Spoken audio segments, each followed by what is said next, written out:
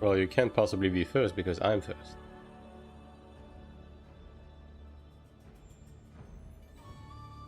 Did that.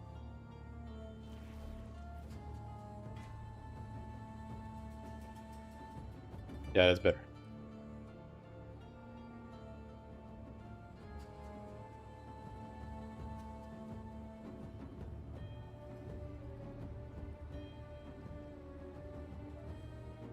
Just open Twitch and saw you alive. It's like it's fate or something. I did start stream a bit later because... I mean, I'm assuming today's stream is gonna be longer because of the stoop stuff. You know? Like, I don't know when he wants to go, but given the fact he's a filthy American, I'm assuming it's gonna be pretty late for me. So I guess we'll see, right?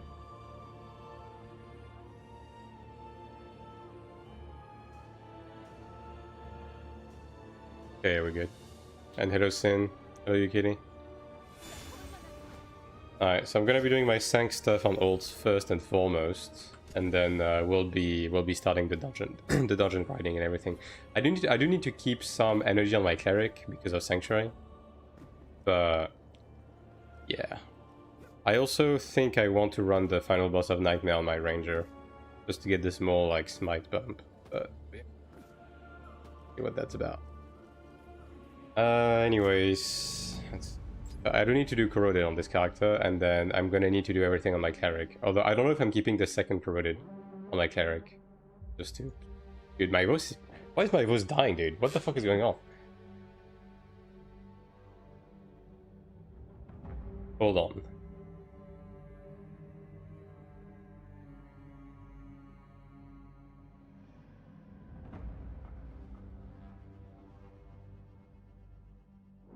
I mean, it's almost like talking non-stop for 7 hours a day every day is like taking a toll on my voice or something. Crazy. Alright, so... I might have to make my own group, but it's pretty early, right? So it shouldn't be that big of a problem. Hopefully, maybe, perhaps. You guys now are okay. You guys not building anything. And you took a Cleric that's like less than me though, that's fucked. Okay, I'll just make my own group, whatever.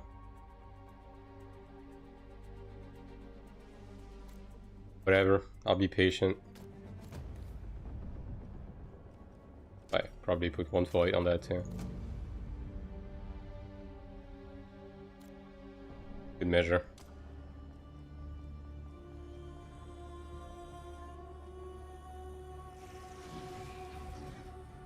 You Americans. I know, right? I know, right?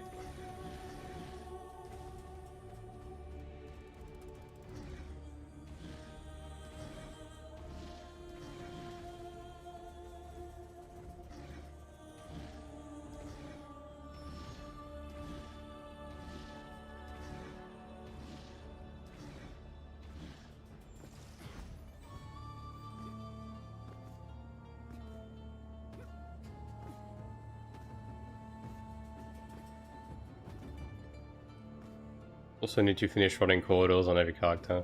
I'm not entirely decided on what I'm doing with the AP right now. Whether I try to do more Closet Gamba or I actually, you know, bump up the combat power of my ults a bit more.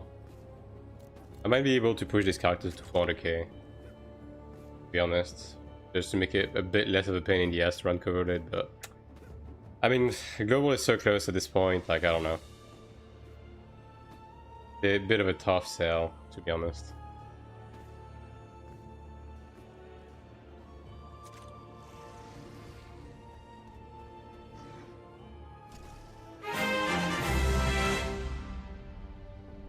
Betty, thanks for the prime. Thanks for the resub, appreciate it. Love the content, keep it up. That's the plan. I do be keeping it up right now.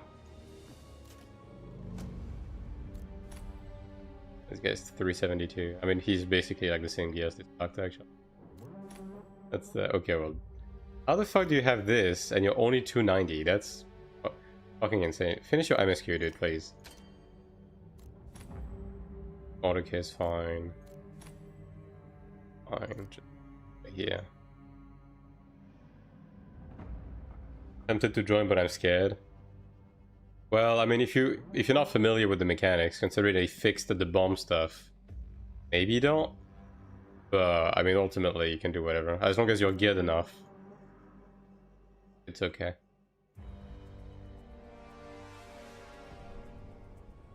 It is okay.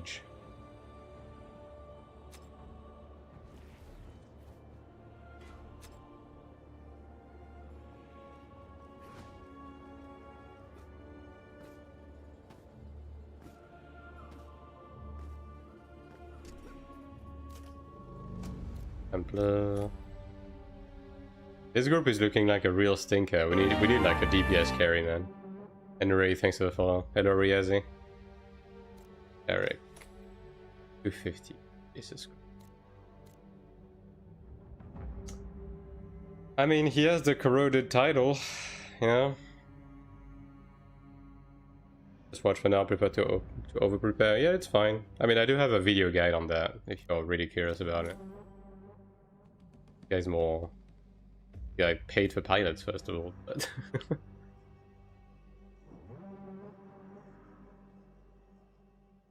oh, second cleric left.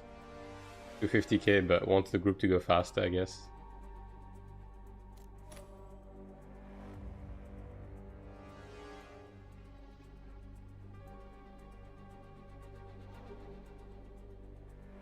Oh, you watched it? I mean, the bomb stuff isn't very difficult, right? You just turn your camera towards the back platform, and then you just glance at the positioning sheet, right? The game gives you a lot of time. It gives you a lot of time to position properly.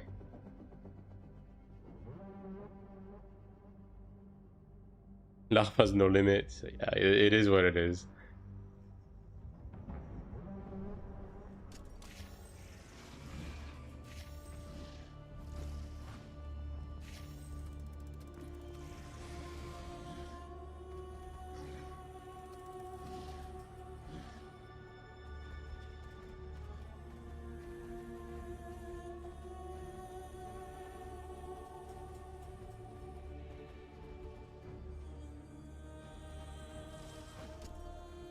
Ah yes, another 46 cleric. Isn't that the same guy? Yeah, it's actually the same guy, actually. Guess he figured out nobody wanted to invite him, and he's gone again. Alright, well.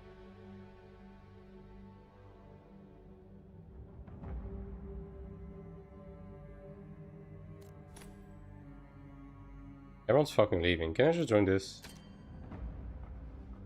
FM, okay. What is that? What does that translate to? Let me take a glance.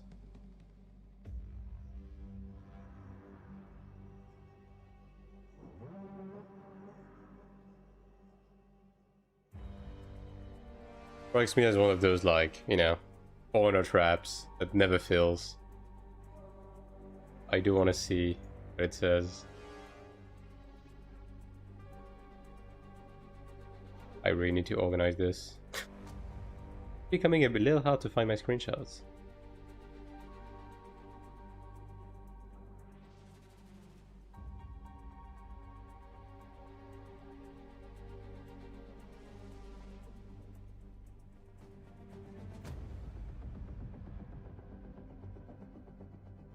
Well, I mean, it literally says... It just says that he's 900k and this is not a trap. I don't know, man. It's a little sus to me, but... Maybe if I press ready fast, they're going to go. Nope. I tried.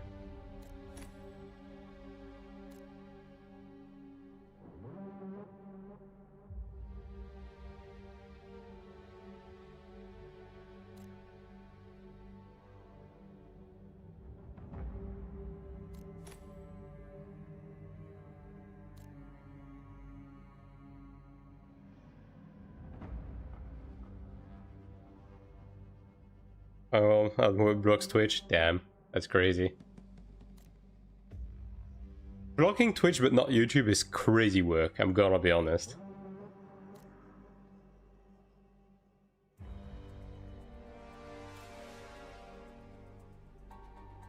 Twitch ads, yeah. I mean, the YouTube doesn't have... I mean, I choose not to put ads on YouTube. People who don't want... Although YouTube is like... It's a quote-unquote inferior viewing experience, simply because of the fact that the bitrate is a bit lower. But you know, pros and cons, right?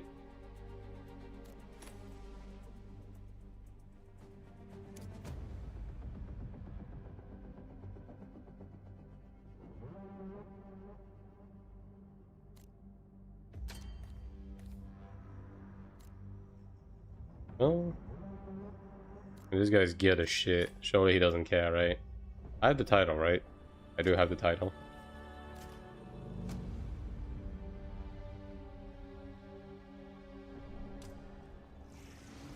Open set of ads.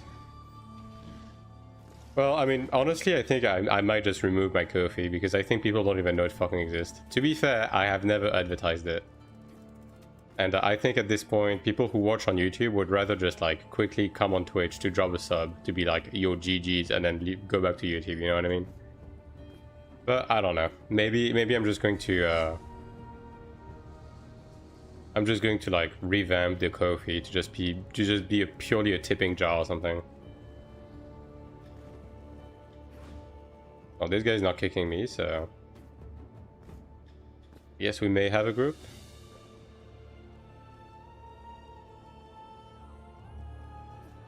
Do you have any meaningful gear upgrade on your Cleric? I mean, there's stuff I could technically go for that would qualify as upgrades. But honestly, I just haven't really been funneling resources to my Cleric as of late, because it wouldn't really change anything. It would be like a large sum of Kina and resources to get like very minor upgrades. So at this point, I'm just using those resources to like build ults instead, to understand every class better. You know what I mean? Especially since I'm doing the whole shtick with making resource channels for every class, right? So, and Mango, thanks for the sub, appreciate it. Enjoy the emotes. Do you see yourself as a content creator, or just a dude that likes game and doesn't mind sharing information with others? I mean, I'm just passionate about the game, and the game has a really shitty content creation environment, and as a result, I just want to do the right thing. That's kind of my position right now.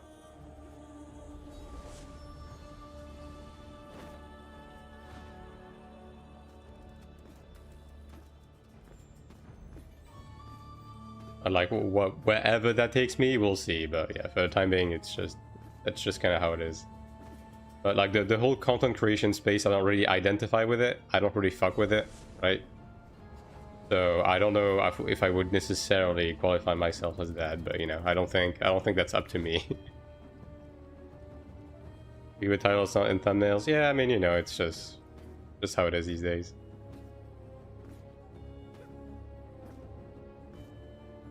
With a moral compass. I mean, not everyone likes that. I can tell you that the people who are... I'm getting harassed by some sponsors that have emailed me 12 times at this point. That just keep upping the antics of like how much they want to pay, and I'm like, I'm just not interested, man. I don't want to put your shitty product in my video. Just go away.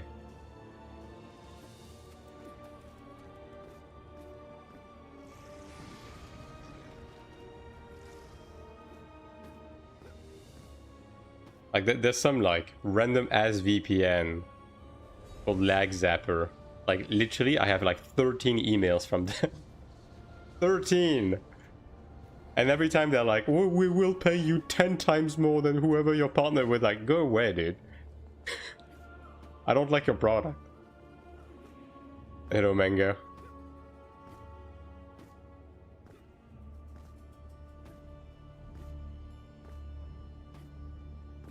Just request $1 million and see what happens. Yeah, surely.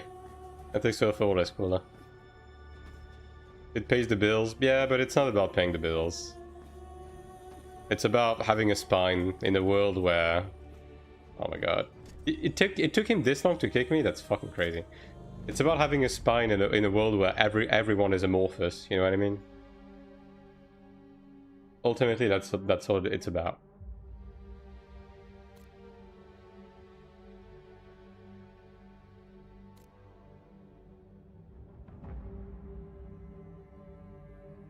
Becoming more and more complicated to do Sank 2 on this character, even though it genuinely isn't that deep, but... yeah... And hello, Andrew.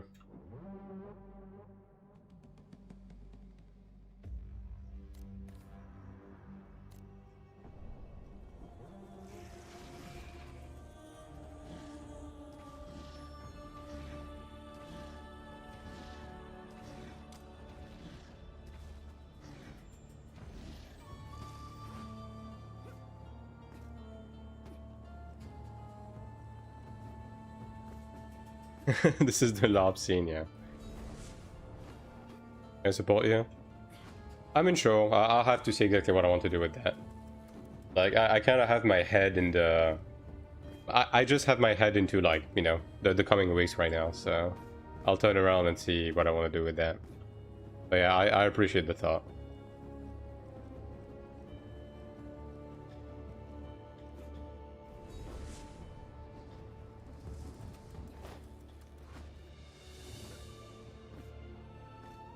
So, like, simply just watching the videos and sharing them with people who also seek the information is already, like, a huge help, trust me. Ultimately, that's what all of this is about. It's about getting the right information into the right hands, you know? That's why I'm doing what I'm doing.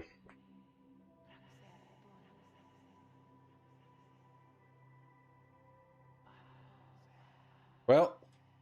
we made it into the instance, chat. It happened. Once I finally fucking load, surely. Brother, can you please load the dungeon? Brother?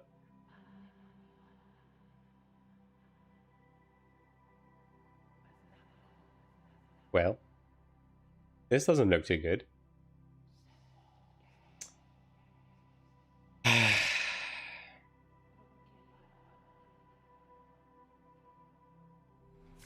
Oh.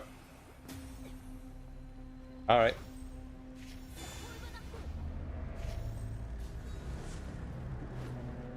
I opened my task manager and the game was like, haha, just kidding, I'm not crashed actually. Bruh.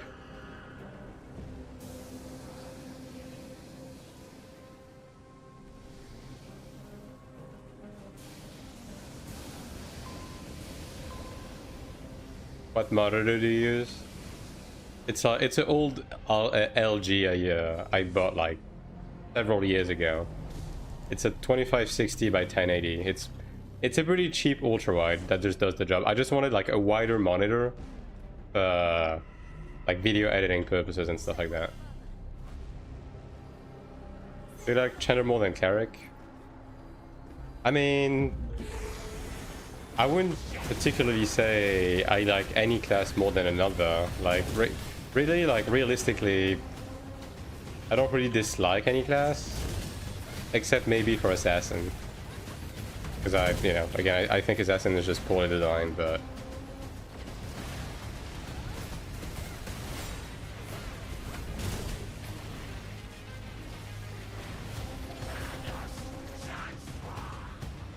in terms of like how the class performs, I may prefer to play like a Chandler on Global, for example, yeah. Well, they could maybe finish killing the boss fast.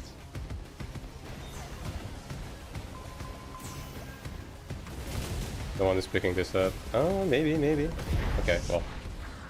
Mechanics suffer cause, I guess. I mean, hey, it works for me, right?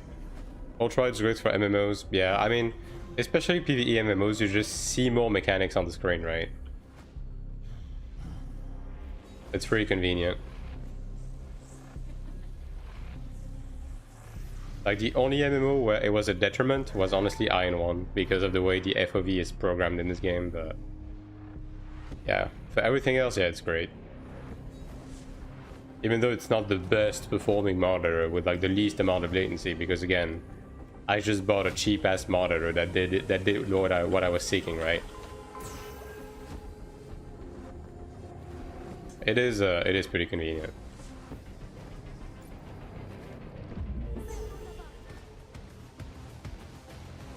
Setting up on an ultra-wide OLED gonna be so good. Yeah, like the only thing with ultra-wides is I think there is such a thing as too wide, you know what I mean? Like when you start to get into the territory of like, you know, the ultra-wide that are like curved and stuff, right? That are like incredibly wide, then these ones are a bit too much, I feel.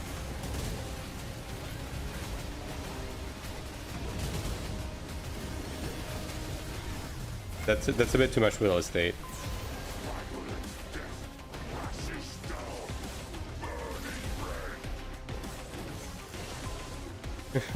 You did in my PvP MMO, yeah. I know, right? Yeah, 49 inches, like that's too much, man. Like you can't possibly be using all that, you know.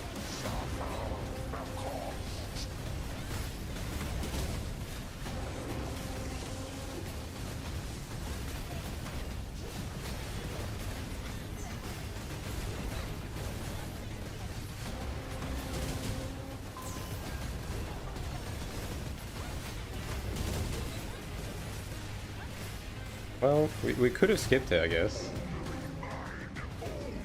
A lot of people. Probably.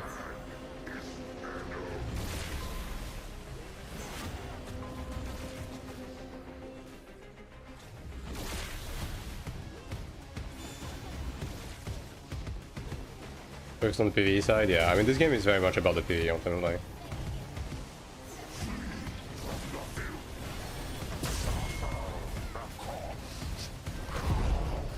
And just wide not at all. Yeah.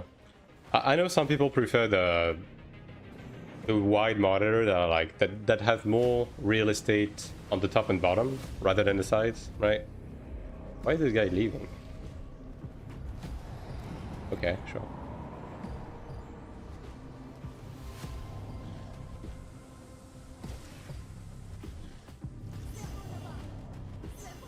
I mean, I don't think we need that guy, to be honest, given the state of the force. This guy is 886. We have some 450s, 500s. That's fine. Oh, he's switching characters. Right. Okay.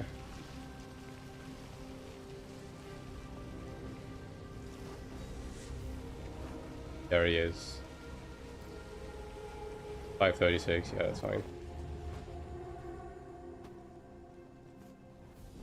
21 by 9 is supposed to 16 by 9.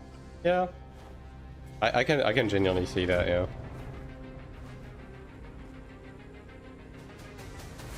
But I mean, I genuinely like this monitor though. Like I think it's the perfect size. And like, the thing is, I do like to have more real estate when it comes to, you know, putting shit on screen. But I just have other monitors on the side of that ultra wide, basically. Like on the left, I have a monitor with OBS. On the right, I have a monitor for like Discord, wikis, stuff like that, right?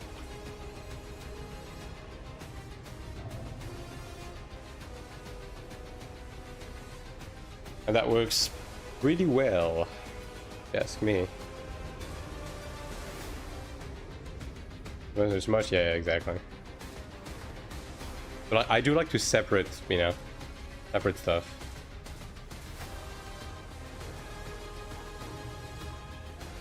And like, I know some ultra wide allow you to separate the things, but I do like to have the seam. I don't know. I like to have the physical separation, you know. Legally blind, so I got a big screen so I can do everything larger. I mean, that's fair, honestly. I mean, you also kind of don't want to use like a 4K monitor or something, since that tends to make the UI elements much smaller, and some games don't have scaling options on 4K. I think we're good, right?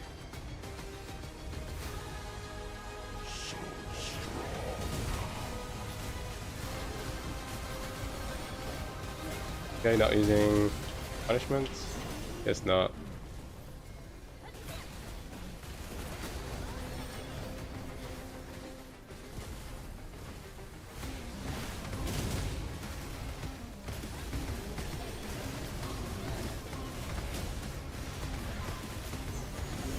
guess I'll use that then. Alright. He does damage when he lands. Fun fact. Well, I tried to cleanse, and I cleansed a good bit of it. So it is what it is.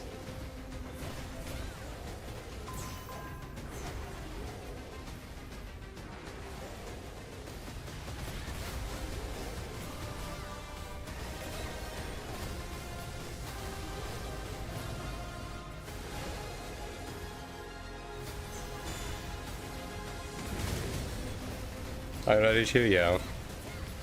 Like when I tried to play on 4K or on Final Fantasy 14, for example, like I don't know if they fixed it ever since, but like on that game, the UI became incredibly small at 4K, for example. So it's pretty bad. I watched your growth video fucked up with a 5-time achievement. That's some kind of more this week. Ooh. Ooh. I mean, I guess you're not going to lose everything because ultimately the energy is going to keep piling up, right? So at least there's that.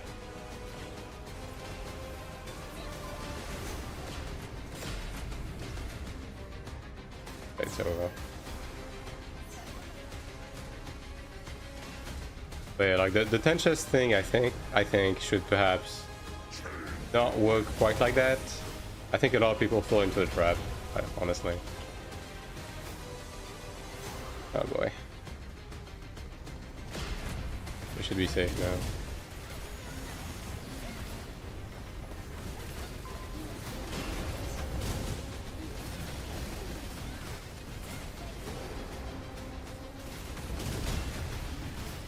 Could be able to clear before the second bomb actually. I might have to wait for the clans because yeah, I'm just in smack dab in the middle. I got body block at the end here. I don't know what to do to growth more. Done both raids. I mean, the growth support video should have you covered, right? So I'm assuming you've done your brooches. I'm assuming you've crafted your accessories. I'm assuming you've started work on your crimson weapon, right? Done all of your open world stuff, so on and so forth. Like after that, it's just a matter of like, you know, going through the motions, right? I think. Okay, we get it. Hero GX. Hero GX. Yeah, like just get through the motions, really. Hey, one piece of orange, yeah, cool. Ransom mats, love to see that.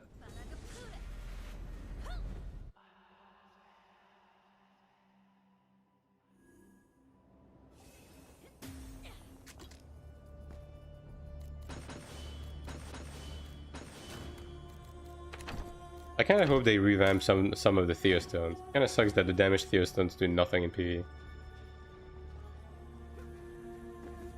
I could unironically use it because it's actually better since it has attack. Yeah, I don't know. Hello, Cerulean. You mentioned crafted rings, drop faded shadow rings. Do I still craft? Yeah, still craft.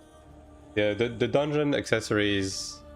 The dungeon accessories just give you a bit of extra attack, but like the PvE damage boost and the extra, and like the ease of rolling soulbinds is overall just gonna be better. You get the PvP accessories first, craft them first for PvE. Good morning. Get the PvE accessories first, always. Always PvE accessories.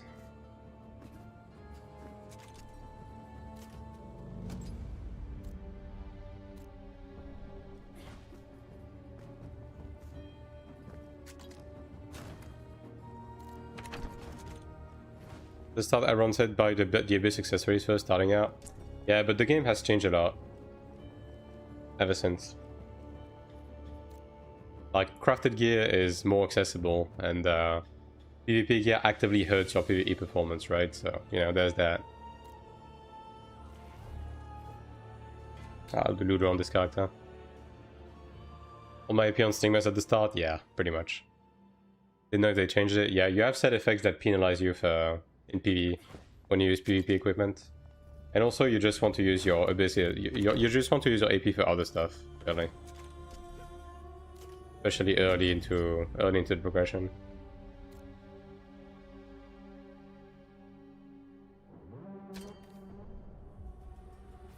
Best way to get Artisan Refining Stone for Blue Brooch. Honestly, just buy them off the auction house, because like broadly speaking, these you just slowly get by just running dungeons and stuff, right? You just get like a large stock by just playing the game, but they are incredibly cheap to buy. So if you just want to craft your brooch, just buy off the auction house. Some people sell packs of, oh my god, some people sell packs of 200 on the auction house specifically for this. Maybe it's gonna be slightly more expensive than buying the big like 1k packs, but it's gonna be like 3k per or something at worst, right? So you can just do that.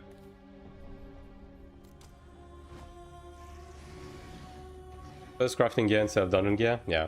I mean, I'll be making an early progression guide, but I will be making crafted accessories like pretty much week 1. They're gonna be very easy to make. I won't even like play my main until I have the crafted accessories. Okay, well, I'll just play my own then. If these people are just mentally ill, it's okay. Just at this point.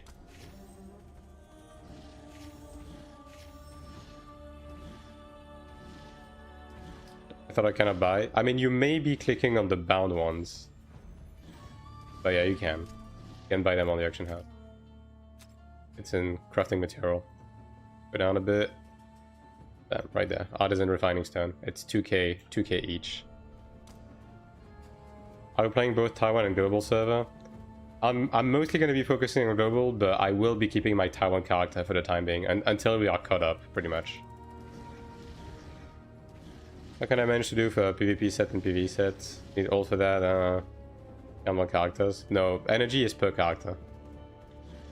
If you're wondering like what ults get you, I do have an old video on my YouTube channel. But yeah, like you will be able to upkeep both PvE and PvP in the mid to long term. It's just that season 1 is mostly going to be used for PvE setup. How do you get the Kina early on to craft all of these accessories? You don't. You just get the mats. It's a very small amount of mats. So if you just do your Shugo games, your invasions, and you run dungeons on ults, you're going to get all of the mats for that. And then anything that you don't get, you will get Kina from running the dungeons with your ults to just buy like the artisan bases and stuff like that. It's going to be very cheap, and the success rate is pretty high on the baseline accessories.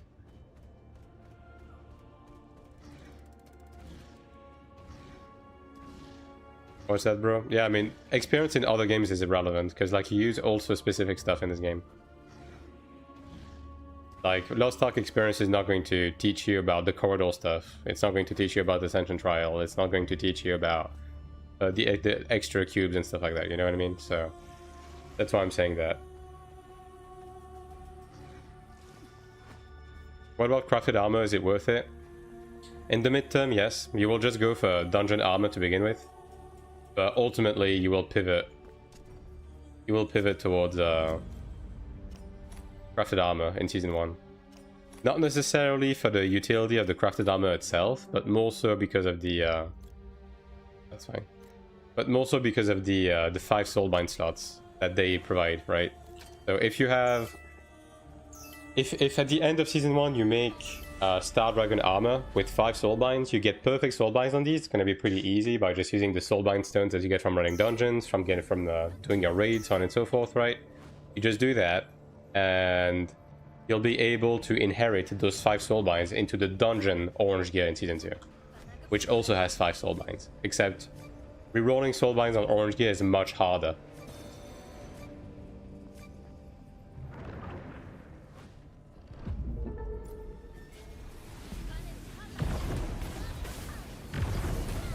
Is it easier for the gear to craft if you play the main to 25, they ult to 25, and again ult to 25? Do you mean 45? I mean broadly speaking, you'll do the like characters to 22 to get dungeon energy first stuff. Yeah, you're gonna go for crafted armor or drops. I'll go for dungeon armor early on. Like, I'm going to focus on crafted accessories and the crafted weapon, and perhaps a guard depending on how things go, right, early on. But I will be making crafted armor before season 2 for the reasons I said. Just to prep the soulbinds for inheritance, to not have to deal with rerolling orange gear soulbinds in season 2.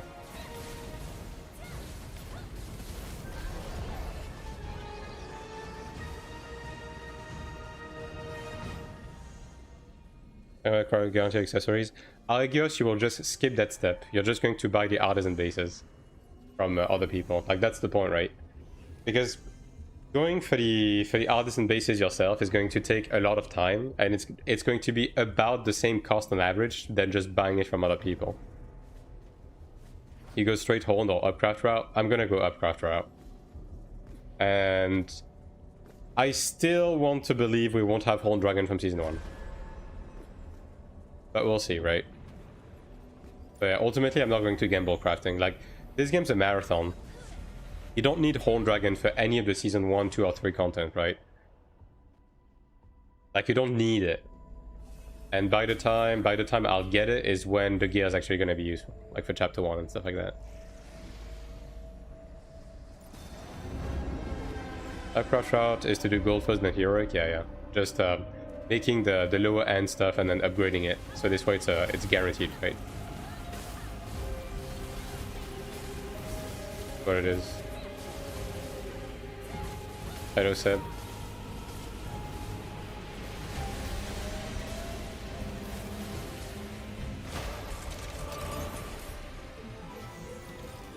Says Fakina to the whales. I don't know how much I'm gonna interact with that. Oh hey, weapon. Crazy. Hello, Christian.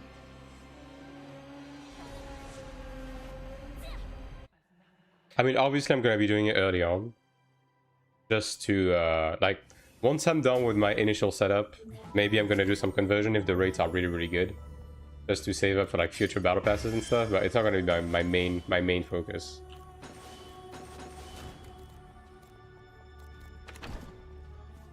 I guess I'll be using these. Robe of Earth. Ah, yes, excellent. Thanks for nothing. It's pure bound Kina anyway, so I don't have to transfer anything. Just take care of that later. I wonder if we'll get Breath in Season 1. I mean, I'm assuming we will. We'll see, right? But I'm assuming we will. It wouldn't make much sense to not have it from the get-go. Like, even if they reduce the amount, like, let's say, if they only give you 3 Breath in Season 1 to make 1 Ebony weapon, right? Like, at least, bare minimum, right?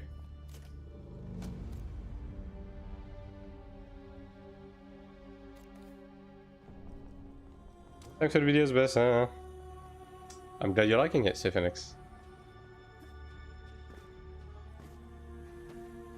I think no. I mean, why wouldn't they? Why wouldn't they? There's absolutely no good reason not to introduce the breath crafts early on. Because I mean, anyways, you're gonna be able to get your Ebony weapon regardless. It's just that it gives you a path that's guaranteed, which is good.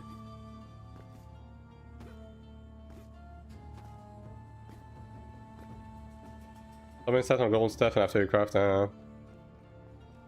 Yeah, exactly, Lucia. That's the plan here. If I can sell 1,000,000 kuna for 5,000 kuna, I'll do it. Okay, it's not gonna be that much, but it might be something akin to like selling 10 mil for like 2,000 kuna early on.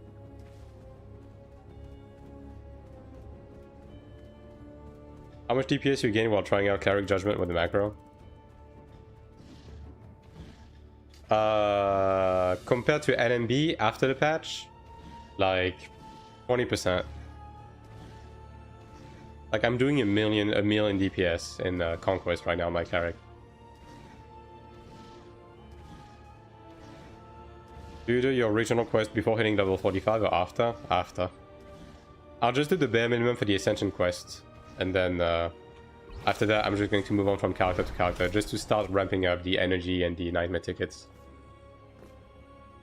For crafting gear, what should we start? Season 1 or later for Season 2, 3? You're gonna start making crafted gear in week 1 of the game. Like, specifically crafted accessories, you're basically gonna be making a full set of them by week 1 or week 2. And thanks for the raid, Joey. Pianist Nero consider insane that there's big whales. I mean, yeah, obviously there's gonna be that, right? And thanks for Rapture. And like, if you want to benefit from the early, like, you know, the budding economy at the beginning, that's definitely gonna be an option. To just everything you farm early on, you just convert all of that into Kina boxes to sell to the whales, right? You're going to be benefiting from that, but it's ultimately up to you whether you want to prioritize your progression to enter content earlier, or you want to prioritize stacking up Kuna early on. Big raid indeed. Hope you had a good stream.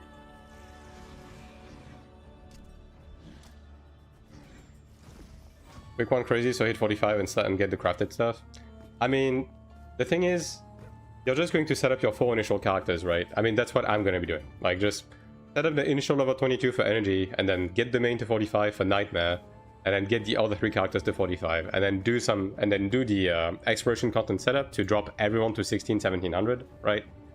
And then you just like drop your characters into different dungeons to start grinding for the different paintings and wings, right? So one character is going to be in the Dropnet Gulag, one is going to be in the Vakron Gulag, like stuff like that, right? And then with all of the resources that you get from doing the different dungeons, and also as well as doing Shugo games, and so on and so forth, you're going to be able to naturally just craft your Star Dragon accessories early on. Like, the Kina you use to buy the artisan base from other players, and the mats themselves you just get from just running shit, and you barely need any of those, actually. So it's not going to be that difficult. Like, as I said, by week 2, you're basically going to be able to make a full set of crafted accessories, yeah. And then it's going to be you and your luck, right? Like, if you fail 1 or 2, obviously that can happen, since you're going to raw dog it, but yeah. Like, downtime when you're sleeping or you're like away or something, you just use that downtime to like send a bunch of crafts on the main to just get as close to professional 50 on handicrafting as possible, you know, to minimize chances of failing. And yeah, we just go from there. Is it cheaper to buy blue crafted to try your gold prog or buy the gold instead of the craft your bunny? I'm of the opinion, like, after doing all of it early on, just buying the gold artisan base is just the cheapest path.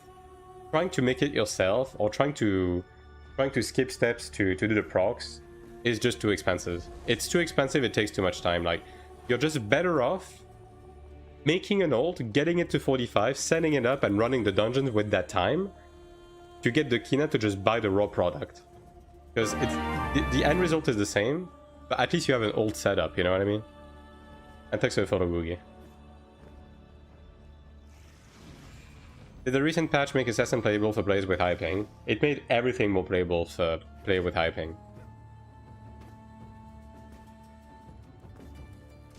No one's fucking joining. That's crazy work. I mean, I get that this character talking sucks ass, but it's probably gonna kill. I mean, usually when there's a slot, it's just like a main switching or something.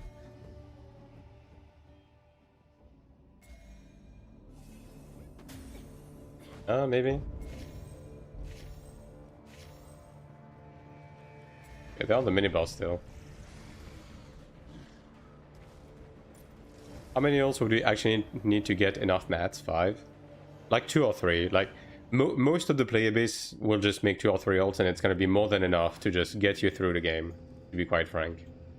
Like, I'm going to be making more because I just want to do other stuff, right? Like, I want to play every class, I want to keep up with everything, and I'm going to be playing the game a lot, right? But that's me.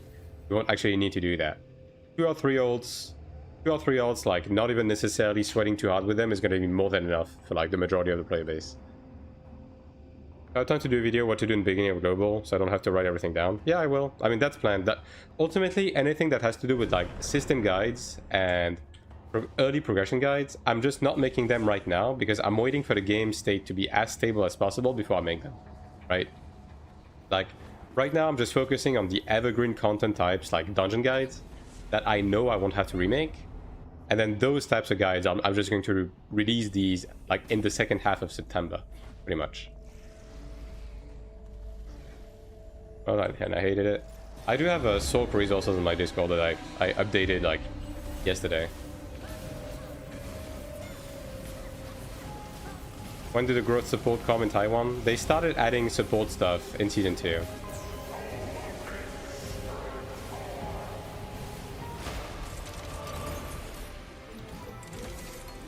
But like the big one that we have right now is was in Chapter 1.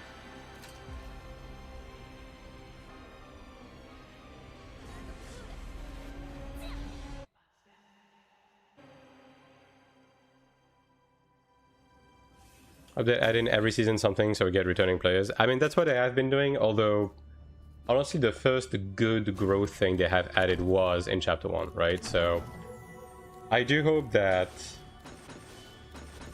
Global will be a bit more generous with the ones they add early on. Because I think it's just a net benefit for the game. Like, there's always going to be the people bitching about the fact that, oh my god, it diminishes my efforts into the game. Oh no, other people are getting shit for free. Oh no, like, shut the fuck up. It's just healthier for the game. You just, like, provide stepping stones for people to come back into the game. So, like, stuff like the Chapter 1 editions, I hope they will... Chapter 1 is Season 3? No, Chapter 1 is, like, Season 4, technically speaking.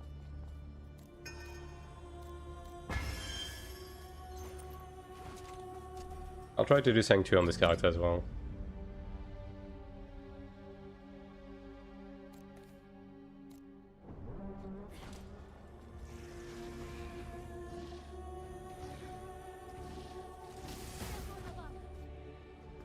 Actually, I was testing a bit, and it feels like, even though Shield Smite gives you a Judgment proc, it doesn't really add that much DPS, if any. But it just binds you in place, right? I need to run more tests. Like, obviously this character is not the best geared, so it's not necessarily the easiest to check, but it might be worth it to just drop Shield Smite for the sake of comfort. If it's just like, you know, DPS equal.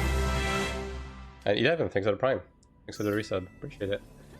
Do you still PvP? Very little. Like, at this point of the game, there's just no point in me, like, keeping up with PvP on Taiwan anymore. Especially not on Cleric. Do you think Sork is in a good spot in terms of playability? Tried 5 classes so far, but Sork felt a bit off. Sork is very good, but it's definitely one of those classes that feels different than the others. Yeah. It is a bit slower, it's a bit more manual, but it's definitely in a good spot right now.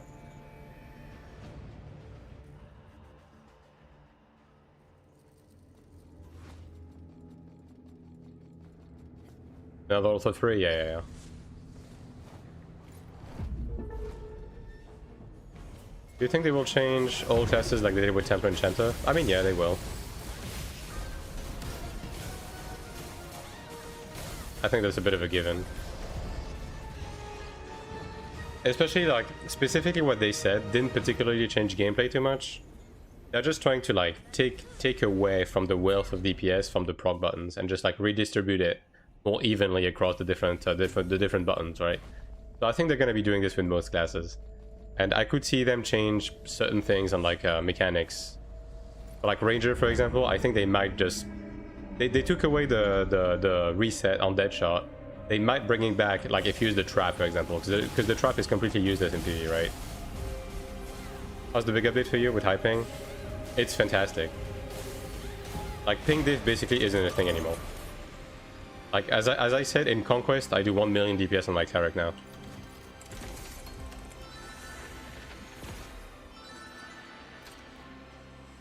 Like, yeah, they completely... I mean, obviously, it's not 100% negated, right? Like, ping diff is not completely removed for really high-end ping, but basically the way it feels, especially after talking with, like, NA people, is that the 10 to, like, 120-ish ping range feels about the same performance-wise. And then above that, you have a bit of a diminishing, like, you have a bit of a penalty, right? But... let's say, whereas prior to this patch on my Cleric, I was literally halving my DPS. Now I'm only losing like 5 to 10% instead. So yeah, quite a difference, I would say. I mean, I can show you, right? I can straight up show you. It is very telling. Executing Blade just for the defense thread, because this character is like shitty, so I might as well be buffing the rest of the group. Empyrean has too long cooldown with no CDR.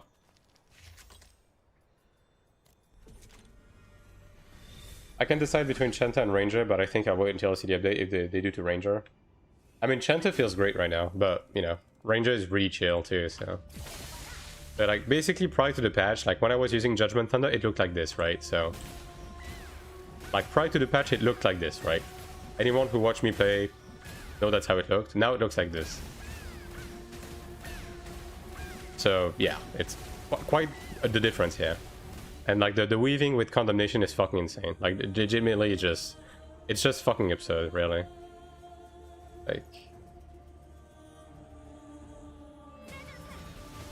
Like the DPS I'm able to reach, I have like 220 ping, right? Like this is just absurd. Isn't the print better because you can swing damage buff with a Battlefield banner? Yeah, but again, this character sucks ass. No CDR, no damage, so...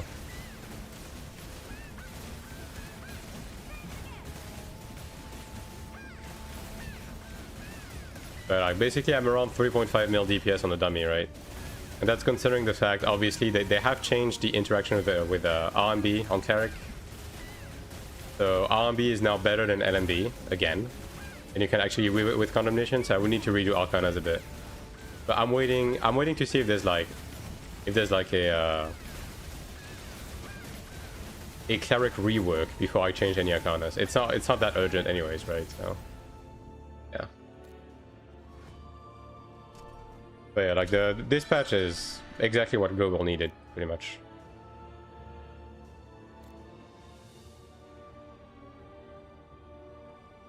Like now the game is safe to come on Global. Like given the way it feels like rollback netcode. Like if you've ever played a fighting game that has rollback netcode versus one that doesn't, like you will know basically how it feels. Now Cleric might be way better in PvP since you anyway more CC changes and increase like that as well. I mean, you're not going to be CCing anyone on Cleric. That's not. Okay, the thing that you need to understand is that it fundamentally doesn't really change much in the sense that the hit count didn't go up that much for the low end ping, right? So for locals, they got a DPS buff because they buffed every class, but the hit count did go up, but not that much. Like the biggest difference is like on the high end ping. That's where you see the biggest difference, right? So in terms of like the balance and everything, it more so pertains to like the topic of actual class balance, not the network changes, right? So for, yeah, it hasn't really changed much. But yeah, in terms of the playability and the fair environment overall, it's significantly better. And for Global, it's a lot better because... For surely, right? Ah yes, 3 Templars. Like the main problem with Global is that when you look at NA, for example, the way NA is laid out, like, let's say, if you have someone on one of the coasts that has friends on the other coast and that wants to play on the other server, they're gonna have like 100 ping if they do that, even though it's within the same country, right? Like you're playing on your intended server in your country, you're gonna have 100 ping, right? So, and the same thing in Europe, right? Like, let's say Russian players that want to play on the EU servers because that's the only option they have, they're also going to have around 100 ping, right? So by default, they were going to be penalized playing on their intended server, right? With this change, they're not penalized anymore. And that's the big change that Global needed, specifically. Like, that's it. That's the important part. Everything else is whatever. Like, anything that pertains to, like, the topic of the nitty-gritty balance and everything, that shit changes weekly anyways. It doesn't matter, right? But that, specifically, the playability is very important. Alaskan Highway Gamer? Yeah, exactly.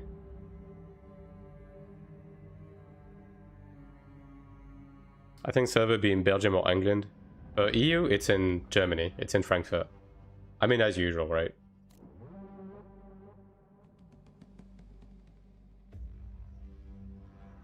Yeah, it's gonna be difficult to get into a group. Like, I'm gonna have to make my group, but this shit is gonna take fucking forever to build. So from Portugal, I'm safe now? Yeah, like, that's the good news right there.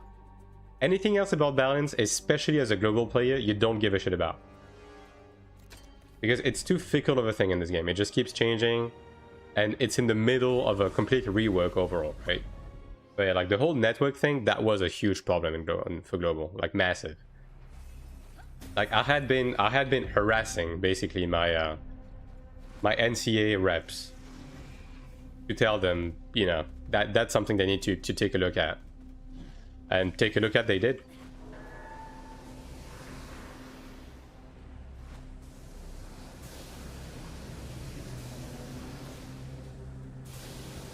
The vents are slightly desync, but that's fine.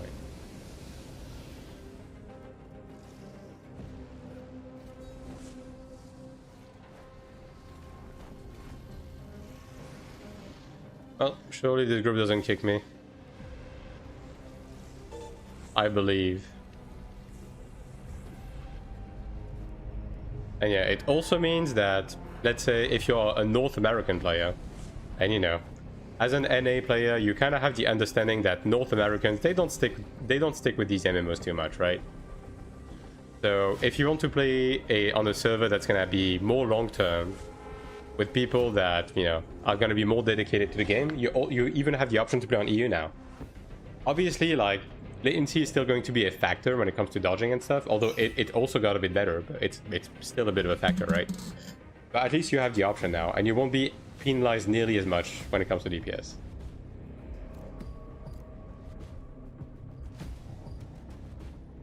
Basically, there's no benefit to having 20 ms over 50 ms. That's kind of the takeaway, yeah. Like, as I said, within that first 100 ms bracket, there's basically no differences anymore. And then beyond that, the difference is like more negligible. Frankfurt is very possible. Yeah, it is in Frankfurt.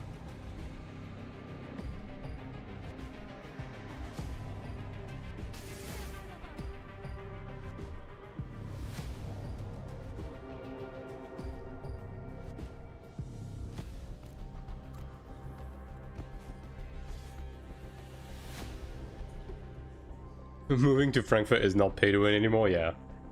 The best way to swipe in this game is no longer to buy a plane ticket to the servers. Yes, that is correct. Thankfully.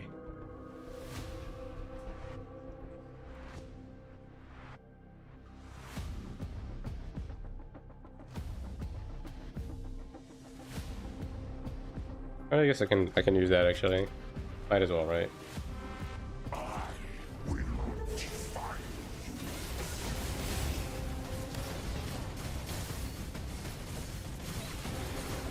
I'm sell the house again. Where are you from? From France.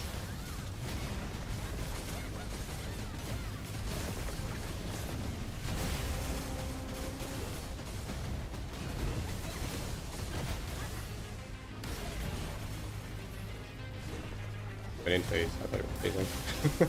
He is pretty close to phasing, to be fair. Yeah, there we go.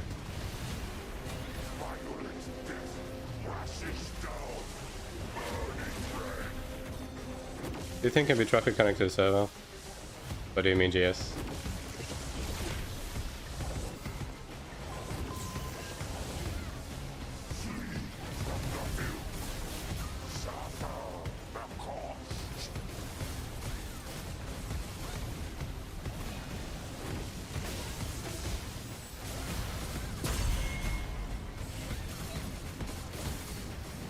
Live in Germany like me, yeah. Not necessarily an option. I'll say that.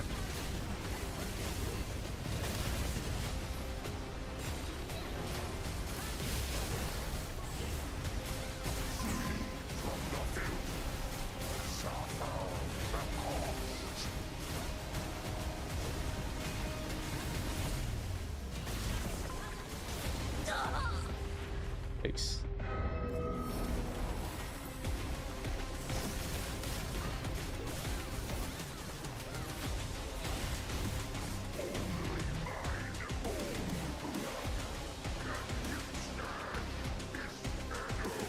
What the fuck is this guy doing? Very cool.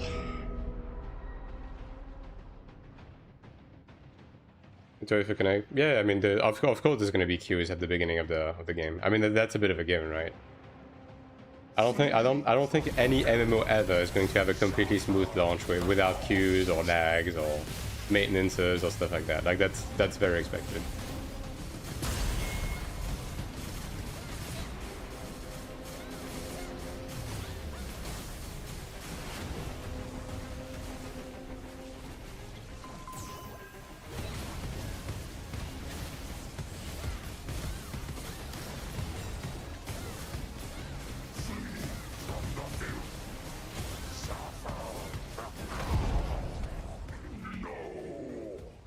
I'm sad I didn't get into the stress test.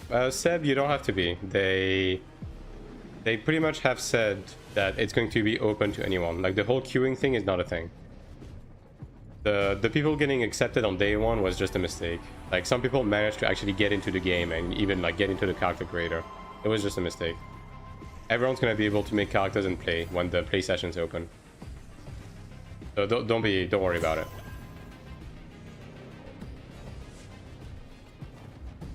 I mean, hopefully Joker. Don't have presets, yeah. I don't know if we're gonna be able to export presets from the stress test. I don't think you will be able to, but yeah. And like one day is gonna be more tailored to the EU, and one day is gonna be more tailored to the NA.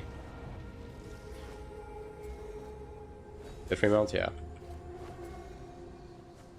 Getting Twitch ads of AION2 this week, yeah. I'm also getting I think there's like a Discord fucking quest thing or whatever as well, like watch trailers and stuff. When do AION2 have this in-game music banger? Which one, Lucia? When PoE2 started queuing was so big, I mean, yeah. I mean, any French launch queuing is like always crazy, right? I think. I won't say right. Oh. Yeah.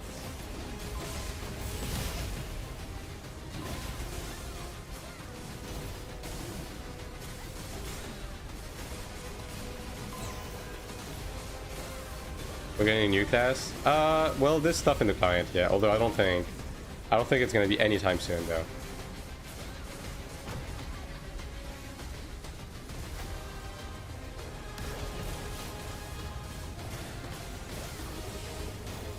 I think we're gonna have to wait a little bit longer. Although, Chapter 1 Part 2 is like coming soon. I mean, if they're gonna be calling it that. It could be Chapter 2. I still don't know. I still don't know what the fucking structure is for this, to be honest. Ooh. Well, that puddle is a little bit unfortunate. Still doable.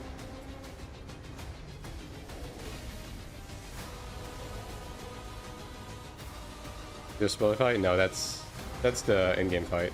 Music. Jesus Christ, dude. Getting ticked a little bit.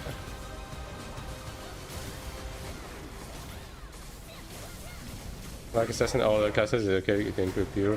Yeah, I mean, performance-wise, Assassin, like in a vacuum, performance-wise, Assassin is doing okay. It's just the way the class is built, to me, is bad. Like, the class is incredibly reliant on a single buff that it can't have full uptime on. And when it doesn't have the buff, it basically does ZDPS. So, like, both in PvE and PvP, you're just stuck doing ZDPS when the buff is down. And, like, in PvP, you're just running away and waiting for it to come back. Whereas in PvE, like, your DPS is very uneven, right? That's why I don't like it. Like, every other class is not designed like this. Classes are typically designed to be more consistent, right? One way or another. And it puts Assassin in this awkward, like, in this awkward position where, at a glance, if you don't know how the class works, it looks really powerful, but like in actuality, it's a one-trick pony.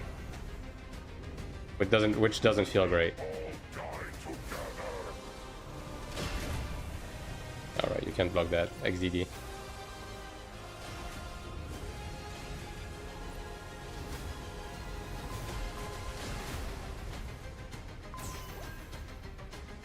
What's your biggest problem with Cleric for PvP? Just the lack of CC. Like, I think it's too lopsided. It's like too focused on being tanky. It doesn't have enough like tools to be interesting. You know what I mean? I would much prefer being less tanky and for other classes to have more anti-heals. As a trade-off, having a root that actually does something, you know?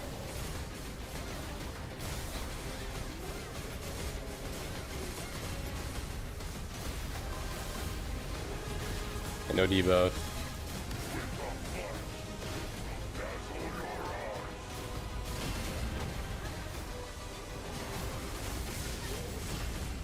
Got advertisement. Unfortunate.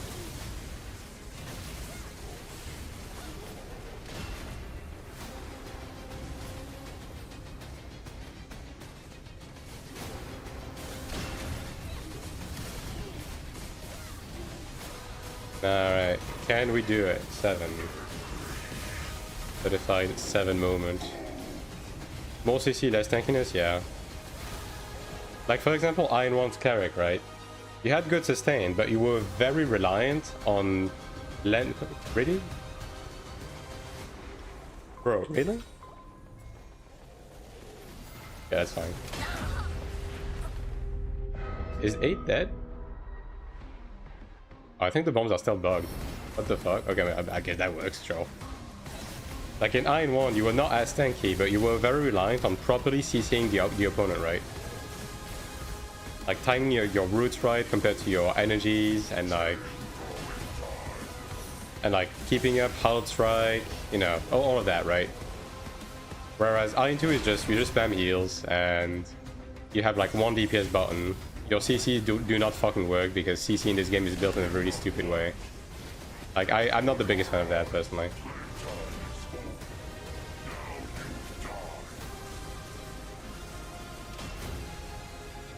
Like I kind of prefer the way it worked in Season 1 when people were not building for infinite CC resist, right? Where you actually had to cover your route and you were just like setting up on people, right? For example. Even though Season 1 PvP was just like worse in general, Cleric was more interesting to play in PvP.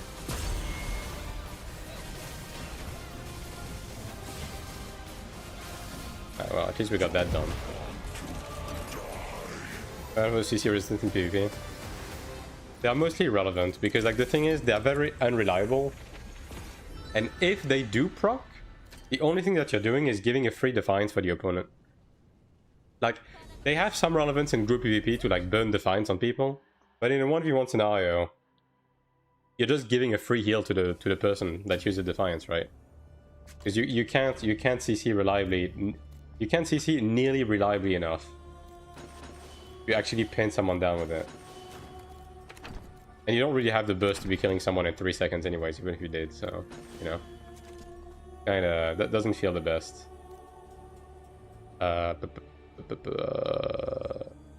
Character? Would you prefer a seal instead of a root stigma? Yeah. I'm very happy about the network fix. Even have to use VPN to bypass regional or additional latency. Yeah, it's huge. Enchanters protect the group like Cleric Salvation, just Templar Cleric can. You don't have an invuln per se on Penta. But not quite to the same extent. Like it doesn't quite do the same thing. And it's kind of not really good actually. Think of the response. I like the class fantasy. I always played Sork on Korea, so kind of out of class fantasy options. I mean, Sork is fun. I think the people who play Sork really like playing Sork, but it is certainly different compared to other classes, for sure. I'll just make my own group again.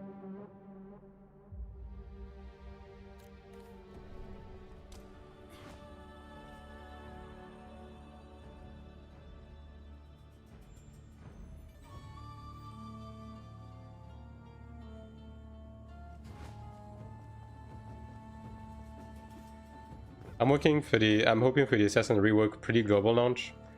I think they'll go through every class before the global launch. Like, I do think... I'm sure that's their plan. The only thing I'm concerned about is them getting it stable before global. You know what I mean? Can you show how you set your NMB macro on your mouse software? I mean, it's just... It's literally just, like, I have IQ, and I just have the LMB and the macro button set up with, like, no delay, and just constantly repeat while I have it pressed. Like, that's it. Can you see your Cleric macro for Cleric? Tarek, if you go on my Discord, I have a class resource channel where I have all of my setup and macros for every class.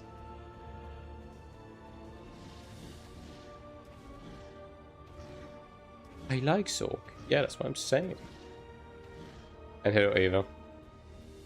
If I make the same class ult, can I use the same gear from main? Nah, that's not a thing. The class you play on your ult doesn't matter.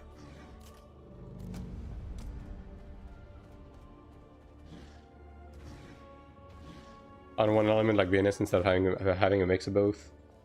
Yeah.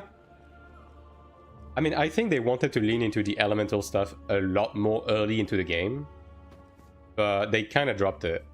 Just to, you know, just to have a general rotation that where the element is more of a, you know, a general effect, like an asset, like an FX, also than, you know, something you're actually built for.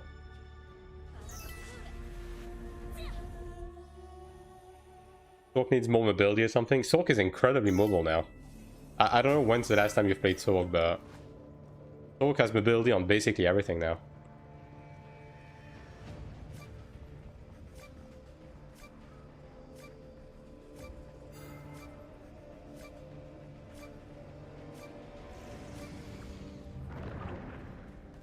Do you like Battlegrounds? I mean, yeah, but Battlegrounds are fine, but in general, PvP, like, PvP on Taiwan, I'm just kind of done with. Does it have a blink now? I mean, technically, it has 2 blinks, but they are associated to other skills. Like, you don't really use those skills for the blink primarily.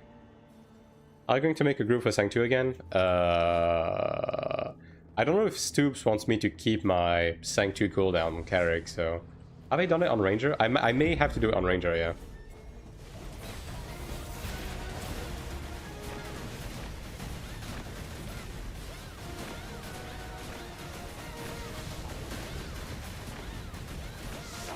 Look at that spam speed, dude.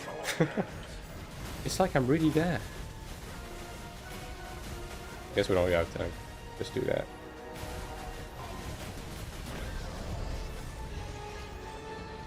So many people in Taiwan, they use bound gear from other characters. No, you can't use the bound gear from another character. You can move it to enhance it, but that's the extent of what you can do.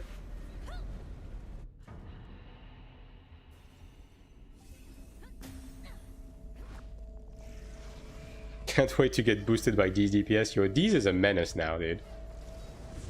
D's is up there.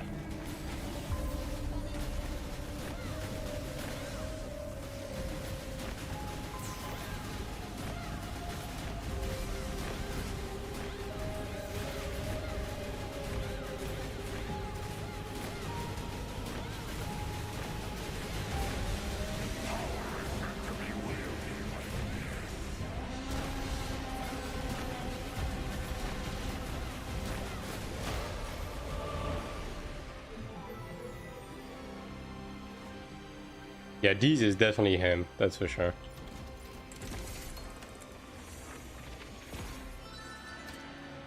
Yo, look at these upgrades for Gladiator, dude. Let's go. I mean, Ludra is more of a... Ludra is more so to just upgrade ults and, like, bank some bound Kina for future, like... Yeah, enhancement, really. Since it's full bound Kina now. It's still good to run, honestly, because, like, it's so fast anyways, but, yeah. There's prots in Ludra lobbies right now. Yeah, there's some, for sure. A good way to get your sprout down if you have a couple of ults that can run it. Yeah, let me check these.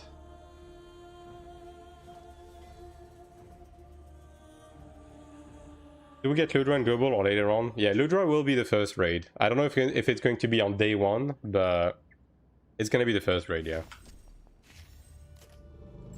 Okay, I already run it on these.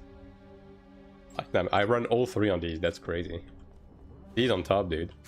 I still can't believe I just got this, bro.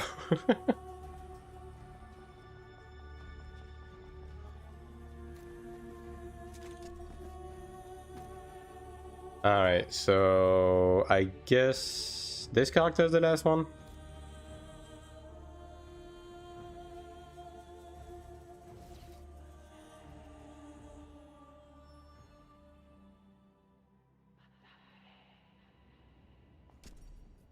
This character has a lot of trouble to get into this looter run, so I'm not even gonna try. I'll just make a lobby. This character stinks, bro. Air runs for Sang 3 on D's when? I mean, we're gonna be running Sang 3 with Stoops later today. I don't know if we're gonna be full, but... Tribal High, I'm going pugging. Godspeed, gamer.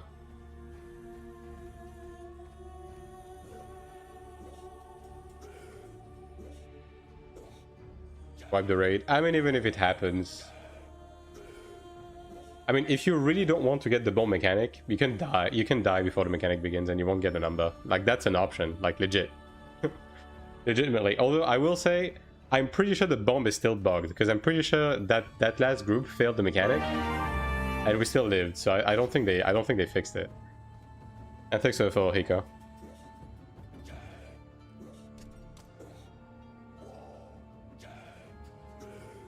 The old group that haven't run Moosepil yet? Yeah, sure. I'll let them know. I still don't know when we're going, but yeah, let them know. Can you actually build Assassin for frontal damage? You're forced to go back attack or go, well, you have to go back attack. Like the way the class is, basically you have passives that actually give you damage for back attack. Like Real Smite or whatever it's called, right? Yeah, see? Real Smite. Increased back attack damage boost by 8%.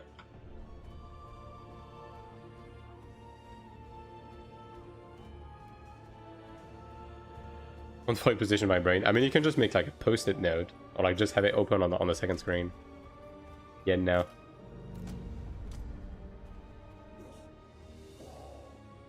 Some hidden tech out there, who knows? I mean, a lot of classes are building for front damage boost right now, but yeah, Assassin is not one of them. I was on that. I think I'm done with Sang 2. I don't have any characters with Sang 2 left. Other than my Cleric, but I'm keeping my Cleric Sang 2 run for troops.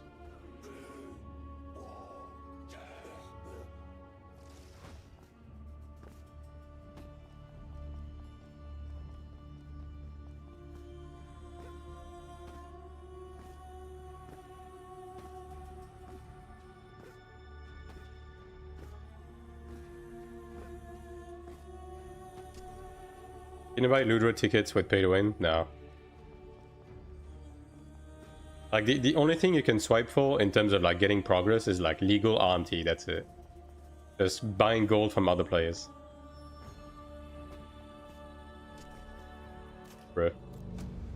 Also fucking impatient. Moving the back attack thing, saying this legit the only class making use of it. I mean, we'll see exactly what they have in mind. I mean, this class needs to be fucking changed, like, at the end of the day, right? One way or another, it doesn't matter how you cut it. The main thing is honestly Elusive Clone. I think the way Insignia, Explosion, and Insignias in general are designed is just bad as well. If I'm gonna be honest, but, you know.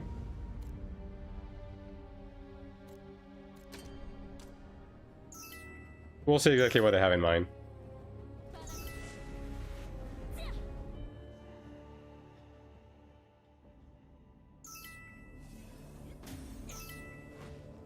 I think if they really want to keep Insignias into the game, they have to build it more into, like, you know, the way Lightning Infusion and Thundercloud Bombing were built into Throne, I think is a better design philosophy when it comes to this type of interaction, because they're not going to be able to build runes the same way they were in AION1, right? Like that's not happening, right?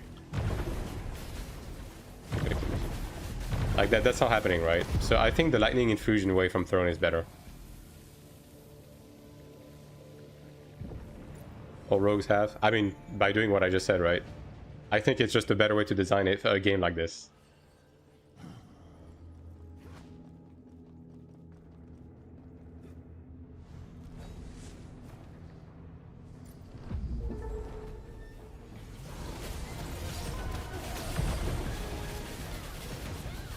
Shit, the attack speed is insane. I haven't tried my assassin since the patch. I wasn't familiar with your game. Only Insignia is the issue. Insignia Explosion, and the way Elusive Clone is designed. Like, to me, these are the main problems with the class.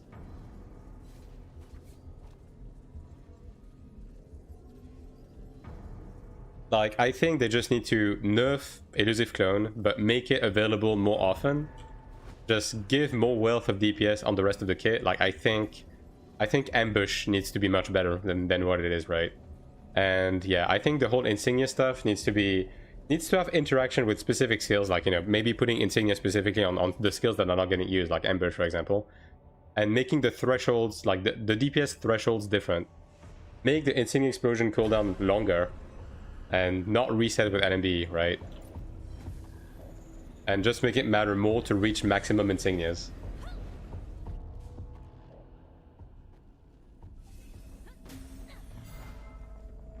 Is Sin not good anymore? It's not that it's terrible. Like, if you look at the metrics, it performs okay. It's just that the way the class is built is getting more and more incompatible with the way the rest of the classes are built, right?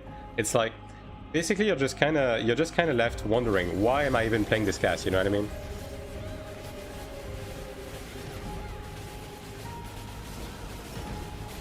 So I think, yeah, some stuff definitely needs to get a look at.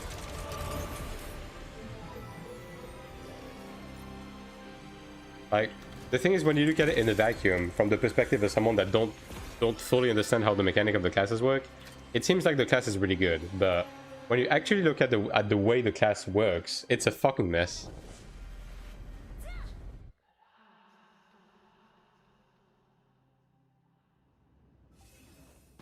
Like, the dependency on elusive clone is fucking stupid. It's so bad.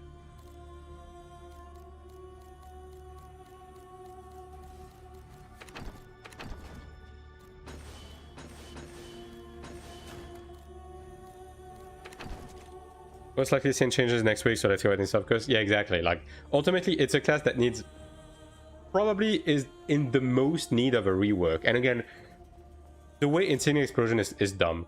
Not necessarily for PvE, right? Like, it functions for PvE, but the way it functions, on top of the fact that it's a stun in PvP, I think is not good design, right? Like, they need to change that. And again, I think just turning this into Thundercloud bombing and having more like Insignia interactions with RMB and ambush would be better. It would be a good first step, but ultimately we'll see exactly what NCSoft has in mind. Is it to find someone appreciating its own class? I mean, I like Cleric personally. I think Cleric is great for everything except 1v1. Like, I think Cleric is designed like shit for 1v1, which ultimately, if they don't want Cleric to be interesting in 1v1, then it is what it is, right? But for everything else, I think Cleric is great. You know what I mean?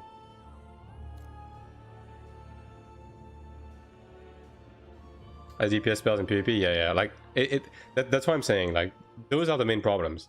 The Insignias themselves, Insignia Explosion, Elusive Clone, these three. Change these three and make Ambush actually be usable. Why every character female? Good question, Crashfish.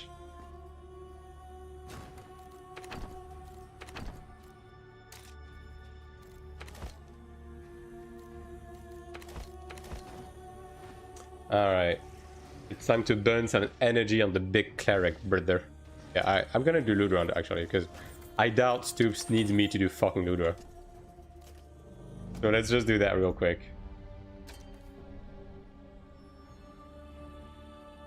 Do the males have Speedo skins? Probably.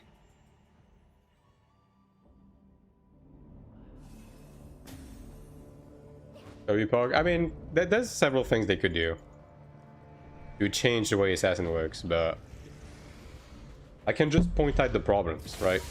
I don't play the class enough to tell you exactly how I got fucking kicked from Ludra on my 900k Cleric.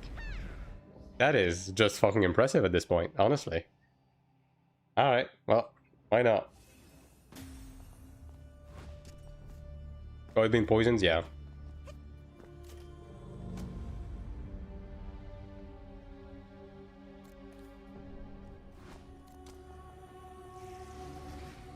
There's one. Well, of course Yukili would know. Yeah, you would know. What feels like the strongest in 1v1 and small scale at the moment? Gladiator. Since I'm not happy either with the class. I mean, yeah, every time I talk with someone who plays Assassin, like the first word that comes out of their mouth is, "I want to fucking kill myself." This is usually how they introduce themselves, and then they go on to explain why, right? But that's typically how the conversation goes. Too high ping. Ping doesn't matter anymore.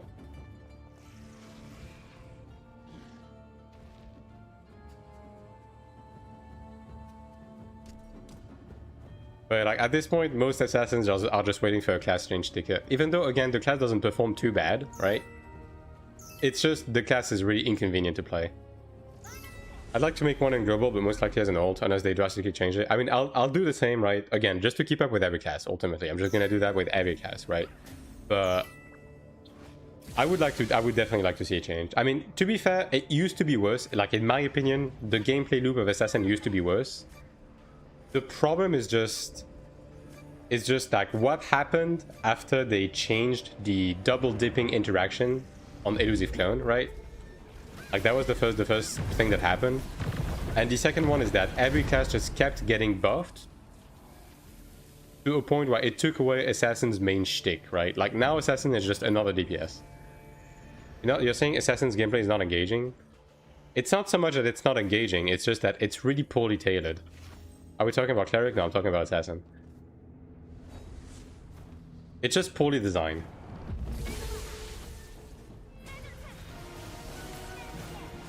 SM Templar have a Cleric in general? Yeah, we'll have 4 character slots to begin with.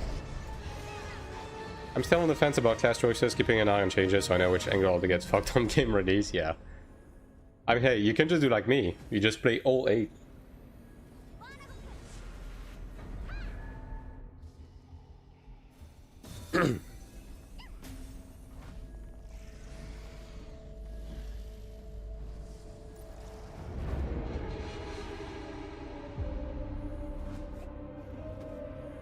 Honestly, I will say, even though a lot of those characters I'm just playing on a very surface level, it's been very interesting to like sit down and to be fair, that's just something with like making guides and really trying to understand the game in general is just, it's interesting to sit down and actually try to understand everything, you know what I mean? Like that is one thing that I appreciate when I do research for guides and everything. It's just, oh, finally an orange piece of gear. It's just getting to understand everything better. Like forcing myself to understand to be able to teach, right? Like that's really interesting. And learning about every class has definitely been a humbling experience. I'll say that.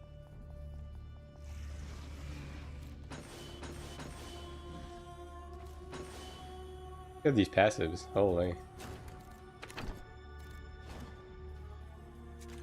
That's a soulbind stone angle, TBH.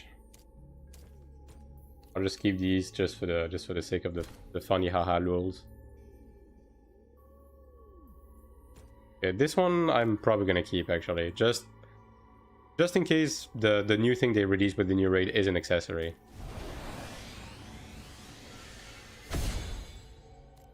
Something I'll do when I feel like I play something else, can develop progress on main. Yeah. I mean, that's the main goal anyways, right? But the gameplay diversity of ults is like definitely entertaining, if I say so. Templars are resource bots and Spirit Masters mob killing bots. Any reason for that? SM is just very front loaded with its strength. It's really good at botting, which is why bots are picking it.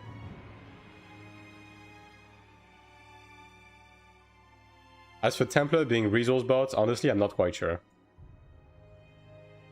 Like, you would think it would be Chenner because of Sprint Mantra, but... What classes are the most convenient? Elementalist? Convenient? SM is definitely very comfy. Because you're very dependable, and like the class is very macroable as well. Ranger is another one that's like very, very comfy. Second boss because I feel the... Very cool. Is the Gladiator gameplay fun? I know performance is good, but is the gameplay fun for you? The current gameplay loop of Gladiator will have you drool on your keyboard. Yeah. Which can be fun for some people.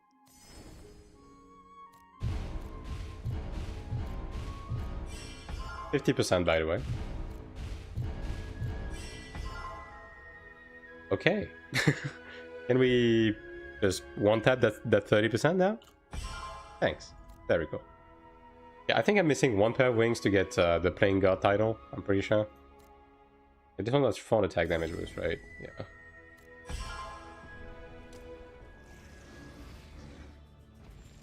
I want to go Assassin because I like roaming the Abyss and finding other... I mean, when it comes to roaming in the Abyss, Assassin is pretty good at that. Because Assassin is just... It's good at fully buffing and just like fucking someone up, right?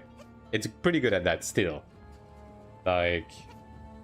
But yeah, it's... And again, performance-wise, Assassin doesn't perform horribly. It's again, just the way the class is built, man. It's bad. Pull stuff 24/7. I guess that's fair. How do I get Kina for World Market? Can't use normal Kina. Running dungeons. And yeah, you can't use bound Kina to trade with other players. That's the one thing. Okay. You know what, chat? We're gonna do something different. I do want to... I haven't done this boss in like fucking forever. I mean, ever since chapter 1 came out, I basically did it and then forget about it. I want to try and do the Nightmare boss for the Colossus on these. I got the shoulders from Sang 2. Should I just extract it? You mean the faded one? Yeah, I would mainly use faded for transfer mats. Just focus on Lava Heart and craft it at this point of the game. Right. Oh, I'll give it a couple of tries. Let's see if I remember what this boss is about. Can buy something in World Market. If it's bound Kina, you won't be able to buy anything, yeah. Regular Kina, you will. Actual heal potions on this? I don't think I do. Yep. Well, I guess we'll just run this for now.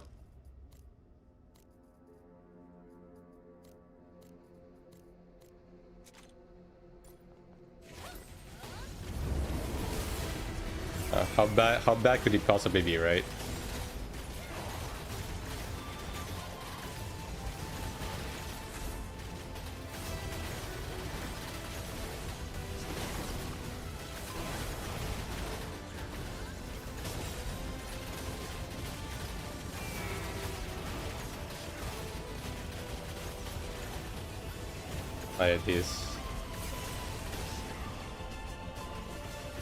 I don't remember what the timing was to dodge that, actually.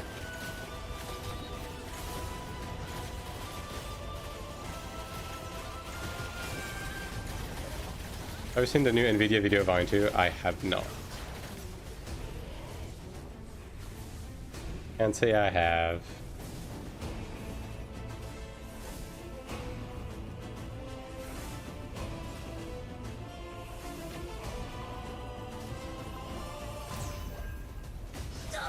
Ooh, yikes. I think I need actual healing potions on this. Because, yeah, this boss is pretty dot heavy. I was Chano now for PvP. I think so for Otesh. I'm scared nobody takes you for dungeons. No, Chano is great. Chano is legitimately fucking great. Just the RTX showcase? Okay, then whatever. I can get life crystals, that Red Bull to heal up. I mean, it's like gathering achievements, just buying from the auction house, events, stuff like that. Do you have a widescreen or forcing 16:9 to try? I do have a widescreen, yeah. I have an ultra wide.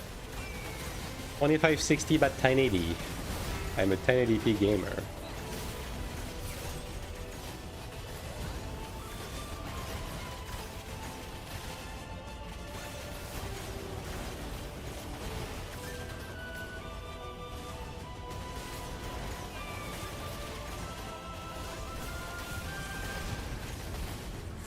Oh boy.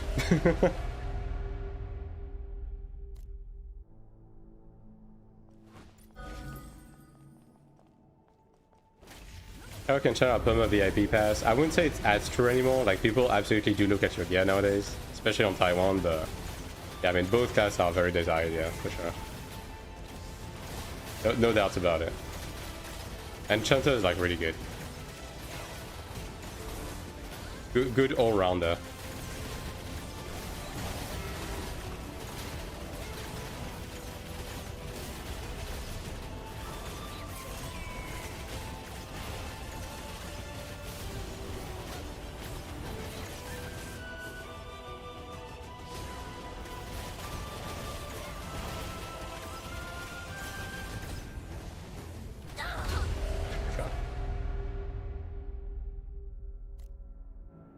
I need to be careful with the auto-follow because I am attacking faster, so that shit is actually like trying to force me to move. That's it for Medeiros. Gatekeep those rats. I mean, yeah, you laugh about that, but Taiwan is definitely gatekeeping healers nowadays.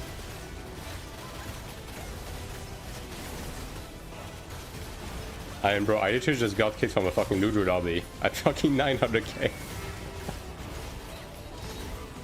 Honestly, crazy work.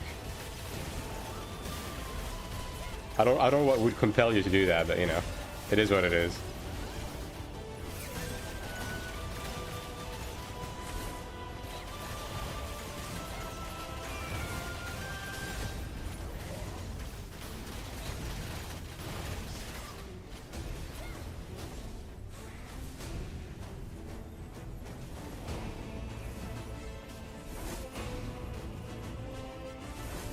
This projectile is like, feels bad, man.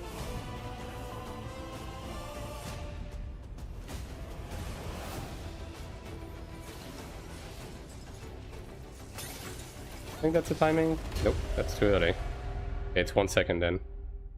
I just forgot this fight. I kind of want to get some healing potions actually. Hold on, let me transfer some healing potions to my Cleric, because I think it's going to be a problem. A big part of the game is real massive PvP. I'm told between assassin and rangers since for overall gameplay. I mean, ZVZ is a thing that exists, right? But I wouldn't say it's a huge part of the game personally. Like, I wouldn't decide to play a class entirely because of ZVZ.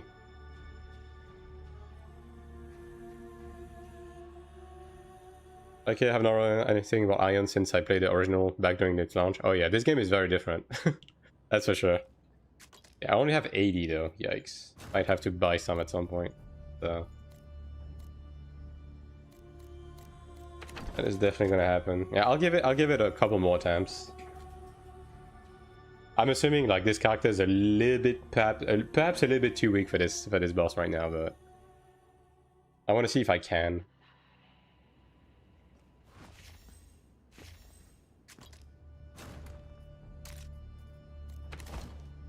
I've seen the summoner looks neat with solid options for PvE, DPS class are longer than execute. Yeah, the SM is overall like a pretty good all-rounder. It's really solid. In the current state of balance, it's really solid. And when it comes to queuing times, honestly, in Taiwan so far, like, the class hasn't really felt like a big factor when it comes to doing content. You're very rarely just waiting for a specific class. Like, every now and again you'll be waiting for a healer, like, right, but it's honestly not bad. Like, because of the way the game is built, typically speaking, you are usually not waiting after certain classes to be running regular ass dungeons. And then for like raids and stuff like that, you either run with a pre-made or like, honestly, it hasn't been too problematic to find the right pugs to run stuff. Is this game easy to figure out, or does it take a long time to get into the groove? This game is honestly pretty simple to get a grasp on. The game is very accessible. Like, the classes are very plug and play, very simple to understand. The PvE has been slowly ramping up its difficulty, but it's nothing like incredibly like impossible to figure out. And overall, everything has been like pretty self-explanatory.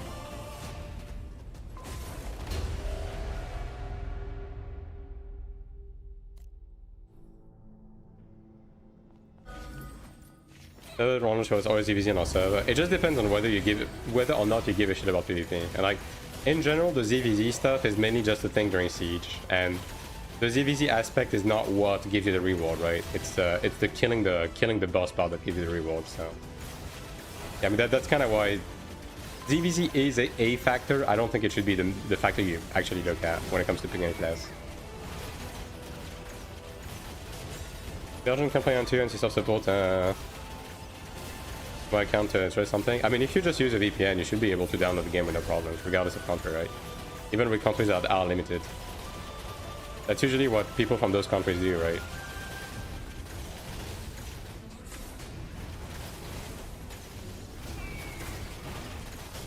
Get a new key. No hero emotes, what is this? I mean, I have one, but it's sub only.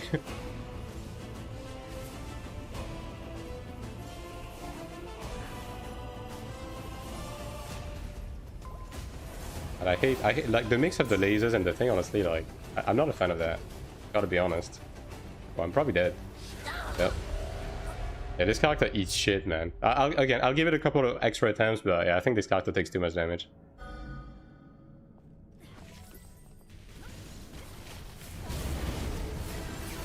How much critical hit should I have for a character above 800k? It's like 2900, the current cap. But it's probably gonna go up a bit with the next Sanctuary, so...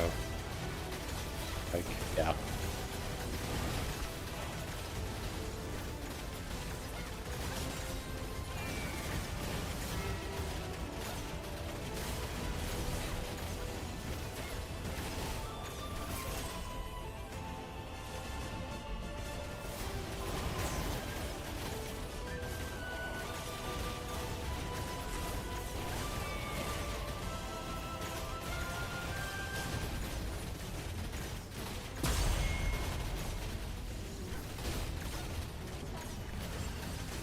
Yeah, 3k should be... I mean, for the current endgame, yeah, 3k is fine.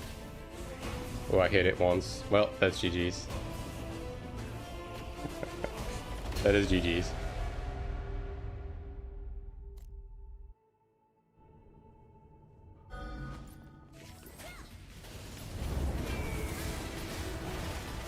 Insane DPS. I mean, I'm not too concerned about the ability to make the DPS check, especially after the change. I mean, that's why I want to test it, right? Because I'm pretty sure prior to the changes, I would not have made a DPS check. But I think this character is not tanky enough to do this. I mean, maybe if I play like actually perfectly. But I'm reading chat and stuff right now, so I don't really want to do something that requires to play perfectly.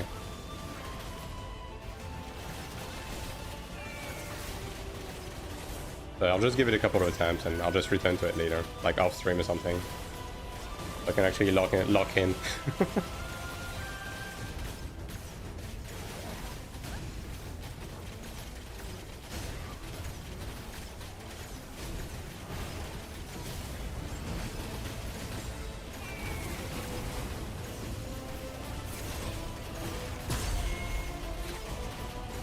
Is there a time limit? Yeah, there's an end range timer. Like you can see like below the HP bar of the boss, you can see like a tiny circle, and that circle is the end range timer. So you need to kill the boss before the circle is like empty. Yeah, fuck that. You know what? I'll just return to this later.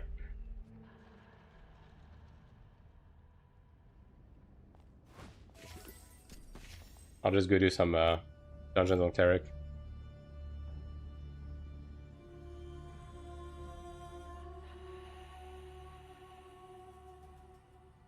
I don't even remember what comes later in this fight. Like, it's been too long.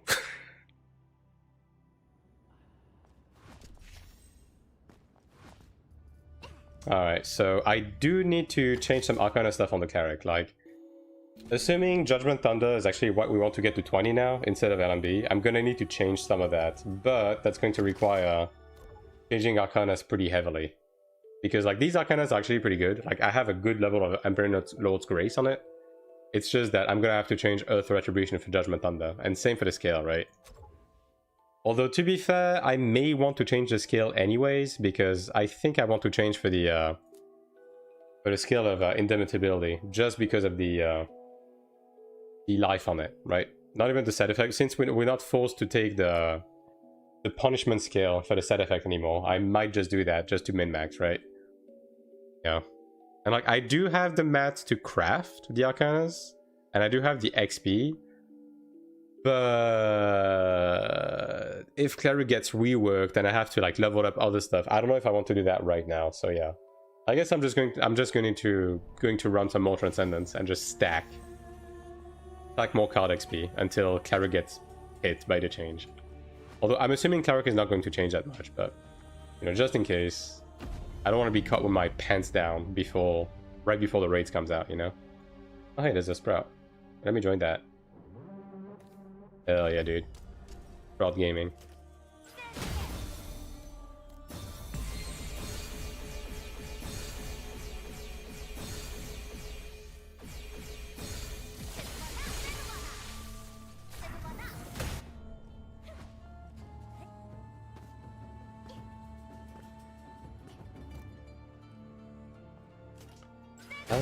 Yeah. Thanks for Mephisto.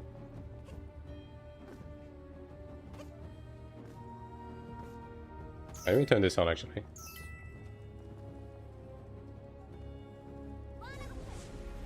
I'll turn on the DPS meter. You see how it is with the changes. I might have to put the MP node on condemnation. I'm still not entirely decided on that, but there we go. Yeah.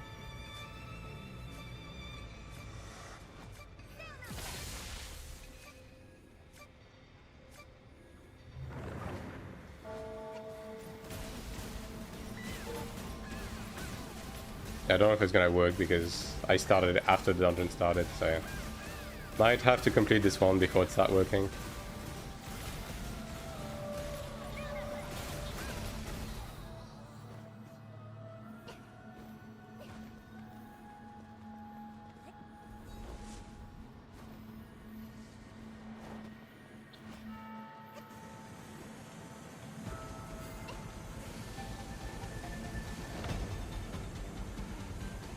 Oh, rip that guy.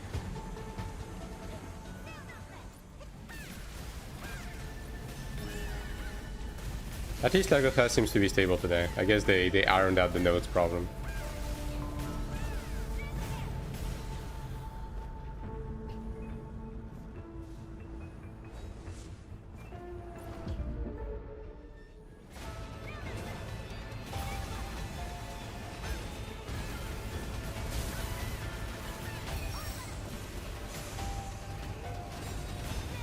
Yeah, the main concern I have right now is MP cost. Like until I get Judgment Thunder to level 20, get the MP cost reduction on it. If the fight is a little bit too long, I'm probably gonna be running out of MP. Like that's the main point right now, the main problem. You're playing Cleric right now? Yes.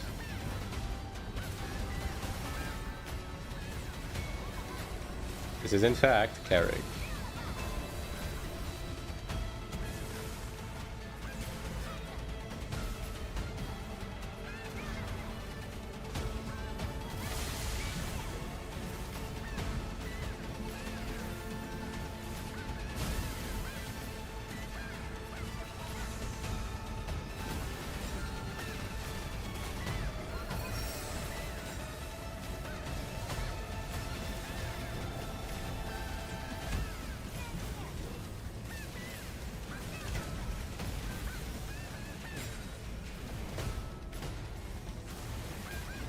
MP potion and MP recovery code seem to help a lot there. Yeah, but like run-of-the-mill day in day out content, I don't really want to use MP potions, right? But just getting the node with the MP reduction should honestly, the content like this, like the fight is never going to last more than like 2 minutes, and like as is, I don't think I'm gonna have that much MP problem, especially with the downtime, like mechanical downtimes, right? So yeah, just simply having the node should help.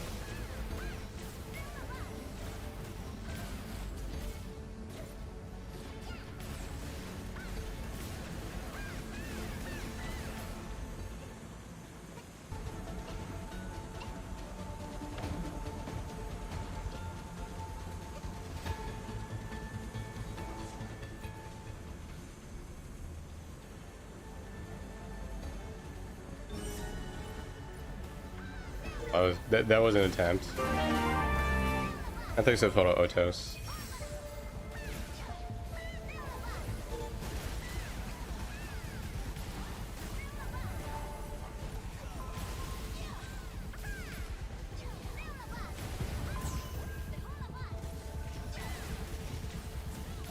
$1 million damage on the DPS chart. The DPS is right now. I started it after the dungeon started, so it's probably not quite accurate. Might have to wait for the next one.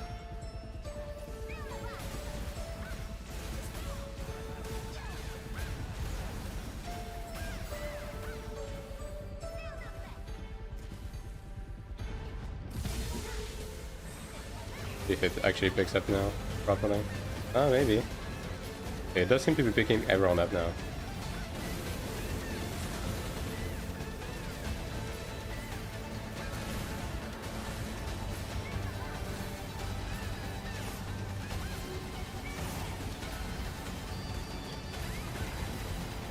No marks. Surely they can do it, I believe. Nice. Deal good damage? Yeah. Basically, every class in this game is built on like a DPS blueprint, and then they have like that quirk on top of it. And for healers, it's healing and buffing the group, right? But like, you are able to hold your own, even as a support in this game. It's not like Throne where, if you played Seeker, you could not even do your fucking dailies by yourself, right? Like, that's not how this game is built.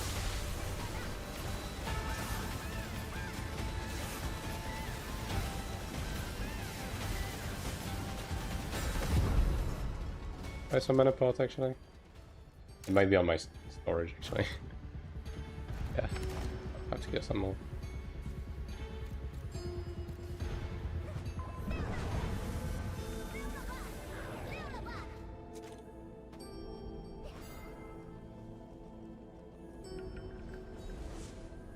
I can't even see which Spirit SM uses. Is that Earth? I think they mostly use Fire during combat. I mean, unless something changed, but in PvE, yeah, it's mostly Fire.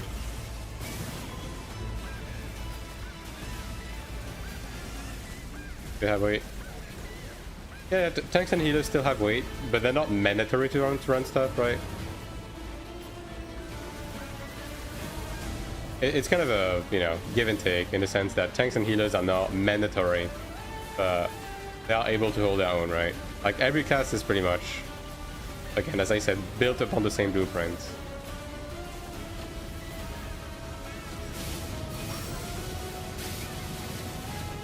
But like, it's one of those things where you will not need a Cleric or need a Templar to be able to do content, right? But if you have one, you're gonna be happy about it. That's pretty much how the game is built.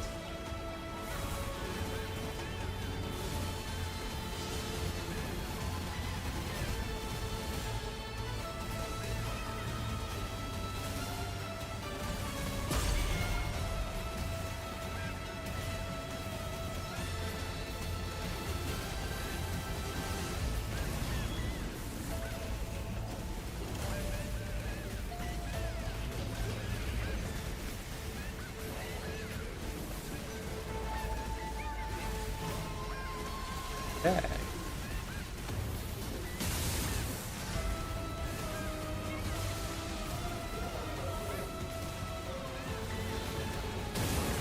I'll pick blue. Surely.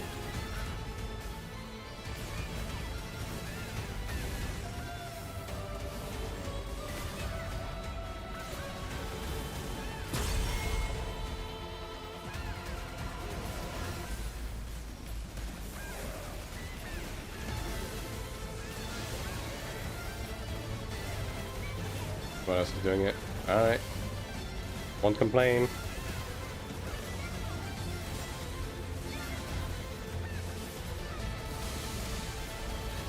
Yeah, see, if I just have the node on Judgment Thunder, it's never gonna be a problem.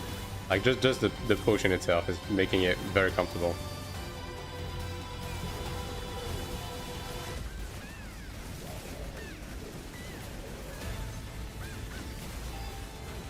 Oh, I might be dead. Yeah. Agreed. Honestly, I thought we could finish it. A little far.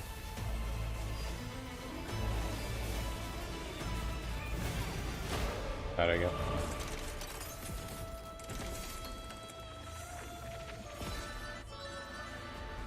Very cool. You'd have to get a Sprout on Talking Transfer, honestly. I don't think I've ever gotten a Sprout on Transfer. I mean, he's just getting carried by his friends. But that works for me.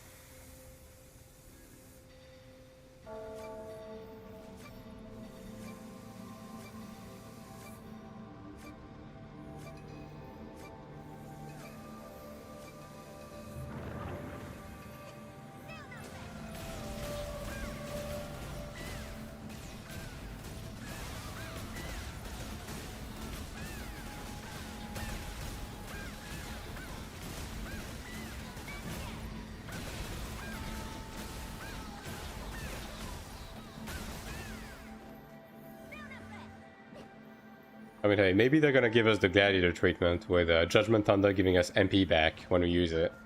If they actually want us to weave with it. Why not, right? If Glad got it, surely Cleric can. Fuck LMB.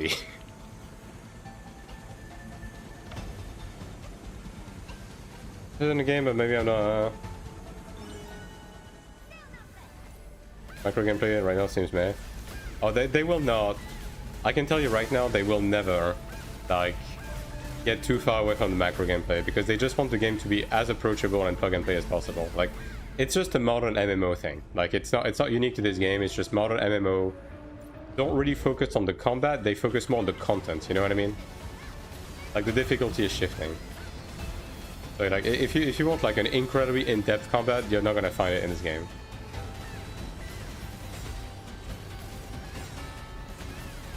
Like, this is never gonna be AION2, you know what I mean?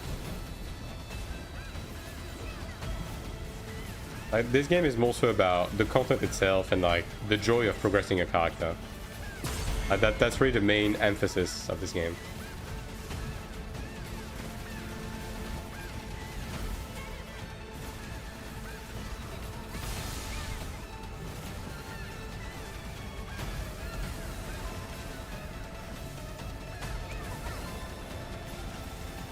If I'm going to play something like Final Fantasy 14.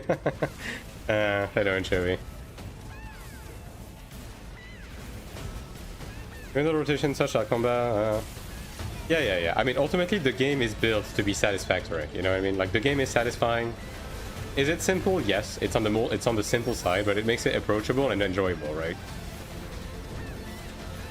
And like for the rest, it's just the joy of character progression.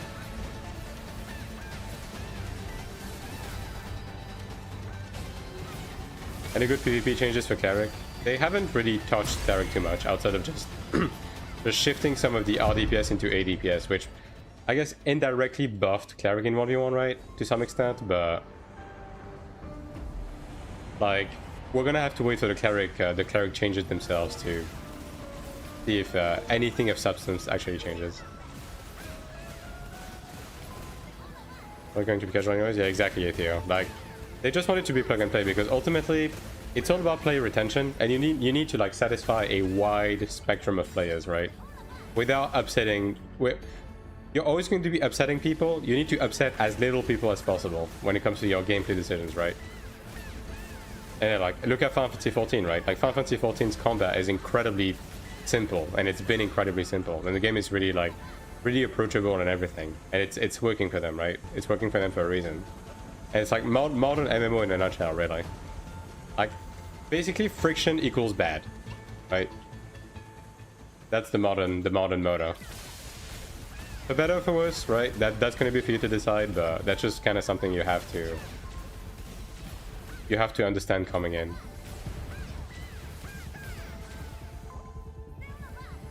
The thing that has potential in solo PvP in global release, what, Cleric? I mean, if you want to do solo PvP, I wouldn't pick Cleric personally. You have much better classes to be doing that.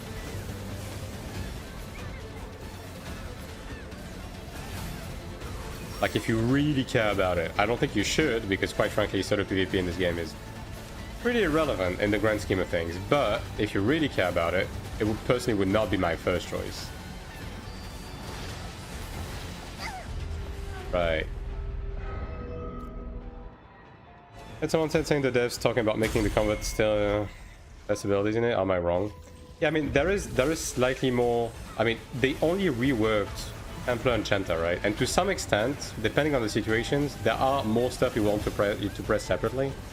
Although, okay, the main change with the revamps is that you're using a wider variety of skills. Before it was one skill, now you're using all of them for your DPS, right? But it is still very much macroable, right? Now, whether you actually want to macro everything, it's not as dependent on that, but the macro gameplay is not going to go anywhere.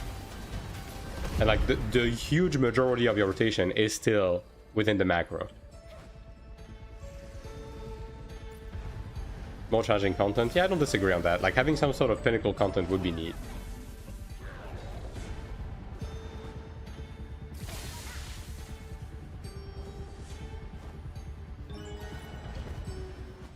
Like, basically, your bread and butter is always going to be macroed.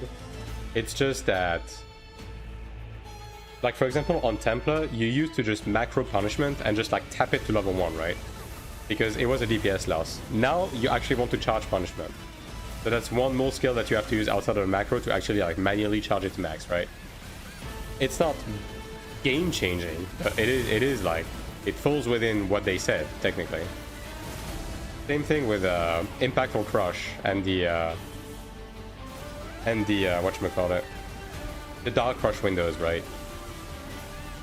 Technically speaking, having Impactful Crush be separate can be better if you want to be able to have more Dark Crush when going at range, right? Technically speaking.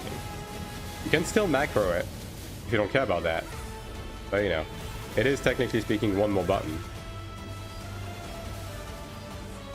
I don't have any more res there.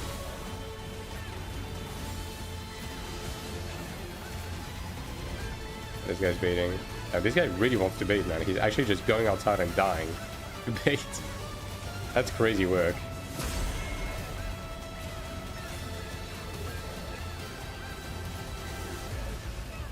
The stack. Hello, Soul Phoenix.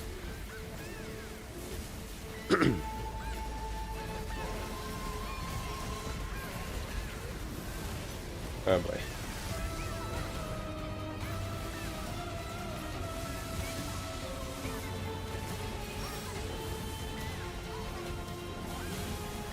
Doing Sanctuary with Stoops today? Allegedly? He did say he wanted to go today. Like we talked a bit yesterday, and yeah, he said he wanted to do that. No one is doing the mechanic. Excellent. I'm glad this is the exact same group and no one is doing it now. Very cool.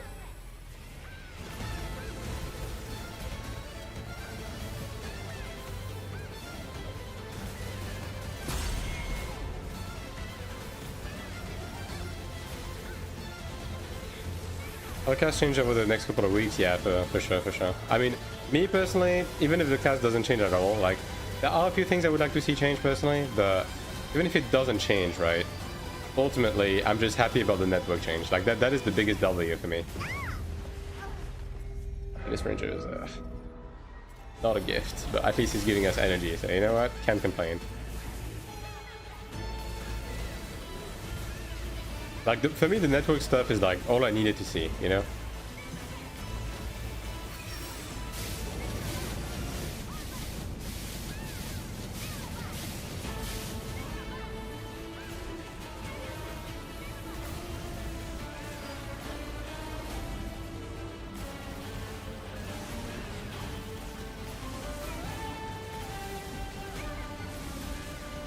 Oh, alright. I guess they need the ranger to do more damage.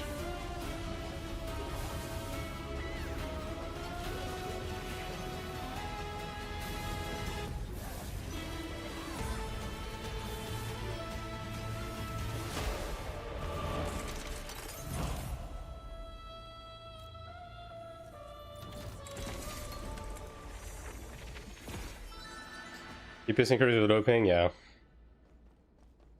Like, high ping doesn't feel like death anymore. Like, that's fucking great, man.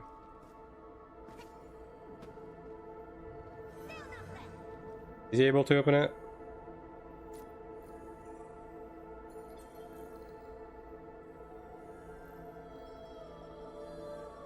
Maybe not. I mean, they stopped DPS when they asked to.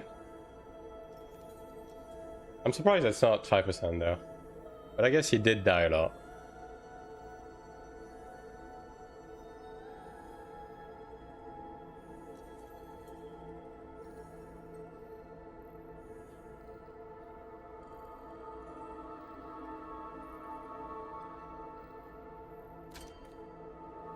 Suppose they are done. Changes that make me consider maining Soak over Ranger again. I think Soak is probably one of the classes that's going to change the least, because based on their design philosophy, I think Soak is one of the more like different classes in terms of its identity and everything. I don't think Soak is going to change all that much. I mean, we'll see, right? But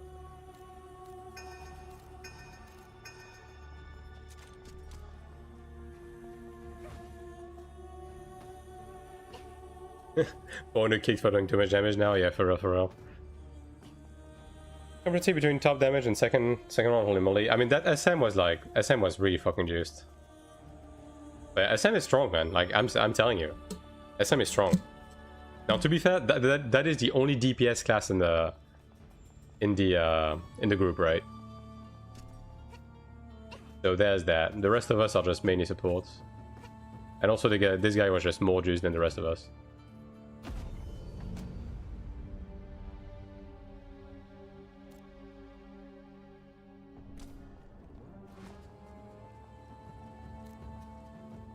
If I'm spec for Channer, I might as well join a group that has a Channer, right? Hello, Gucci.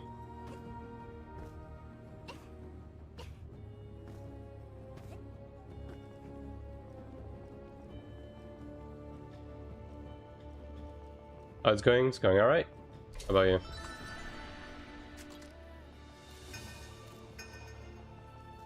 Just burning some energy on the Cleric, and then I'll burn some energy on the ult afterwards. New DPS Demon? Yeah. It's certainly a lot better now, that's for sure. Now leaning towards SM instead of Assassin, unless they can rework Sin to make it less one-dimensional. I don't see it being fun long-term. Yeah, I mean, Assassin right now is just a big miss. But it's due for rework. Like, Assassin hasn't gotten touched in weeks, which kind of tells me that they're just preparing something with the class.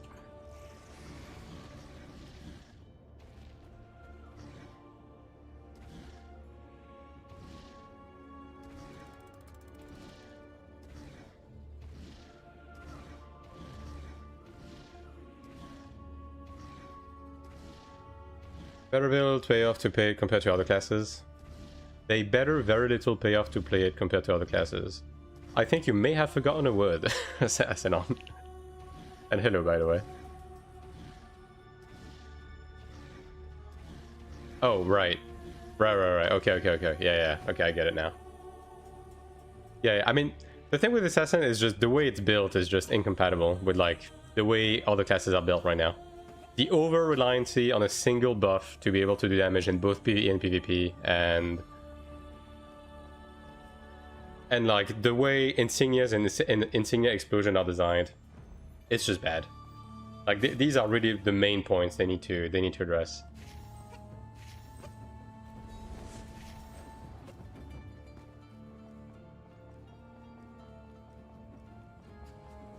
Like, performance-wise, the class doesn't do horribly in a vacuum. It's just, but yeah, like, the way the class plays, the way it overall performs in specific scenarios is just, it's just not it. It's not even like, it's not even necessarily the highest burst damage on like short term anymore. Like, SM and Sorg do really high bursts, like, off the gate now. Have you played Lost Ark or know about it? Granny's Lost Ark is. I haven't played Lost Ark, so I won't be able to actually accurately answer your question.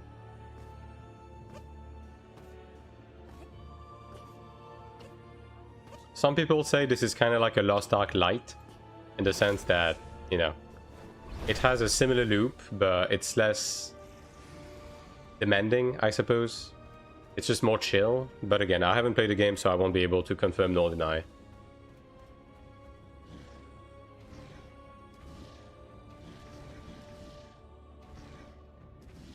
Especially 25 for Assassin, which I needed 3 months ago. Yeah, but the level 25 spec on Elusive Clone is just, it's just a crutch that they added to, like, patch up the class because it stopped functioning after the double dipping fix, right? But on global, that spec is going away, which means the class is going to be dogshit on global unless they address the core design of the class. The goal is week 1 to get full set of crafted gear. I'm gonna go for accessories personally.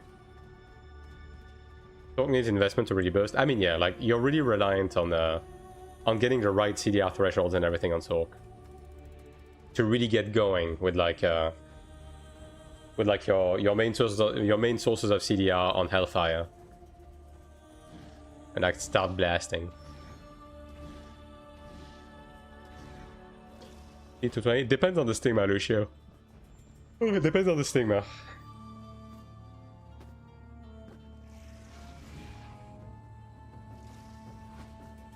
How long do you think us sub-only players will take to start to get Horn Dragon? Depends on what they do with the release pace of Horn Dragon on global. I'm still of the opinion they should move it to Season 2. But yeah. It also depends on when they introduce the upcrafting from Crimson to Horn Dragon. Because I think most players will go through the upcrafting route to avoid the chance of breaking the craft, right? Like, that's just a reasonable thing to do, ultimately. So probably late Season 2, at some point during Season 3 is when most people will actually start getting their weapon and guards. But to be fair, you don't really need it before that.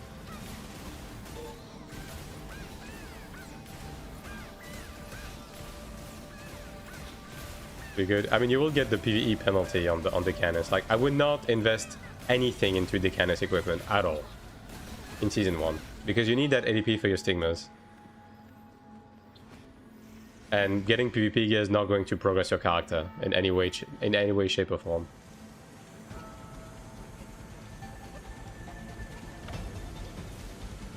Who would be foolish enough to craft Horn Dragon and fail? Yeah, who would do such a thing, to be honest? It's crazy work. We plan to release a video on crafting route. I will be releasing a video that will go over my early plans for Go Ball, yes.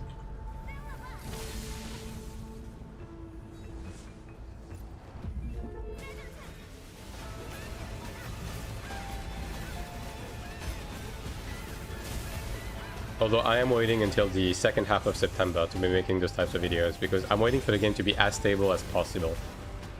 Because there's just no use in making a video right now that would be out of date 2 weeks later because of like some ongoing changes. So yeah, there's that.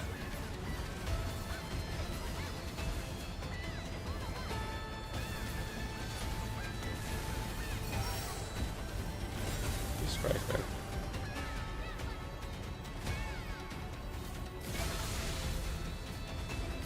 Crazy how fast the game changes. Yep, and that's why you have to be pretty careful when doing content creation in this game, because otherwise you just end up misleading people.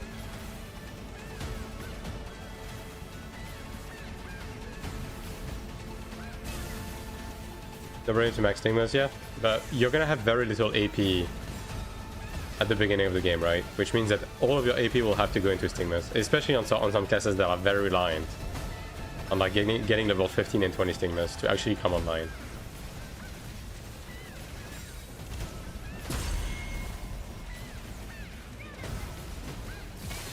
That the Foreigner Cleric is mogging the the Taiwan audience.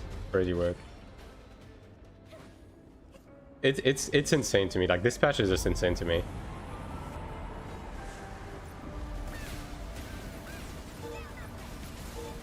Sugar trees are so wide. It doesn't scale with character level. But yeah, it's so wide, so you will just want to do it on your main to get the AP on your main. I need to get Lago fast. Any our season Oath coin still try to ship with your account, Agastra? No, you can't. The Oath coins are per character, but some of the seasonal rewards that you can buy can be put on the account warehouse. So, like, let's say for the crafting mats, since they are like the amount that you can buy is shared on the server, you can just buy them on your ults and benefit all the same. This way you can use the season coins on your main to buy something like the Talisra rings or something. Like, that's going to be something that you will want to do on Global, for example. Is save your coins for the Talisra wings and buy the mats on your ults instead. Is there an option to zoom in your further to your character? Yeah, it's called your mouse wheel. This is just your run-of-the-mill, like, you know, typical 3D MMO, right?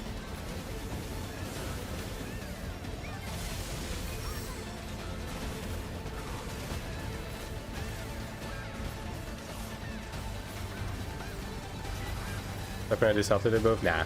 It's not like Lost Ark now.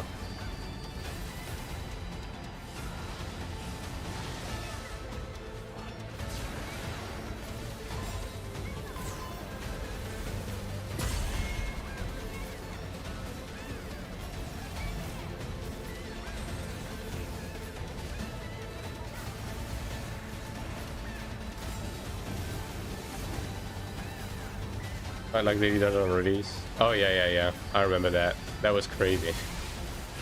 Again, like, fucking global players, they will never know, man. They will never know the state this game was in for the longest time. I mean, for the better, to be honest, but holy shit, man.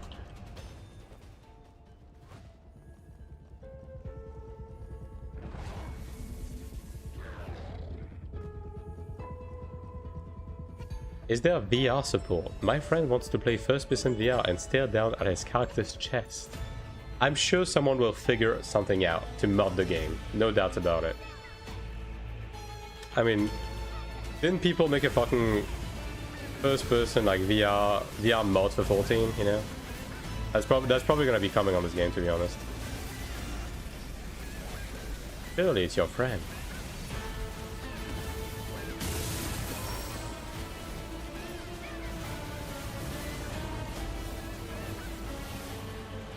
Too close.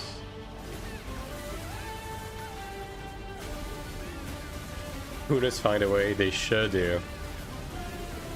Fred.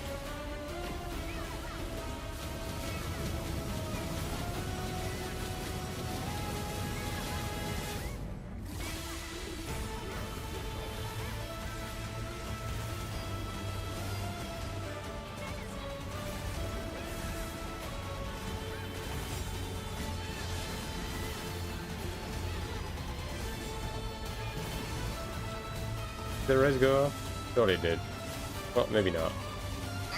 Wow, I got knocked down on my Defiance buff. That's crazy.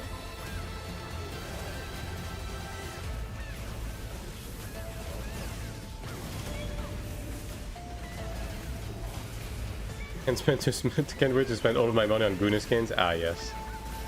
The true endgame, right there.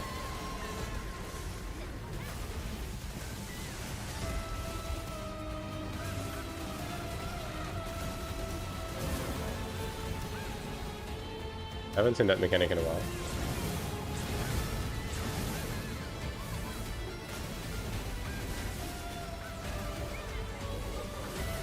Release global back then? Oh, 100%. I mean, ultimately, that's the reason why they didn't release global back then, right? Because they wanted to iron out the game, which was the right call, by the way.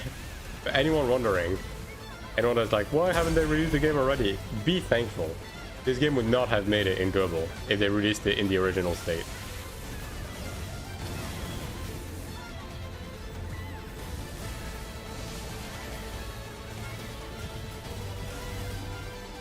You don't. Deck.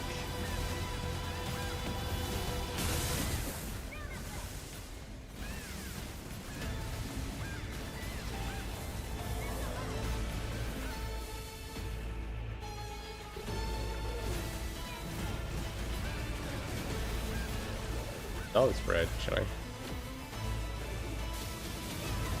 I'm just gonna do that.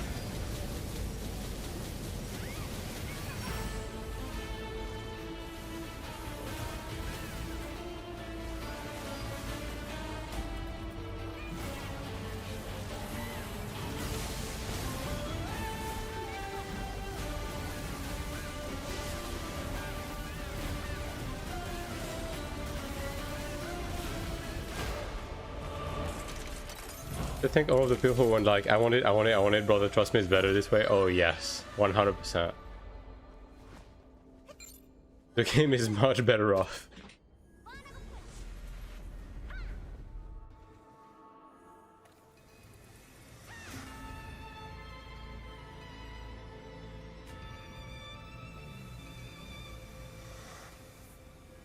The grid build you have there? I mean, my character's gear is alright.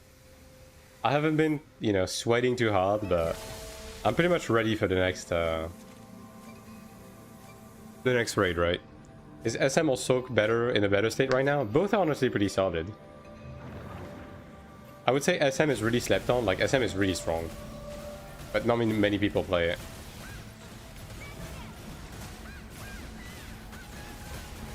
It is good after nerf. I mean, healers didn't get nerfed. But yeah, like both support classes are in a good state. Header relics. I would say if things stay the way they are, Chanter is probably going to be slightly favored over Cleric for like the early dungeons in season 1, just because of like the ease of gameplay and the fact that Cleric is going to lose its self-res as well as its group buff in the form of Earth Blessing, right? But both classes are solid, yes.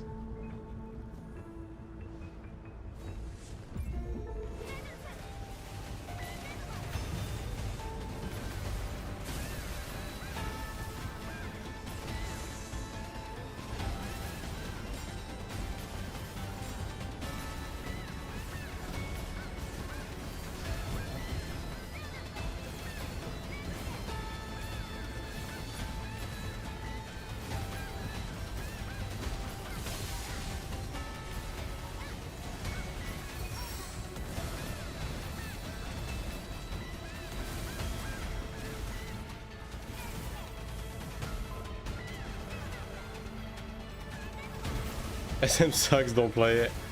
Damn, someone's trying to convince people not to play his cast. Every content want to ask, can I play Cleric as a total noob healer? Cleric is probably the most approachable support I've played in any MMO. And like, I do tend to play supports in MMOs. Cleric is incredibly approachable. Which is one of the reasons why it's popular, right?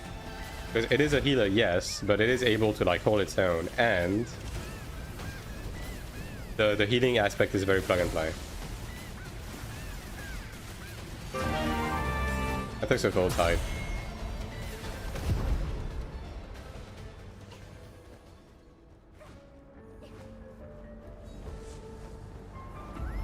I want to play support for sure. Yeah, the support classes are really, really good.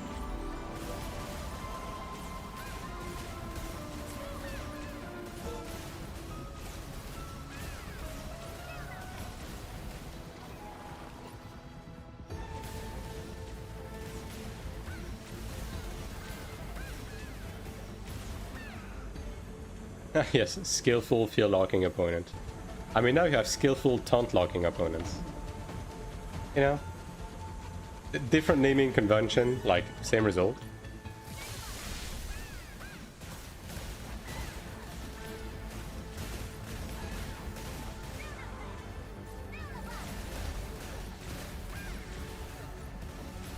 Making sport can still be fun and do good content that we have time. Yeah. That's honestly not a bad pick. Like, the game used to have more discrepancy between classes depending on what you were doing, but for the most part right now, like, every class is honestly fine to do anything. Like, again, Cleric is not the best for 1v1 PvP. Like, that's about it.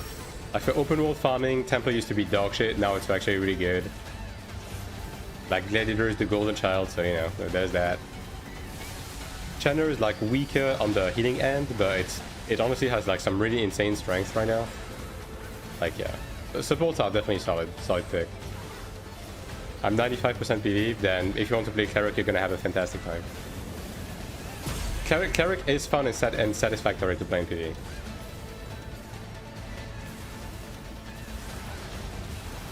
Stops the shitting Chanter. I mean, Chanter is really strong right now, especially in PvP.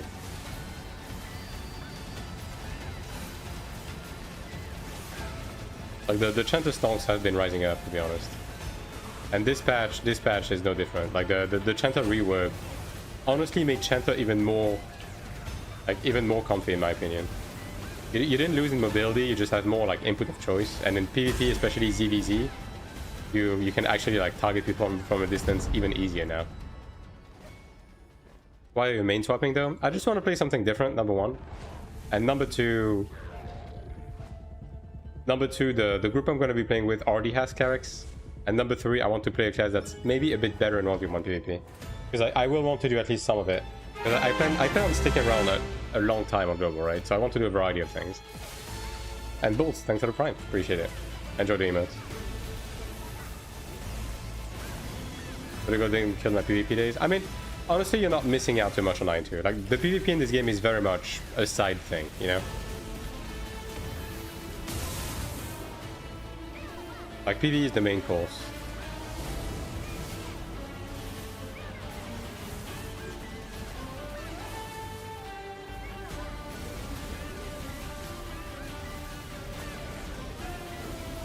Just there.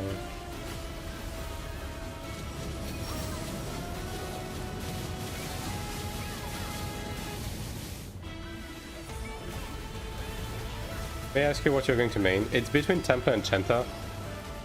It's also kind of depending on the people I'm playing with, but it's between these two. Probably Templar.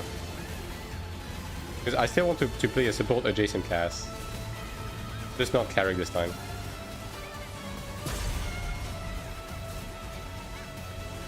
Wanting to try all characters without having the time to play them all. I mean, you can just make the time. Like, the game is not, it's not a sprint, it's a marathon. Just do whatever. The main thing with this game, genuinely, that I can just, like, give as an advice to all of you is just do what is fun for you in this game. This game is not about being competitive, about tryharding, about anything. Nobody gives a shit about that. And the game is fun every step of the way. Progression is progressing your character is from day 1 to day 365, right? And it doesn't matter if you're quote-unquote behind or anything. It legit doesn't matter. Because ultimately what you're going to be doing is kind of the same. You're just going to be doing different content.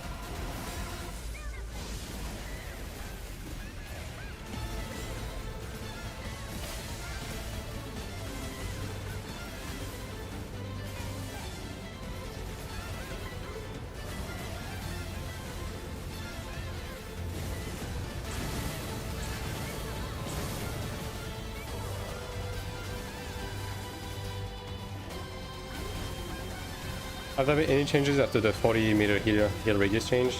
You mean for Cleric itself? Not really. I mean, we have lost some of our R DPS and they have given us more A DPS. So you're more reliant on your own progression and DPS than buffing the group now.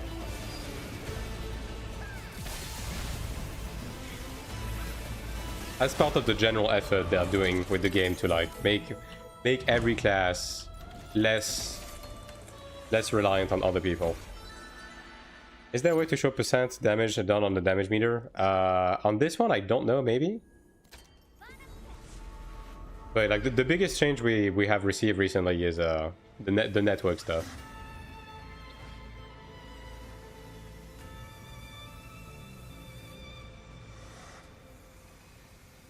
So much to do at launch with the base and diving and farming, etc. Yeah, but I mean, don't be overwhelmed. The game is not going anywhere. I have dumb American brain and can't calculate that fast on my own. Goddamn. I mean, that might be the option. I haven't like, you know, played too much with it.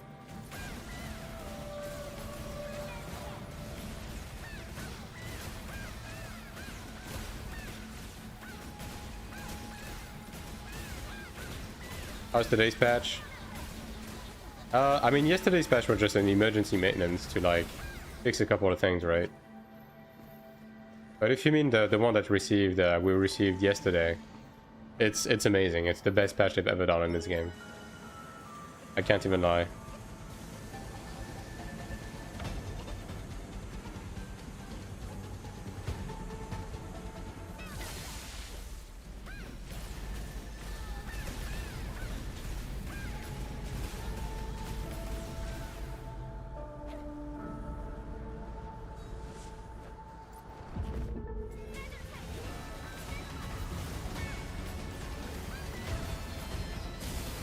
Progression and ults and have ults as well. Yeah, I mean, you're gonna have a great time to do that. Like, the whole shtick in this game is that the journey is honestly the biggest part of it.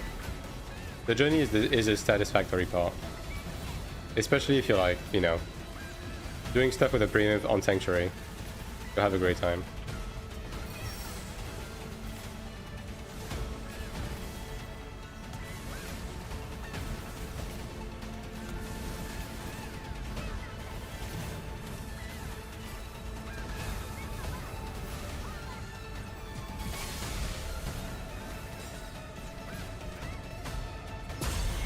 Do pets really matter in this game? Yes. The entirety of the pet system is very relevant. It's kind of the backbone of your build, really. It provides you really important stats.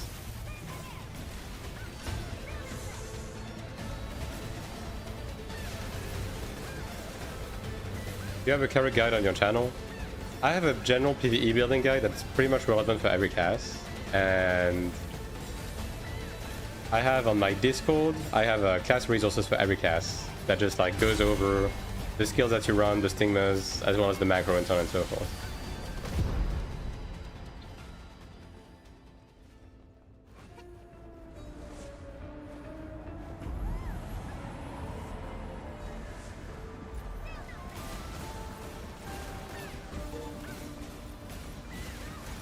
I actually haven't done any pet farming on my melee classes since the network fix. I wonder how fast it is now. Especially on Templar and stuff.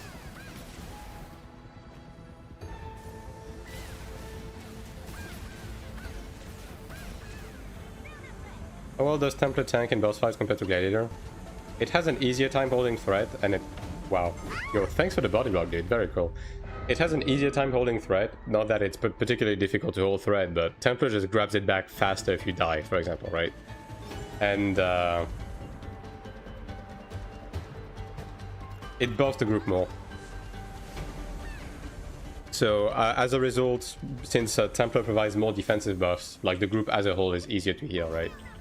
Like, you're basically never upset to have a Templar in the group. It's just a net positive, always. And, you know, just because you have a Templar doesn't mean that you don't want a Gladiator, because they provide different stuff.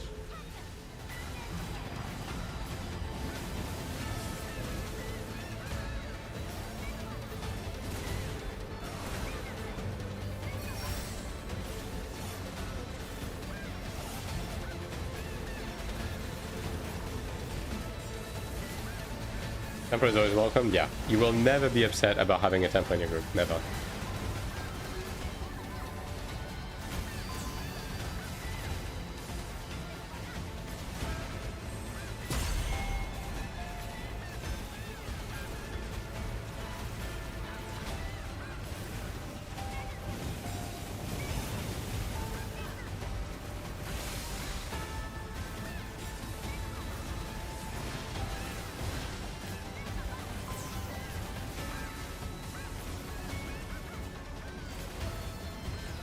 I don't know. I'm doing alright. How about you?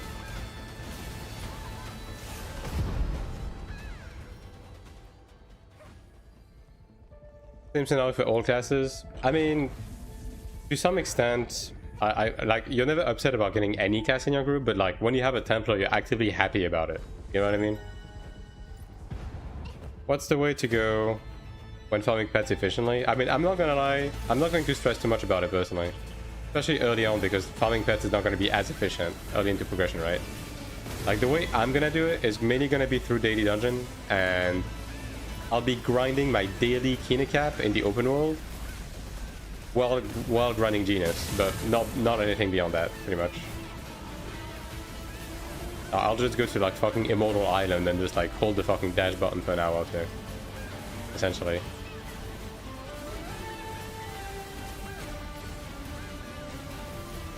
The stack.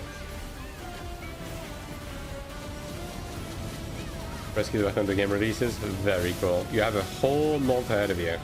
Early, right?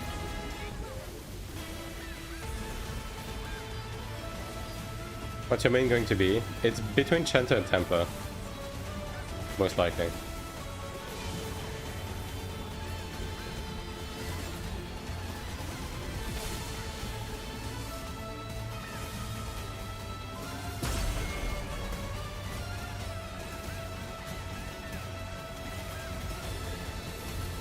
I'm glad the information is to your liking, Sinfinity. Very cool. You won't be hard to one-shot mobs. I mean, you don't have to one-shot the mobs, because you can just like macro Doom Shield with Judgment, right? And then you just Doom Shield Judgment once or twice, and then you Doom Shield again, right? So it doesn't change much. It's just that the farming is going to be slightly slower, essentially.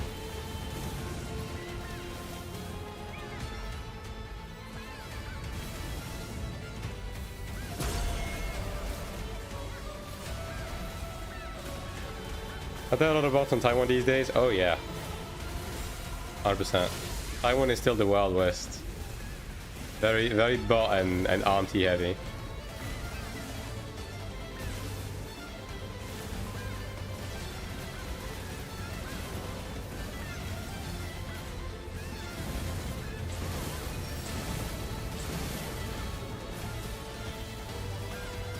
Oh, my DPS.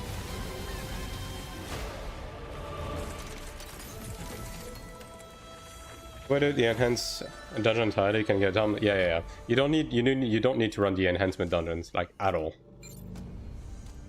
You just focus on the pet one.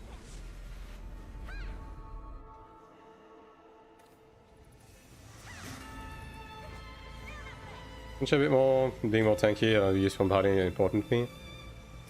Yeah, I mean, ultimately, it boils down just to the archetype that you prefer.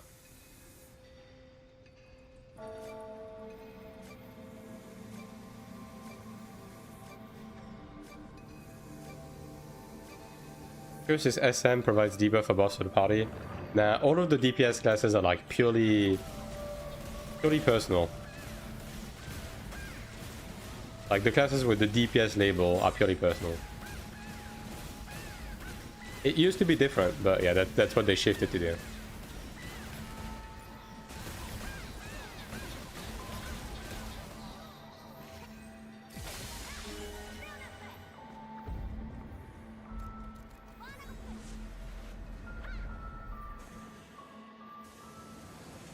How tanky is Templar in any encounter? It's pretty fucking tanky. It's pretty tanky, it has like some really good life leeching. Some good shields. Yeah, it's pretty tanky. Imagine what's the point? Aesthetics? Aesthetics and like some you know, difference in playstyle.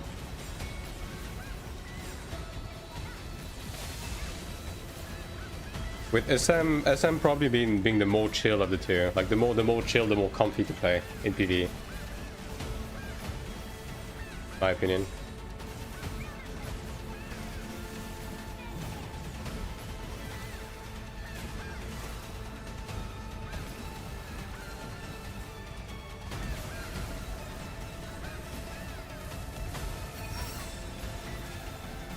On full DPS modes. I mean, every class in this game builds for DPS. Like every class in this game is a DPS that does something else.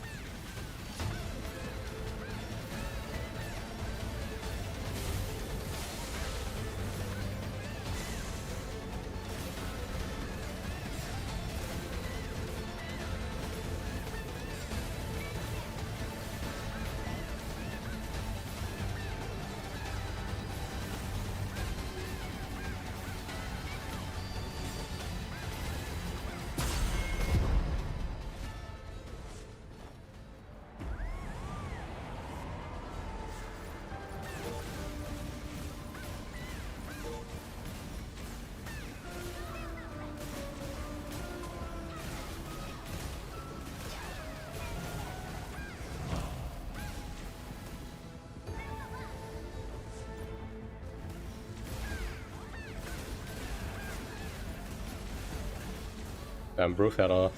Crazy work.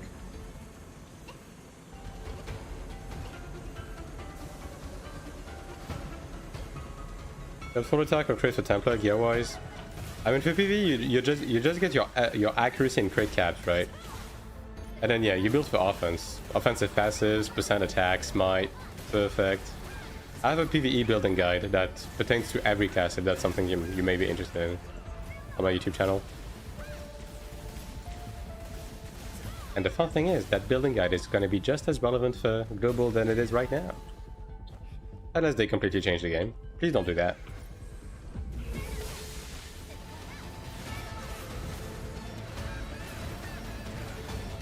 Marathons and such, yeah.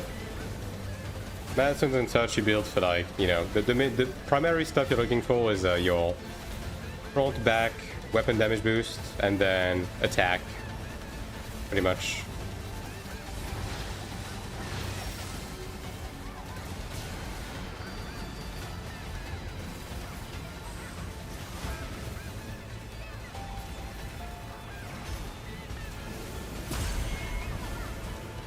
Like when it comes to PvE, every class is just kind of leaning towards that.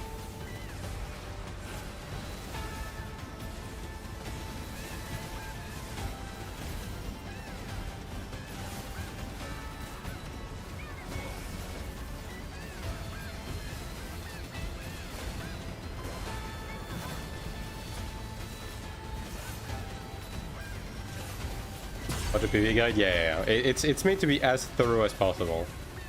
Like, if you're completely new to the game or like you've never played the game, obviously not everything is going to be like immediately clear to you, but it's built to be something you can reference back to once you start playing the game and you start reaching systems and understanding things a bit better, right?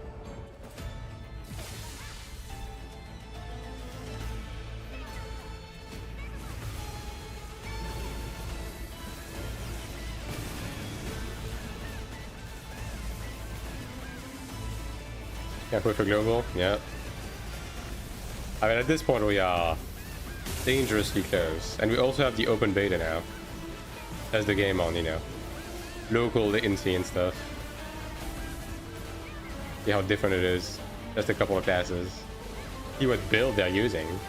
If they use the same build for the release. Which, you know.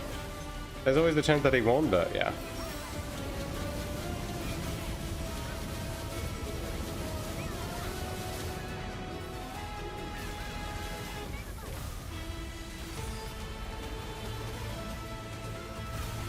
Oh, totally, yeah. I mean, the gets put into every class, so.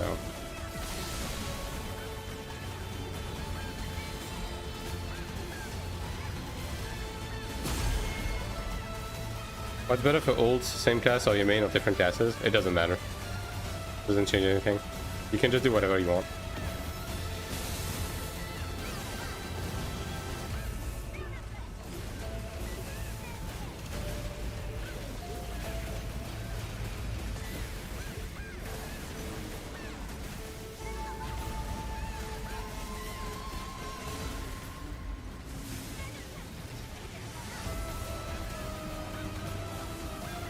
We can do character presets on stress test. I don't think we're gonna be able to save presets because they did say everything would get wiped, right? So yeah, I don't think you're gonna be able to do that now.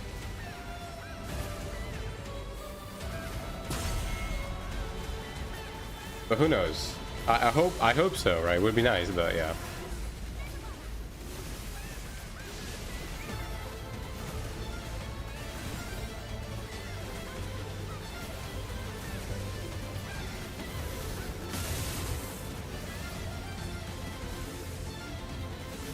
Man.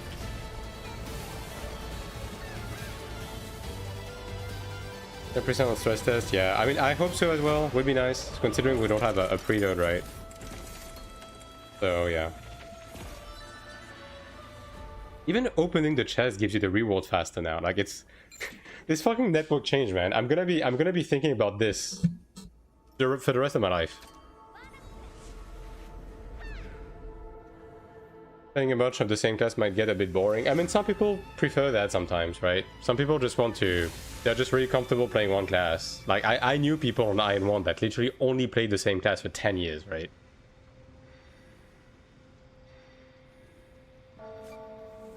Take a video or screenshot of sliders. I mean, yeah, but you can already do that on Taiwan, right?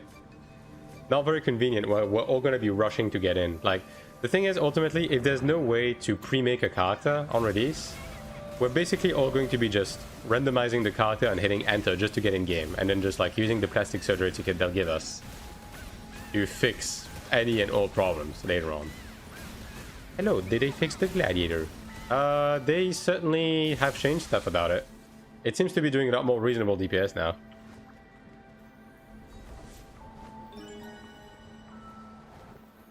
Now I play Unk classes. It is what it is.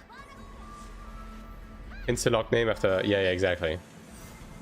I mean, I do hope no one is going to be stealing my name. Like, please don't do that. Like, you would not even be fucking slick. Because ultimately, I'm the only dipshit that's using this name. Alright? So, please don't do that.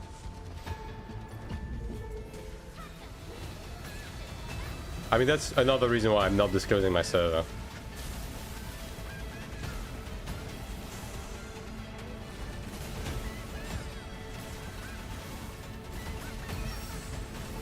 $50 to someone who does on every server.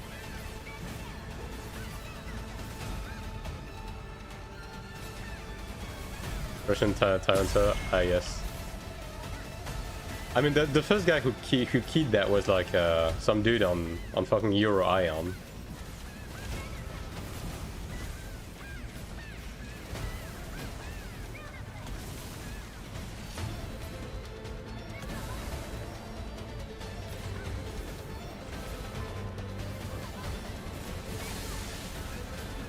Delete on NA. True, you can do that. You have my permission. Although, don't... probably don't pretend to be me. Like, that part is not great.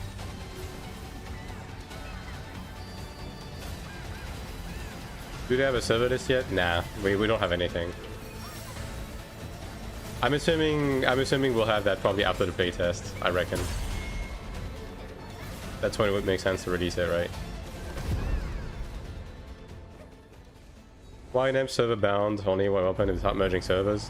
Well, anytime you server transfer or something like that happens, like in Taiwan and Korea right now, your name just gets changed to temporary name, and you're not allowed to play the game until you can until you change your name. Can I be D's on NA? You have my permission. Although D's will be making a return on EU. You better fucking believe. D's on top.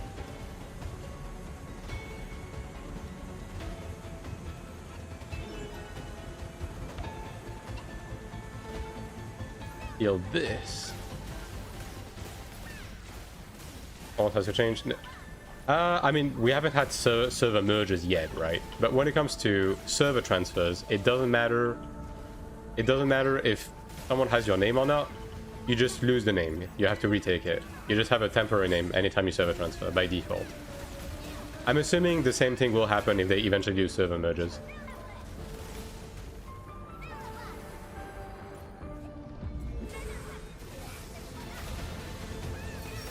On the same name in the server you're merging with.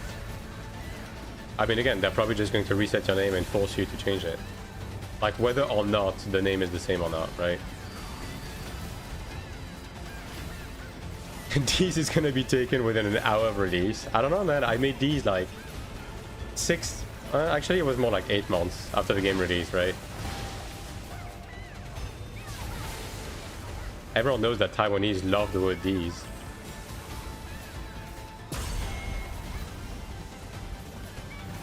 First come, first serve? Yeah.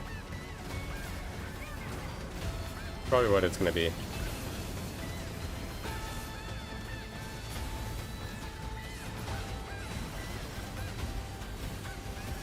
You see, Anchovy, that was the joke. I mean, it's the same. It's the same fucking thing if you call your fucking character Bing Chilling, dude. Like, it ultimately, it's not even a Chinese meme.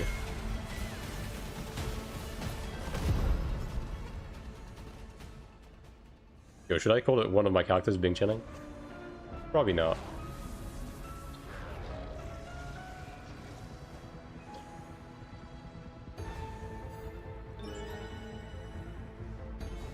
So much if two people have the same name, one of them probably doesn't play anymore, yeah. I mean, we are nearly 1 year after the game's release in Taiwan and Korea, and we still haven't had server merges, right? So, yeah.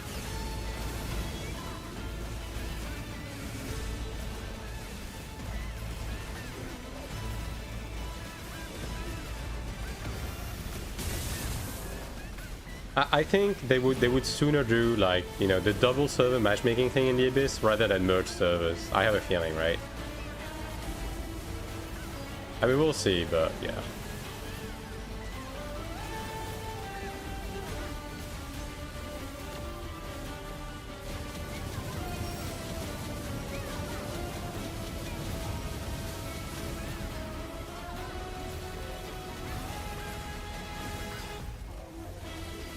But I'm the same, yeah. I mean, obviously there's been a drop-off, but like that's just like natural decay of any MMO, right?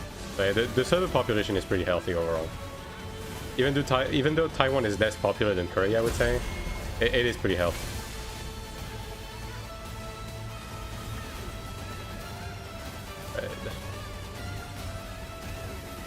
Anything? Yeah, exactly. Like, it only pertains to like rifting and Abyss, and they have already said they can do multiple server matchmaking, and they might even consider doing just like, you know, making stuff like rifting cross server. So like, they have solutions that don't involve merging servers, you know what I mean? Like, the game was just well thought out from the get-go, essentially. Like, the way they built it with how they designed the content and everything, it's just thought out for like the future. It's future-proof on a lot of aspects.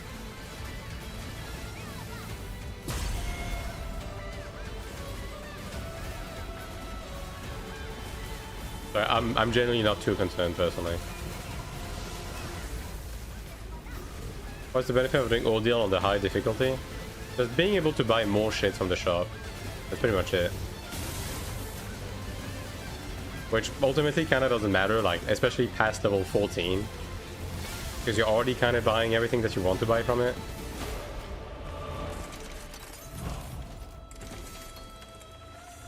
Just a Rex on troll? Yeah, I mean, that's fair. I think a lot of people are doing that. I have so much fucking energy, dude. Jesus Christ.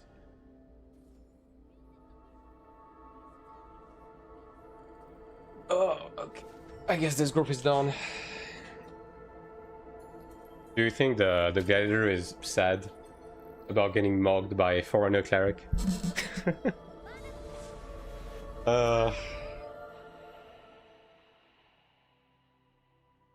Yeah, the foresight to code the game in a way that made server matching possible in such a short time. Yeah, it's genuinely really good. I'm gonna be honest. People don't give this game enough credit. Like, in many aspects, people don't give this game enough credit.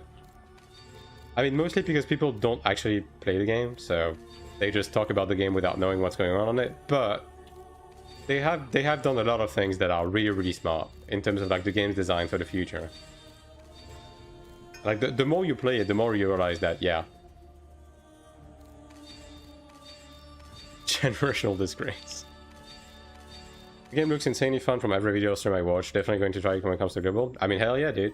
And look, at the end of the day, ultimately, it just always boils down to the same thing for me. And I'm going to be repeating this until the end of time. If the game looks fun to you, you pick it up, you play it. If it's fun, you keep playing it. If it's not fun, you stop playing it. And that's true for any game, right? That poor 840 Sin getting outdamaged by a cleric. Well, it is what it is. I mean, that's the DPS value, by the way. That's not the idle value. I don't even know how much this guy had. Well, I guess I could look, right? If I do something like this. The recent party, this assassin was 820k. And thanks for Eric. Oh yeah, he's double Genesis, I guess. Yeah, no. Yeah, the Glad was 650, so yeah, that's fair actually. The Glad was pretty low. Fair enough.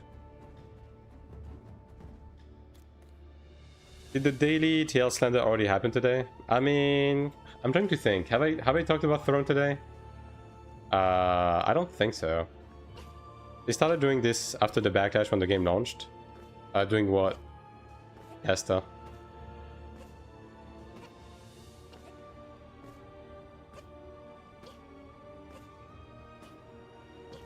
Okay, AFK afterwards. Yeah, that you're not wrong. You're not wrong on that.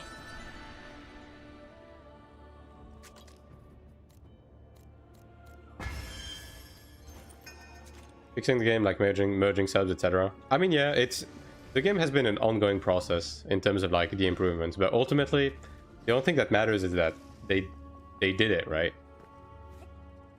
I do think the game is for solo players, like world classing. The game is, I mean, here's the thing, right? It depends on what you mean by solo player. Like, if you mean just actually never grouping up with other players, then the game is not great, obviously. Although, it genuinely would be possible to be fully solo Iron Man. I don't know if you would be having fun, but it would be possible. But yeah. Broadly speaking, the game is built for solo players. Like, I mean, look at me, right? I just have a pre-made to do Sanctuary. For everything else, I'm just by myself. And I can't really say I've been held back by any of it. I'll get you started. Throne equals bad game. Subscribe tier 3, please. He's right. Even if you're not playing with a pre-made, it's a lot of fun. Yeah, because if you're just by yourself, everything is plug and play. You can just jump into content. It's really easy to just jump into content, whether it's dungeons, whether it's even on the PvP side, like sieges, world bosses, PvP in general. You can just jump in by yourself at any point. You don't need a guild. You don't need a pre-made. Like, you can just do everything by yourself. I would still recommend having a pre-made for Sanctuary specifically, because dealing with Pog shenanigans on early Sanctuary prop kind of sucks balls. But yeah, beyond that, yeah. I've been 100% solo playing with Pugs only. I mean, most English-speaking players have, because ultimately there's a language barrier here. Like, the fact that I was able to get so far by myself, mostly, on a fucking Taiwanese server, where everyone fucking hates foreigners, and there's a huge language barrier, should tell you enough, right?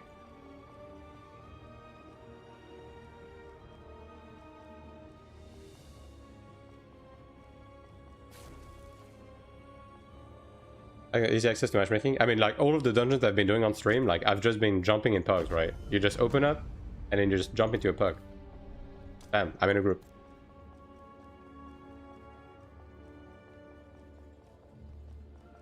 Yeah, there's auto translate in the chat, but the thing is, the Taiwanese and Chinese don't really utilize it for the most part. If they see you type in English, they're like, yo, fuck this guy. That should be too. Yeah, exactly. Like, I made every mistakes possible, and I'm still doing just fine.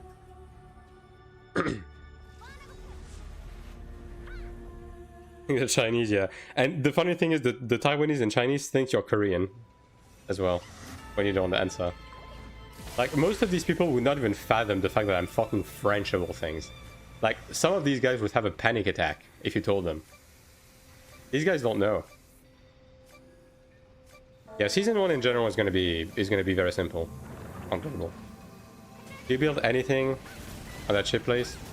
It's just a convenience thing with like all of the crafting benches and everything close to each other. And like training dummies and shops and everything. And also you don't have to be with the other peasants. If they know I'm Canadian and think I'm fucking unicorn, yeah. Your English accent doesn't sound French at all. I mean, that... Yeah, but that's beyond the point, right? I'm just saying, like, the Taiwanese and Chinese people, they just think you're Korean or something like that when you don't speak Chinese. I can't find a way to buy skins every 3 weeks? Hell yeah.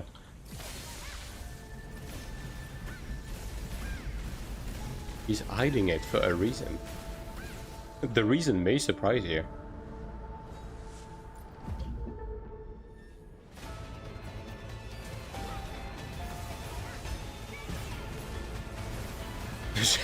God damn. How hard is progression gated by pay-to-win element? Not at all. I've been playing the game by only paying the sub, no battle pass, no swiping, nothing. I've always been able to do the hardest content on day one with no problem. And like right now, I'm waiting for the next raid to come out. Like, I've been ready on the gear side for like 3 weeks. More than that even. Even though I'm not particularly trying hard. You will never be coerced into swiping. Trust me. Like, swiping is more of either an ego thing or a catch-up thing.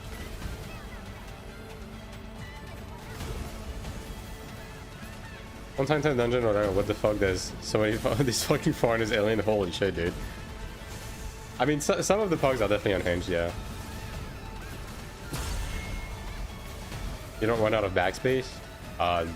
No. Like, the only thing in this game that I would say you kind of really want to pay for, if you actually want to actively play the game, is the sub, right? Everything else, no, you're fine. Yeah, bag management is easy. You have personal storage, server storage, and your own inventory as well. And even without paying for like inventory expansions, like it's already more than enough. It just costs a bit of key now to get the first like couple of slots, which is nothing. Go see ya. Auto salvage as well, yeah.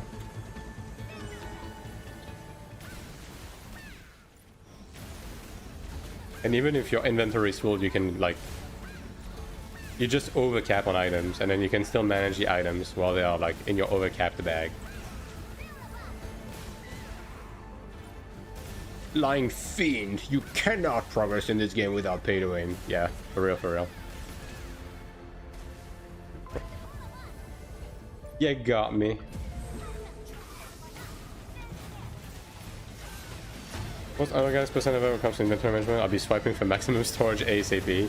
I'm gonna be honest, you're mostly gonna be wasting your money. Like, honestly, inventory management is like very simple, especially it wasn't always the case. Like we didn't always have all of the inventory we have right now. But ever since they added the personal storage, it's genuinely like very fucking simple.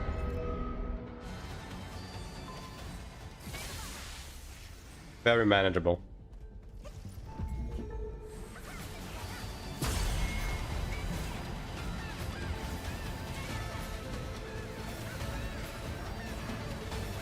You have to pay to win to progress by acquiring baby meow.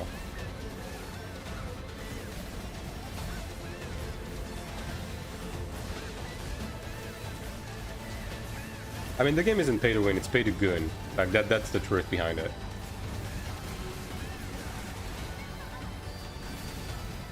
That is the main thing that will drain you. And I am not talking about your wallet.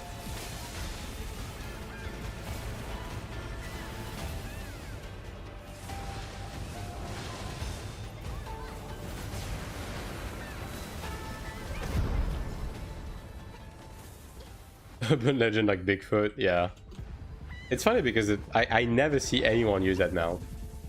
One more important but probably boring question for you. How hard is it to access for the game on any server right now? Is it worth it to get into the game? I mean, you can, yeah. You can even get into the game and be fully free to play right now. Just to like play a couple of classes, get a bit of experience, get familiar with the systems, right? Like you can do that. Also, the system has no mantras. Very cool. Like if you really want to get into the end game, if you grab the sub, there's a catch-up mechanic that comes with it that's going to dump you into the end game. But if you just want to explore the game for free, like yeah, you can do that, no problem. And it's very easy to play on Taiwan. Korea, I would not like recommend because you have to jump through like 57 different hoops to play on Korea. But yeah, the Taiwan is very accessible.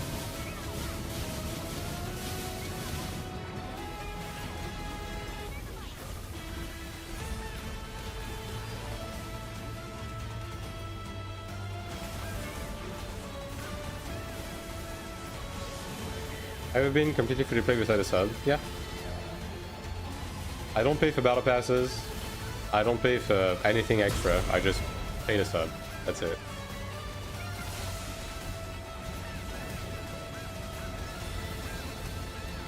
And I've honestly never really felt coerced into like paying for anything else. It's genuinely very easy to keep up in this game.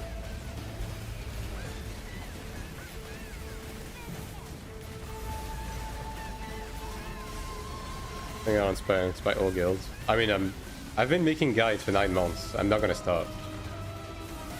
Like, I'm gonna be spreading as much information as possible, including my early game plans. That hasn't changed.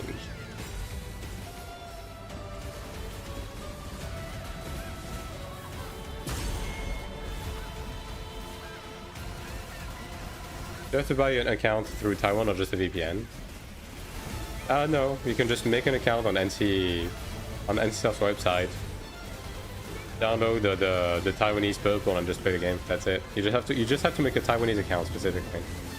But like when you make your account, like you have to select Taiwan as your country of residence. That's pretty much it.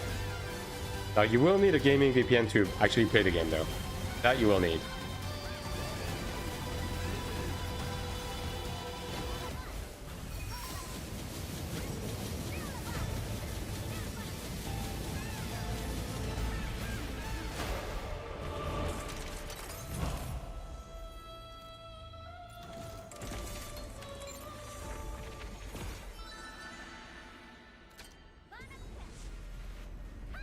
I wish you'd go get the blue ones as well, to be honest, but that's fine.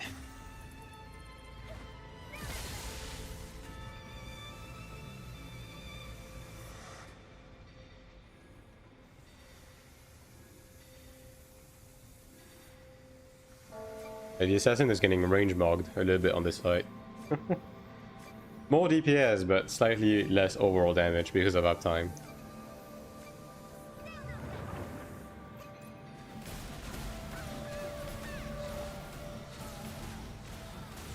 Like there's more damage than temper now? I wouldn't say so, no. But it's just that because they fixed the latency, I'm not penalized as much And this Templar has like less gear than I do. Yeah.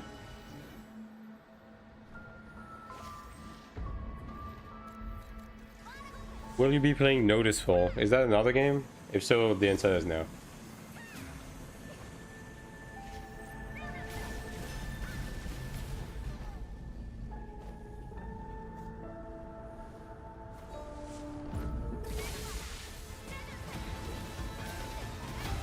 Even more fun without the high ping I had on Taiwan. I mean, ping is not as much of an issue anymore, right? Outside of like specific mechanical stuff, it's a lot better now. But yeah, obviously, global is going to be better for that in general. Anyway, any settings to change the color of the allies' HP? I don't know if there's a setting like that, to be honest. Maybe.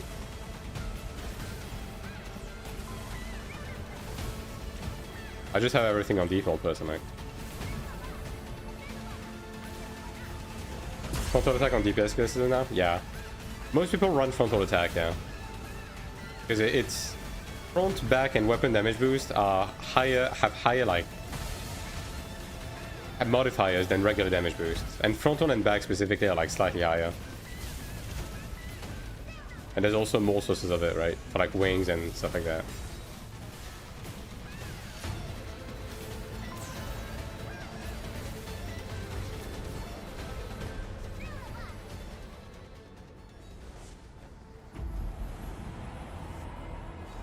Average combat power you see in the 800s, to be honest. Like, I would say my combat power is like higher than the average pug I typically group with.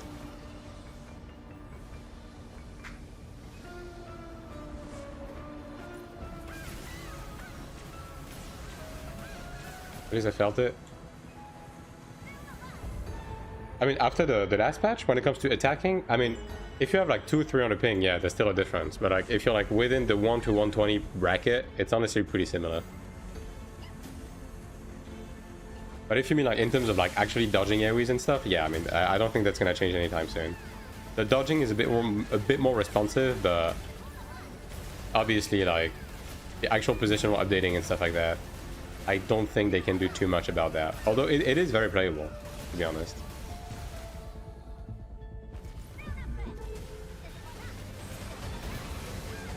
I mean, I did clearing raids in Taiwan, even at my current thing. Like, my first Ludra clear I got for 350 ping, so... you know, if there's a will, there's a way type shit, you know? So yeah, obviously there is a delay.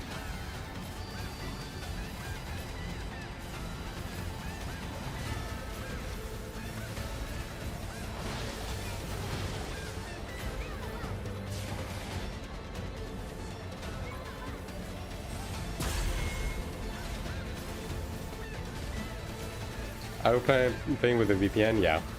I mean, you have to if you want to play in Taiwan.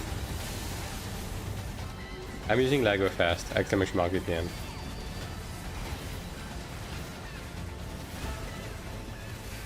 2 weeks ago.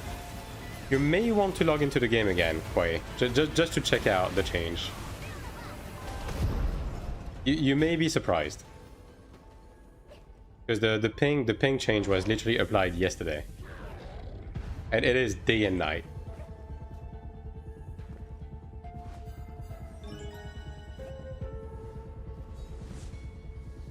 We will do boss 1, 2, or 3. Or whatsoever. I mean, if you mean why people do mini bosses, it's because killing mini bosses gives you more rewards, right? Have to test it out? Yeah. Your mind is going to be blown. I'm going to be honest with you. You will not believe what happened with yesterday's patch if you haven't experienced it yet.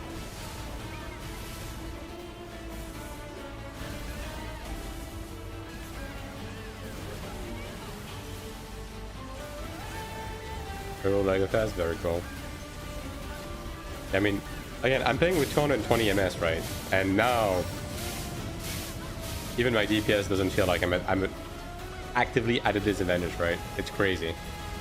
Again, literal black magic.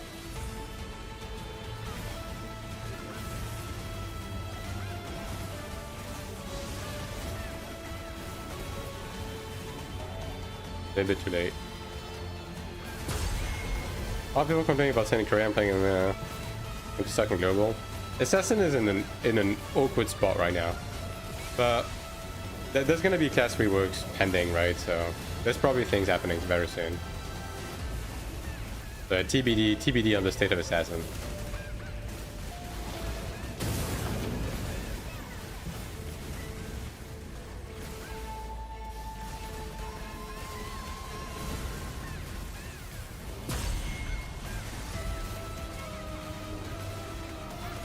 Can you play the game without a VPN? You need a VPN to be able to access the servers.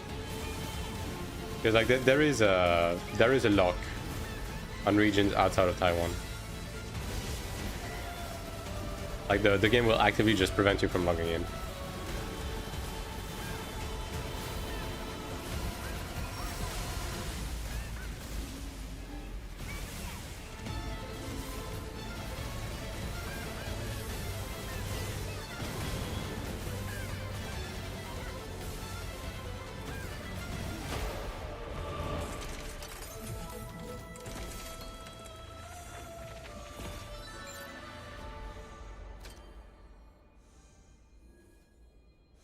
Sounds like it was successful. Yeah, the ping stuff was incredibly successful. I mean, you can see it firsthand. Like, I'm doing 750k DPS with 220 ping. Like, I was doing like 340 before the patch. When global comes, I mean, I'm assuming global won't have a lock, yeah. So global probably will be playable without a VPN. Although typically with those games, it's nice to have a VPN just to prevent packet loss, but your mileage will vary depending on your location, obviously, right? Like for me, I will because it tends to stabilize the ping between France and Germany. But like if you live on top of the servers, you probably don't need it. What happened? They improved ping. It seems like they added something akin to rollback netcode to the game.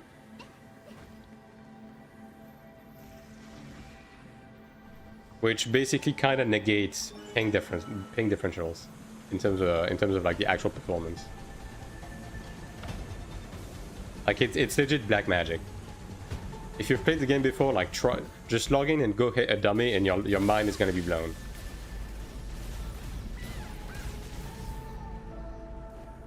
Ranger fun. I mean, Ranger is fun. It's brainless, but it, you know, that's its own fun, right? What's your thought on people saying AION2 reuses asset and that the Great Dungeons have low production value to do no all? Brother.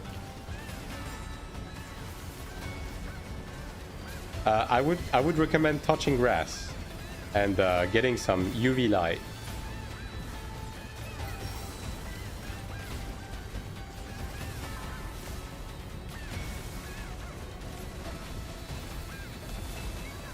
You know, the same type of people that will tell you that a game is bad because like the fucking horse's ball sack doesn't retract like in Red Dead Redemption 2, you know what I mean? Like some people just genuinely need to have better hobbies.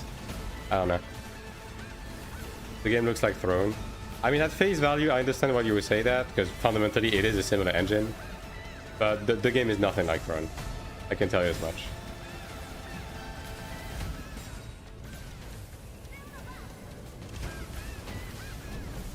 Both in terms of how it plays and what you do and how the game is built. It's just a significantly better game. All around. Yo, we got the Throne Slender of the day. Huge. And thanks for Wakashi. And one boss or three boss? Three boss.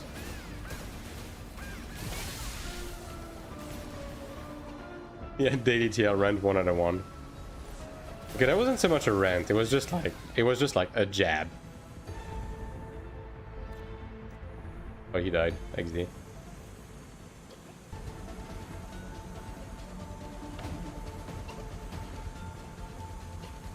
How does Channel perform in Sanctuary? I actually wanted That is good.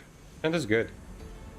You still provide like very unique utility. Like Sprint Mantra is very, very useful, especially in early prog.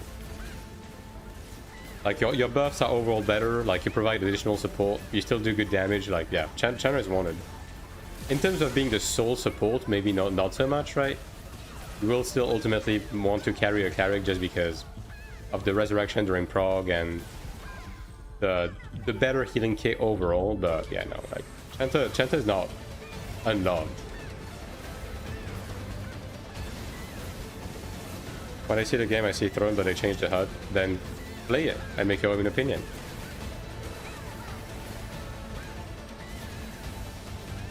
I have 4,000 hours in Throne, and I already told you my opinion on that. So my next recommendation is for you to actually try the game yourself.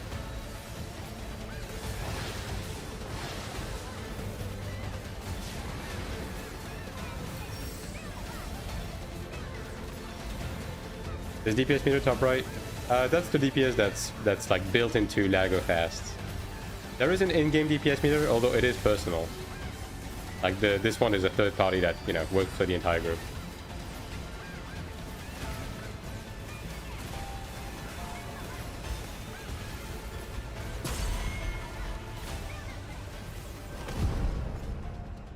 Dodging stuff? No time to dodge my stuff. I got hit. Yeah, I mean, even on hyping, you have ways to dodge stuff. You just have to anticipate a bit, right? Obviously, delay is there, even right now. And patch the workaround to the ping. I mean, it's most likely a change tailored towards global, because the ping stuff was going to be problematic for global, right? And look, at the end of the day, it still impacts Korea and Taiwan in the sense that this also fixes the reliance on hardware. Because like people were unironically running the game on low settings just to have more DPS, because obviously more frames meant more DPS, right? But that's not the case anymore. So even on that front, it does help the Korean Taiwanese. And that is actually something that they have noticed. The funny thing is, the Korean Taiwanese, they haven't even noticed. Oh god. They haven't even noticed the whole stuff about the DPS discrepancy being gone. They just don't know. Is this guy fucking serious? This guy blew the one node we had. I was just thinking about leveling on my own ult, just not to be bored now. Very cool. Personal, same with Lost Ark, had personal built-in, third party for everyone. Yeah, it's pretty much the same here. Is the game pay to win? Yeah, of course. Every MMO is.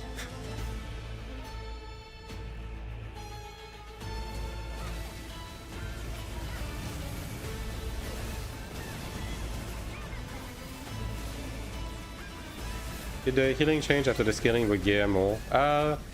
If you're like an endgame cleric, it didn't really change much. It's more so for like really low end where you are doing less healing overall. But it's honestly not too bad. It's kind of whatever.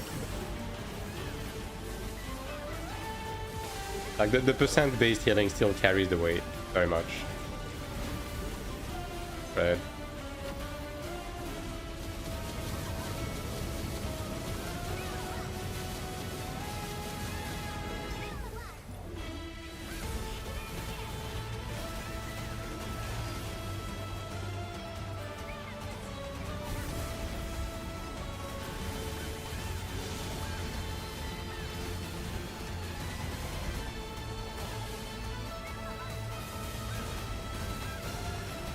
The Chenta is he's having connection issues, I think.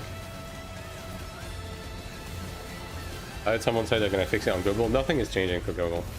Like the pay to win in this game is like the most bare bone it can possibly be. It's just legal RMT. And in terms of like how impactful it is, I mean the game is undeniably pay to win, but you will never have to swipe anything in the game as long as you just fucking play. Like, if you just play the game, you're always going to be able to do all of the content on day one with absolutely zero problem. It's not even close. Like, ultimately, if you are concerned about the ability people have to spend money, and no one is doing the mechanic, very cool. The ability someone may have to spend money to get, Is no one willing to do the fucking mechanic? Are these guys for real? And, okay, cool. Like, you will never be able to play an MMO for the rest of your life, because, like, I've been playing MMO for 20 years. People have been swiping to get power for 30 years, brother.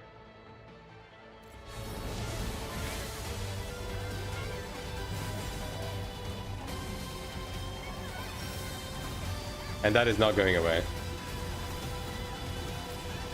The only thing that actually matters is like whether or not the game like forces your hand, which AION2 doesn't. So make of that what you will.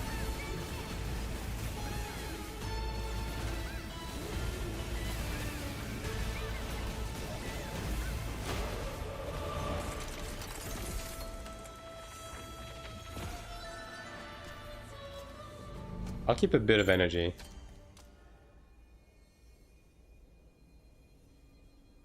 That isn't a co-cycle stuff. I mean, it's not just that. The game has plenty of like side stuff, horizontal stuff that you will have to do yourself regardless, right? But yeah, like enhancing and crafted gear and stuff like that, you can swipe for, obviously.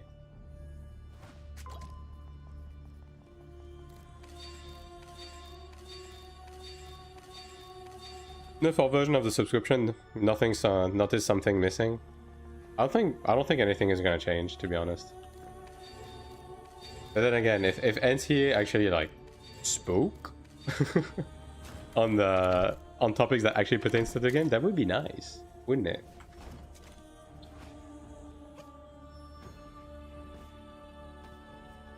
Right now I play BDO, I think I'm gonna stay on the game. Cool. I mean, if you're having fun, why not?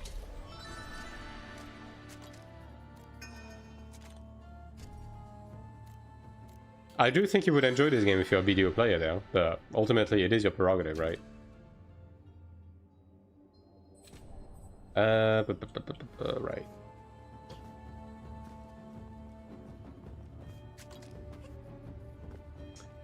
I guess... Yeah, my Ranger has a bit of energy. I should be spending some on my Templar and Chanter as well, ideally. Thanks for the follow, Isaac.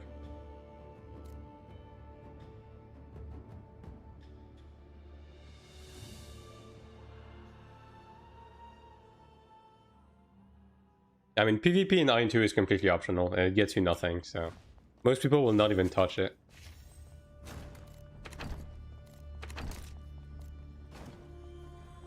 And honestly, it's not particularly good, so... There's that. Right. Oh, I can literally run like 2 dungeons. Oh boy. I mean, sure, why not? Only cosmetics. I mean, the ranking rewards are just cosmetic, yeah. For the most part. And like the PvP stuff, the thing is, even all of the progression on the PvP side is mostly tailored towards PvE. So yeah, like getting PvP equipment to do PvP is something you will never have to do, unless you give a shit about solo roaming, right? PvE damage boost works on the dummies test. Yeah, it does. Are there any benefits to playing the same class 4 to 5 times? Nope. There's none. If you want to play ults, it doesn't matter what class you play on these ults. Doesn't matter.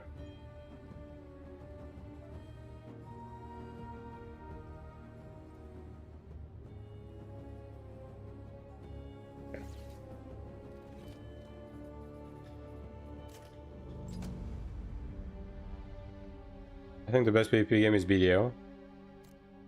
I haven't played enough BDO, so I mean, for me it's AION1, but ultimately it doesn't fucking matter. The best PvP game is whatever game you like.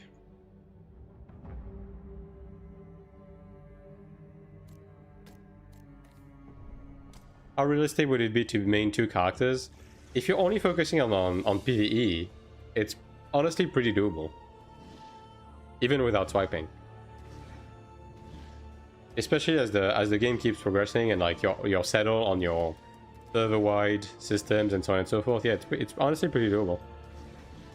Like, you're not gonna be at the highest end of juice, but this game never requires you to be, right?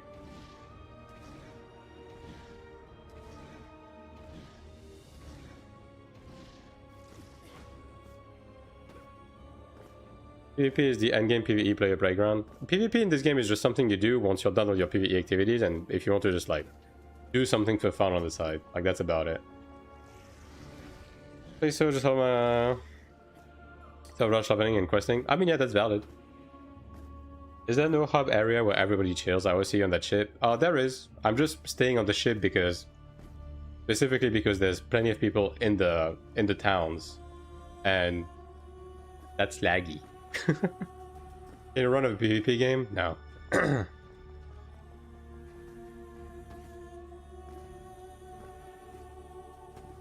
Battlegrounds have a queue window, and the queue is closed right now. And the other option would be going into the Abyss. And I'm just, yeah, I just don't care to do that right now.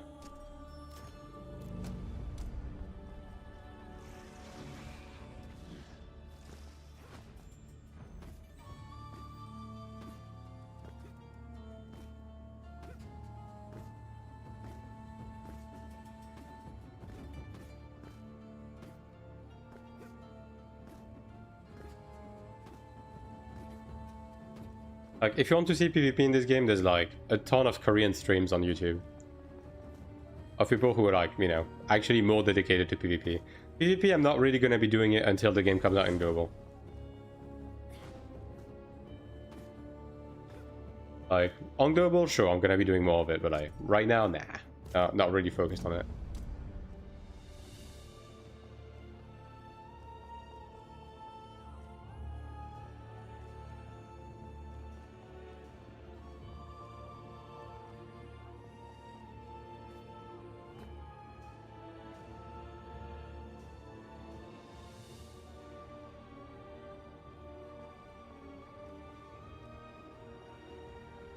Are you going to keep playing your Taiwan account while playing global?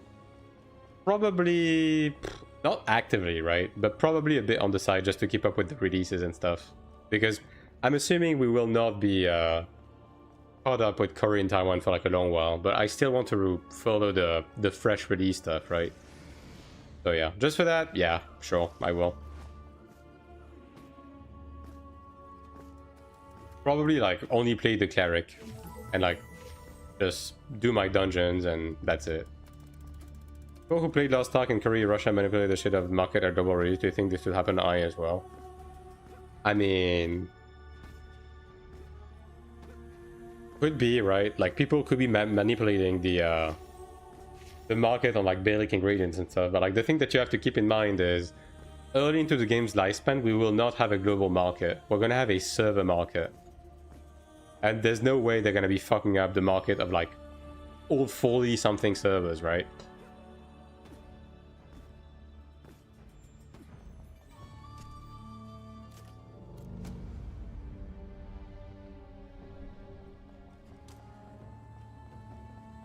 I don't think people want to join. I don't think people want to join these for Deus, man. It is what it is.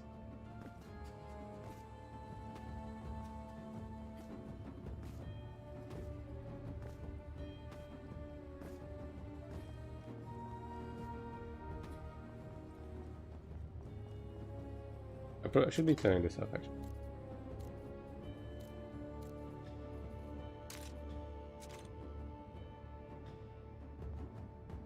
Okay, while this fills, I'll be right back. Just 1 minute, chat. Don't fucking kill each other in the chat, alright?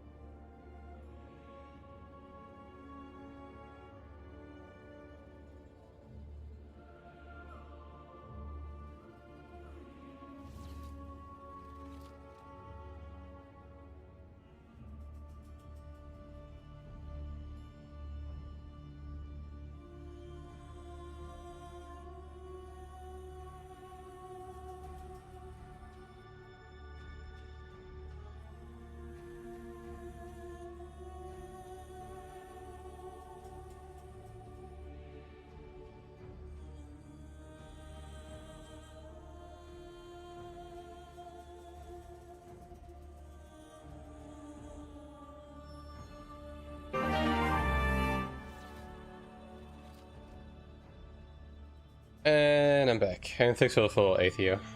Okay, well, this is not working out. I'll just do a regular ass dungeon. How about that? How about them apples? I do need Philistone, so I'm just gonna be doing this one. Oh. Time to be irresponsible. What did you do? Oh, you put the helmet back on. Very cool. How long would you say it takes to get a really good / perfect Arcana set? The thing is, it's not particularly difficult to get like an Arcana set that is like satisfactory. I would say the biggest thing is just how often classes change and you have to remake it, which is probably not going to be as big of a problem on global, but right now that's the big thing on Taiwan. It's like you get an Arcana set, it works out for you, and then they change something about your class, and you have to change like 1 or 2 skills, and then you have to fucking redo all of it. Like, my ranger right now has a close to perfect Arcana set, right? Even though I have barely done anything on this character, so it's not that difficult, but yeah. I'll go to level ults to 22 first. Yeah, I mean, if you intend on running dungeons on these ults, yeah, it is. Because like, doing that is going to make them build energy earlier, and it barely requires any setup.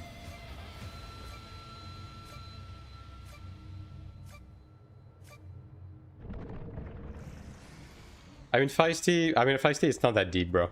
I just think people who are not completely attuned to what has been happening with the patch is that because the game has been going back and forth with like how useful ults are, I think some people are confused on whether or not you still need to do that, right? Especially because there's a bunch of like slop content creator in this game that just like make videos without understanding the game, and they probably propagate some sort of misinformation. Which is probably where the confusion comes from.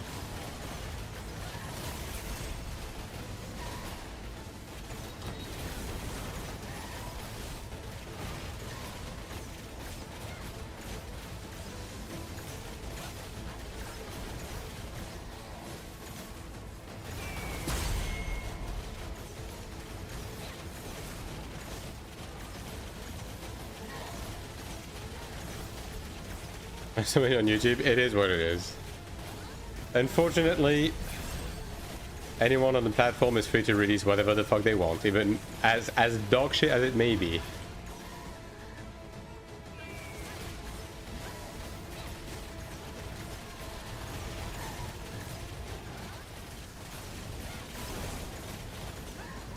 Like, the only thing you can do as an individual is like try and dispel misinformation. How do you blacklist? You mean on YouTube? You can just click the 3 dots next to like a creator's video and just select the do not recommend channel or like block channel. If you see a channel that is like actively dog shit.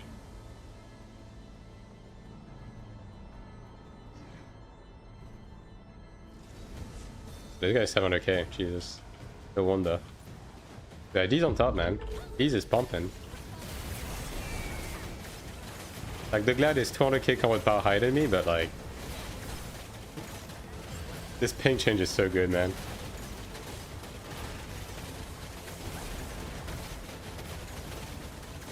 And this character doesn't even have wings. Like, I should maybe get some wings on this character. Definitely the first time you look at when you look at AION2. Do I dare ask which one that is?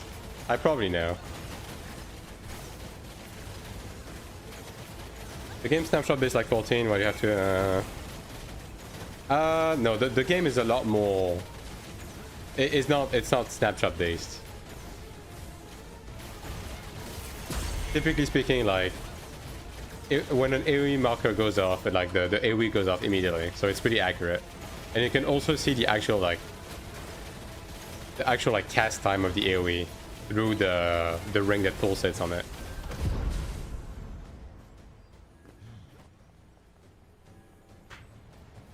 R-Tank's pretty useful late game because I only see Glads. Yeah.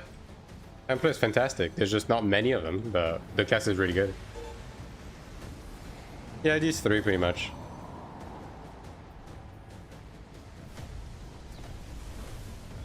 If you played a DPS characters, would it be Ranger? If If I had to main a DPS class, probably SM. I kind of like SM. I mean, Ranger's pretty chill. It's also really easy to set up.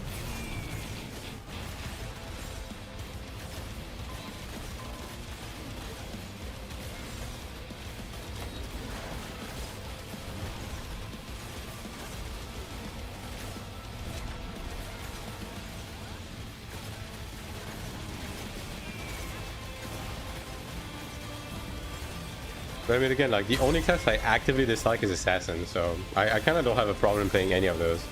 But yeah, probably SM. I would probably play SM. It's really dependable, like, it has really strong DPS. It's really front-loaded on its power. So even on low investment, it's pretty good.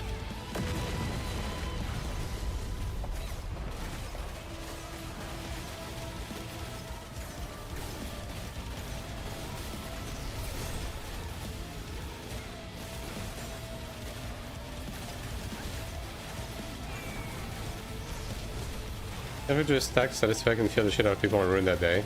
Aha, you won't be fearing them, you will be taunting them. Very different.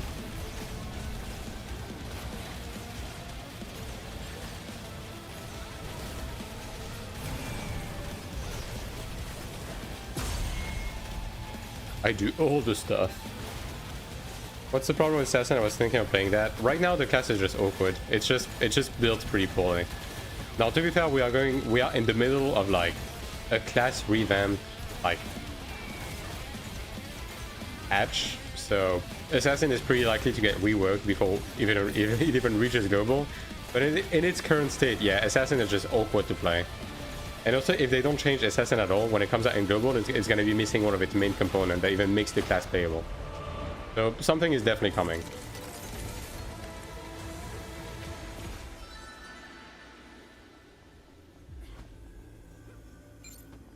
High investment, I'm assuming Assassin.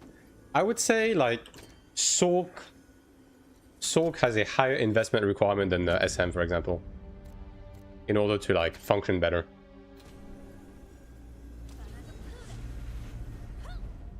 If you were to compare the mages, right?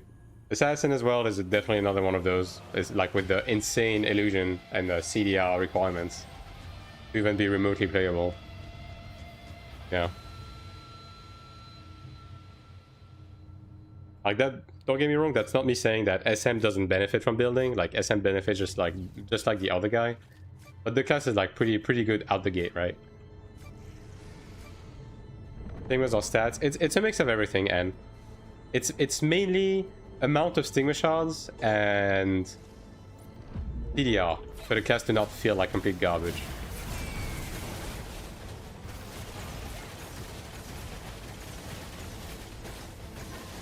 Like Ranger is pretty low investment as well.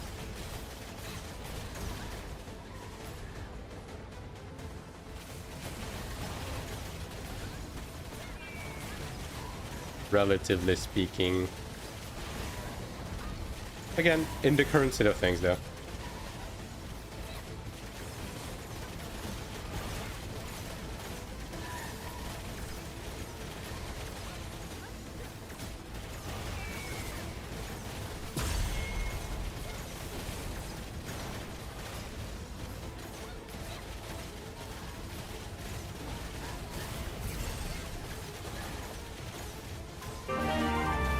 Thanks for the photo, Cappy.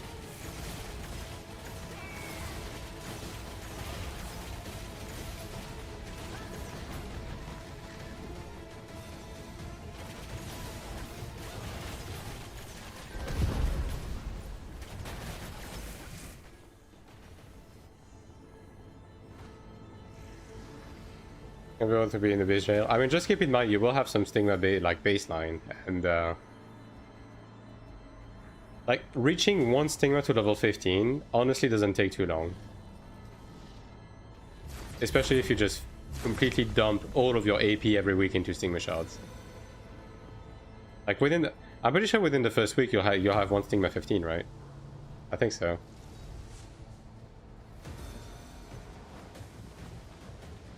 Why everyone says it's pay to win? I mean, every MMO is pay to win. And this one is no different.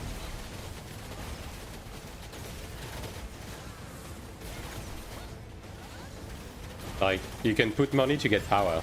It's an online game, you know? But the main thing that matters is like whether the game forces your hand to be able to do content, which this game doesn't. So, you know, your mileage will vary depending on your tolerance, I suppose.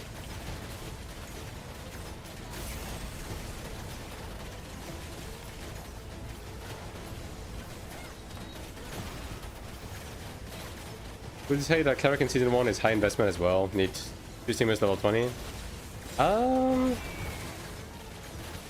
I mean... Earth Punishment needs like level 15 to function, right? And then LOP, you do want to get that to 20 ASAP. So yeah, I would say Cleric is definitely on the higher range, yeah, to function. But like, by essence of like how the class is, because, you know, a lot of people will like you as a Cleric because of the support abilities, right? And like that is not as high maintenance. But yeah, Cleric is definitely pretty high maintenance too, yeah. Carry on. Question's probably going to be... No, you will not be spending any AP into Abyss equipment. Like, PvP equipment is useless. Don't do that. Accessories-wise, you're just going to be making barely accessories, like, very early on. It's going to be pretty easy to make, and you'll be able to make a full set, like, within the first 2 weeks. Very casual friendly. I mean, Seb, one doesn't necessarily prevent the other, right? They're just 2 separate things. Like, the game is pretty casual friendly, yeah. And, like, the game is enjoyable at every step of the... For like, multiple type of different players, right? But you can swipe for power, and inherently that means that the game is pay to win. But again, it's just it's simply just not the only metric you can be looking at when looking at a game, right? Like, stopping at only looking at that is genuinely just fucking stupid. Because if you're stopping at just looking for that, you will never be playing an MMO for the rest of your life. That's just the honest truth. There's nuance.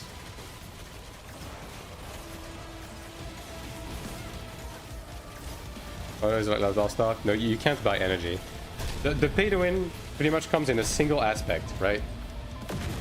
In that there's legal armty. You can buy the in-game currency from other players with premium currency, right?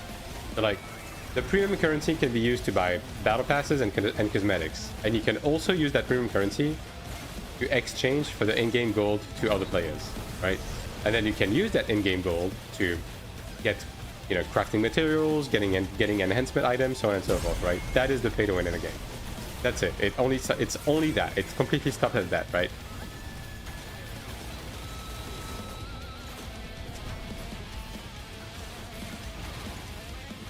The thing that I level requirement for dungeons, but the base requirement not matter.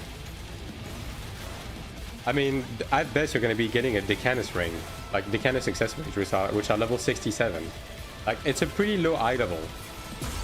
Crafted accessories are 76, and you're going to be able to make those like immediately.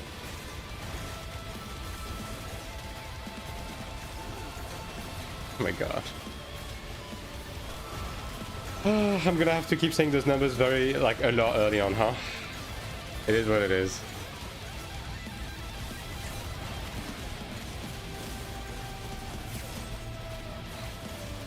I need to set up a command like pay to win in the chat, I swear. No, because ultimately, I am addressing the question because it's going to be a common question, but ultimately, I'm not going to be making videos or anything about it. Because the swiping aspect isn't about the game. I'm only interested in talking and making content about the game. I will leave the low-hanging fruits for the slop content creators. I'm not interested in discussing it personally. But hey, if someone asks, I can give you my take, and then you make of that what you will.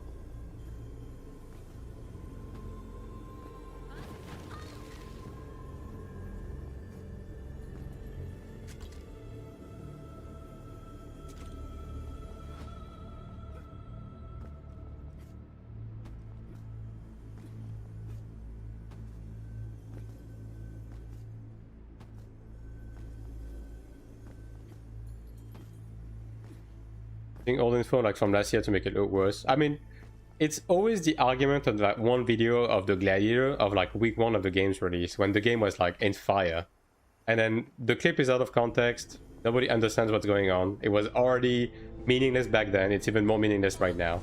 Ultimately, none of the entire discussion is completely moot. There's just nothing to discuss here.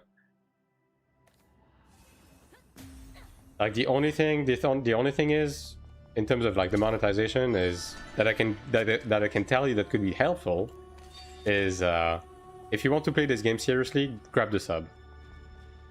Don't consider this game to be like a fully free-to-play game. It's very much a sub-based game. That's it. Like that's about the extent of what I can tell you about the monetization. Everything else is ultimately irrelevant.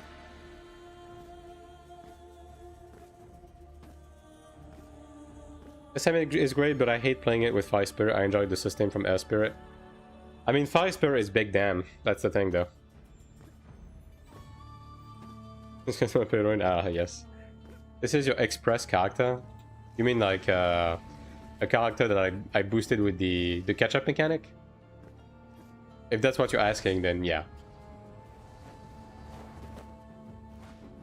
That's the one.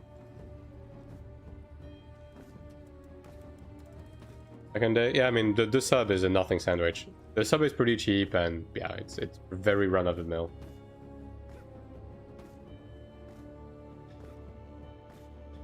PvP has seen AION1 PvPR. AION2 simply isn't about the PvP, that funk. It's fast food PvP.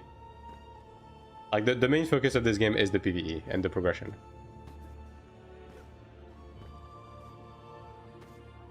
A Gladiator in the room with us now?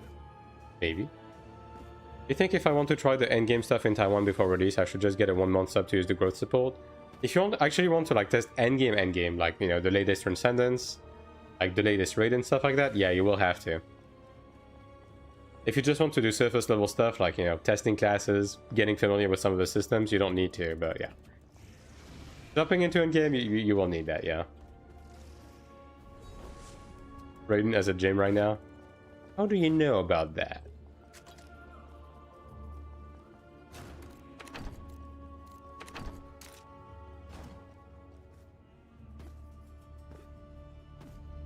It's still crazy to me that I got that bow, man. It's fucking insane.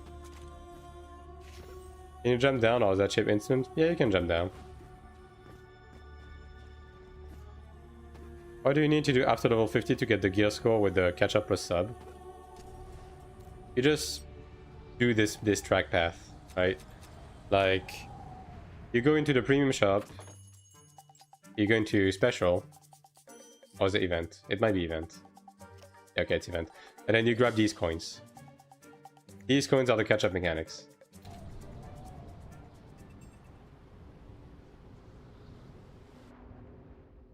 And then you activate the catch-up mechanic here, and then that second page is the one that interests you. You just do all of the featured quests, and then you can do those two as well. They're going to be useful. And on the 8th one, you want to do the Sick of Bingo one, and then that's going to bring you to... the gear score requirements to get into Alten and Morheim, and then you do all of the stuff here. And once you're done with that, you can go on my YouTube channel, and I have a video that goes over the next steps after that.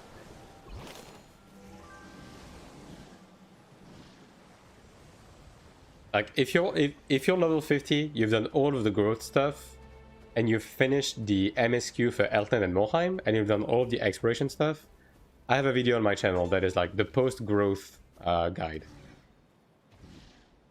That will walk you through the next few steps. Even as a PvE game, classes look irrelevant. I'm probably wrong. The cleric and a tank not being needed. The light content, yeah, they're not needed. But the reason why it is because they don't want you to be stuck not being able to run content if you don't have a certain class. For raids and for PvP, you will want a proper comp, right? And ultimately having a proper comp, even in light content, will make that fed light content much easier and much smoother, right? But it's just not a hard requirement, because again, they don't want people to be stuck in queue for 50 years. That's all there is to it.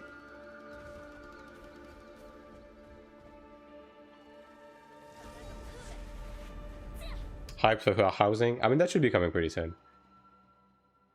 There could be 300 players on that ship. The ship itself is instanced for your legion. The transition between the instance area and the open world is seamless. Do I need to make an old character if I swipe? I mean, there's some horizontal progression stuff where having an ult ultimately is going to be the main and sometimes even only way to progress on stuff, like the clouded progression, for example.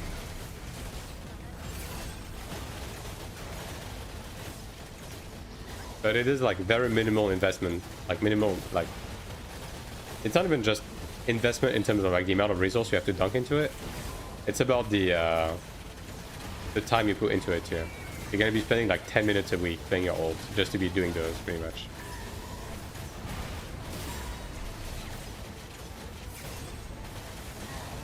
Like if you're wondering about what ults get you, I have a video on that on my YouTube channel. I hope QL updates and class balance changes don't take multiple months to come on global server like last talk was so annoying. I mean, allegedly we should be getting the latest QL and balance. Like even though we're going to be on season 1, it's going to be with the latest balance. And like it's going to be updated like at the same time as Curry and stuff. After the launch, based on how they handle it in Throne, we're going to be getting the balance stuff the same day they come out in Korean Taiwan. One ult, nothing more. I mean, hey, fucking life's your oyster, you know? You're free to do whatever as long as you're enjoying yourself. That's ultimately the only thing that matters, right? It's a video game, right?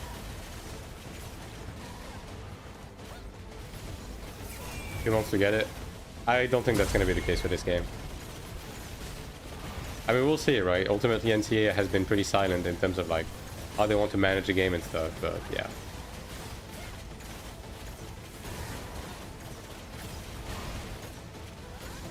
I don't see a reason why they wouldn't be doing the balance release and stuff like that at the same time. Amazon was a big dumb company. I mean, Throne and Liberty was also Amazon, and we got the balance patch the same day, right? So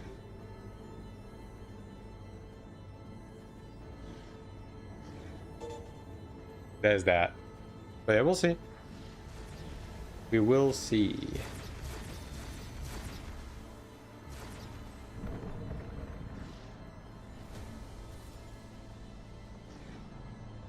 Amazon Lost Ark. Yeah, I mean, ultimately it's management, right? So, I mean, at the end of the day, it's just easier to keep up the same build in multiple regions, right? So, I don't know why they would be handling it another way, but who knows, right? Ultimately. Japanese stream tomorrow, hopefully it's something useful. I don't know, man. The Japanese stuff has mostly been fluff, so I guess we'll see. Also, it's pretty funny because the Sanctuary team I'm a part of kind of turns out to be a sort of like content creator Sanctuary, because the Solk in our group, Sele, like the Japanese guy, is actually like probably the biggest AION2 Japanese content creator. I didn't know. I had no idea. I just randomly got one of his videos recommended and I was like, oh, the guy makes content.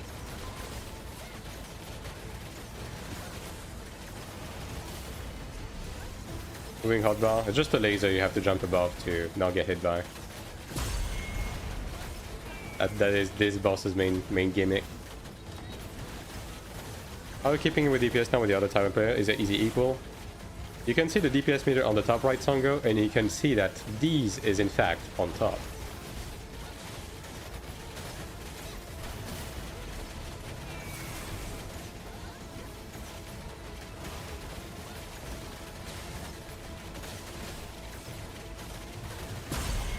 So doing pretty good. The change is massive, and like that's considering I'm playing at like 220 ping, right?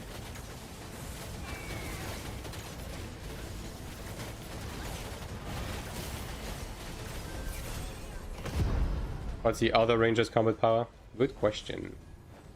519, so he's slightly low, I guess. About the same.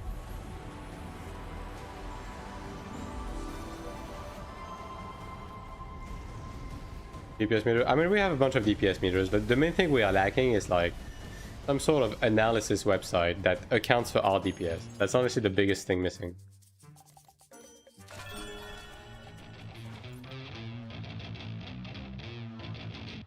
They because that shutdown. Amazing, yeah. That like latency change they made, fucking premium. I've never seen anything quite like it.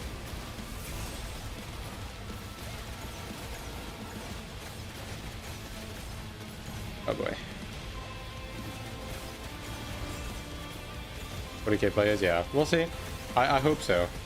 Because all of the DPS meters right now are just like fucking 8 DPS, which is never a good metric in an MMO, right? So, I mean, it's a bit less relevant now because the RDPS stuff is getting less and less relevant, but still, RDPS should be the main metric.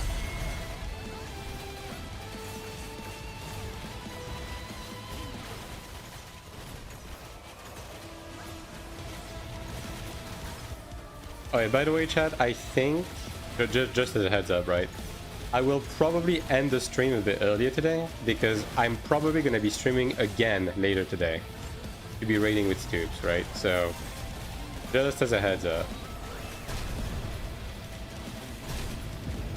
Because I do need to take some time to eat at some point, so I'm probably just going to do that earlier.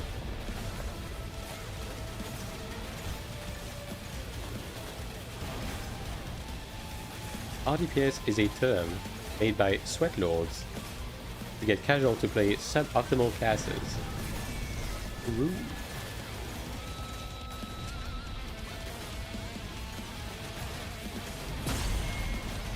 A good stagger. Hell yeah.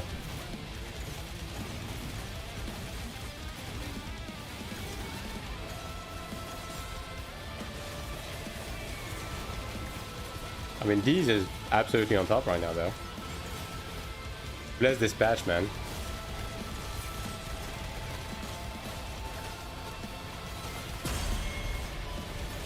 Is Brawler, whatever, the new cast named Tanky? It's a DPS. It's more akin to, like, basically think of Brawler like, you know, Assassin is a back attack DPS, Brawler is a front attack DPS. So, like, Brawler is the Assassin of the front. Is Cleric OP? I mean, Cleric is really good, yeah. I don't know about OP, but it is good.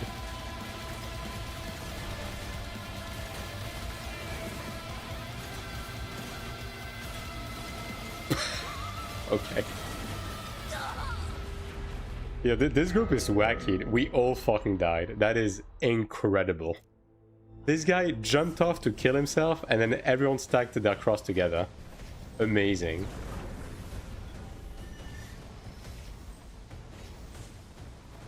Never playing front attack? Yeah, it's a bit wacky, but it used to be a lot worse. It's better now, although this specific brawl in the group is pretty dog shit.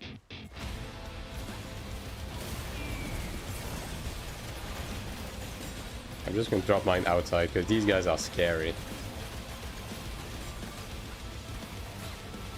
The music goes well, I was not expecting this. Yeah, welcome to AION2.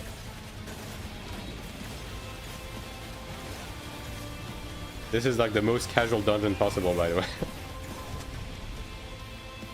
And I can't DPS from here. And no one saved me. Alright, well. Yeah, this group is a little wacky. Probably not coming back on week 2. I thought it would tank since the DPS. Now this guy's just bad. It is what it is, you know?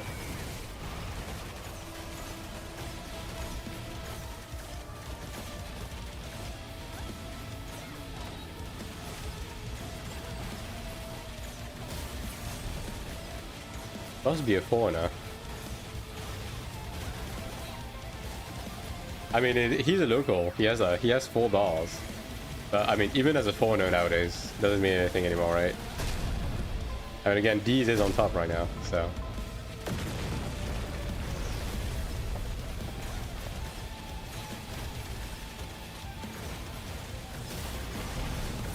Only one real tank. There's 2 tanks. 2 tanks, 2 healers, 5 DPS.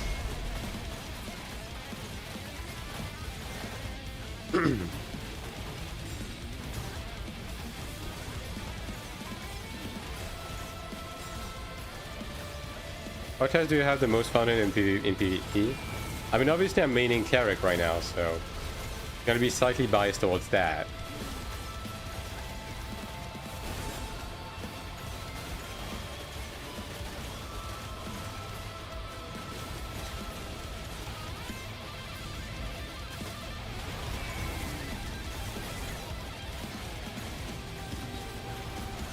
But honestly, I've been having fun with every class altogether.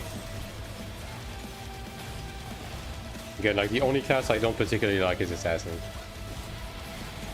Because of the previously listed reasons.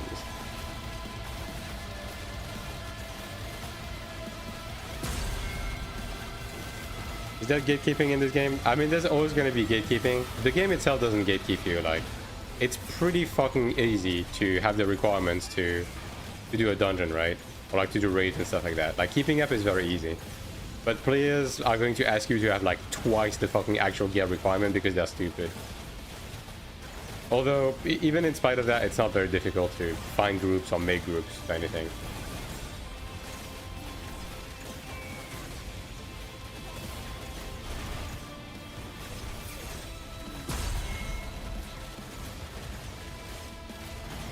Always be gatekeeping? Yeah, I mean, again, it's an online game. It's basically the same question as, is the game pay to win? It's an online game. You probably already know the answer to that, right? I don't even have energy to open. XD, dude. No, I'm good, dude. I'm not doing this again. I guess I just did this for fun. XD.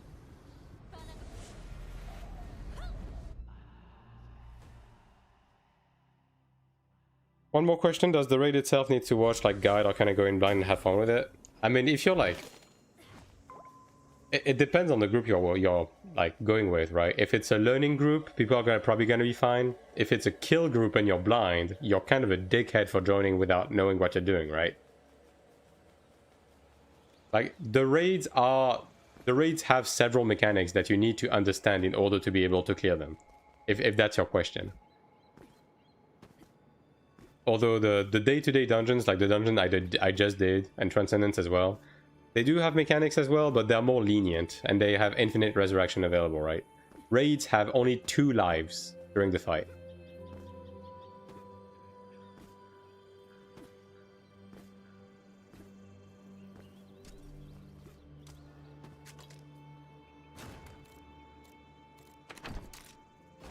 Alright, so this character's down. Let's see.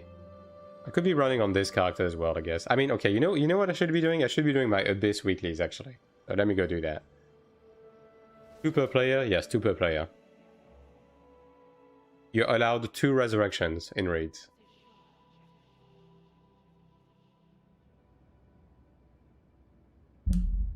Fucking kidding me, dude?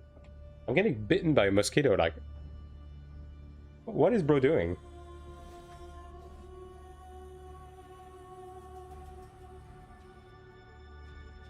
Alright. Okay.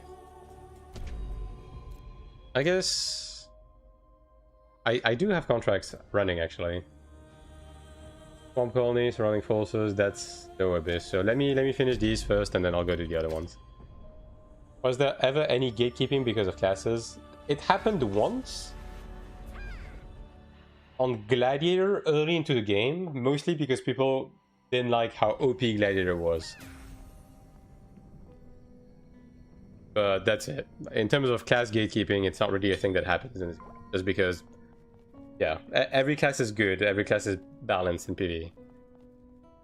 How is the wing grind in this game? Just running each of the piece of content during the morphing? Yeah, you just kind of have all of the wings, and when a new piece of content release, you run a couple of times, and then you have enough wing feathers to craft it, and like that's about it, really. Like the main component right now in terms of the wings, in terms of grinding, is like enhancing the wings, right? That is a more long-term thing, but you just kind of do it over time, and it's not too bad. It can be because the class is too strong. Yeah, I mean, Gladiator at the beginning of the game could legitimately just one-shot people with a gap closer in PvP. But like the Abyss was just like Gladiator just zoom in from people to people, just one-shotting them. So people were like, yeah, fuck him. You want to do that? You're not going to be doing dungeons then. And that was the gatekeeping. But that was really the only instance of gatekeeping happening in this game. I'm trying to think right now. I should probably be updating my macro, honestly. Like, I should be separating this. Yeah, just make it the same way as PvE, right? Because the weaving is going to be identical, pretty much. Just do that, and then just do that, right? I didn't know you have to upgrade wings. We won't have to do it on the global release. It's a thing that came out much later.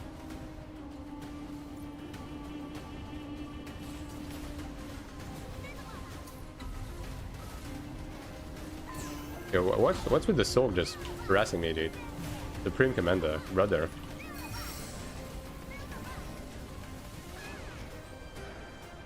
Yo, nice backdash, dude. Excellent. Another one, really? Whatever. Does AION2 have HDR? Honestly, I mean, it probably does, right? I'm not quite sure, though. I'm just a fucking 1080p. I'm just a 1080p, like, just running basic setting kind of guy, you know? I don't really give a shit.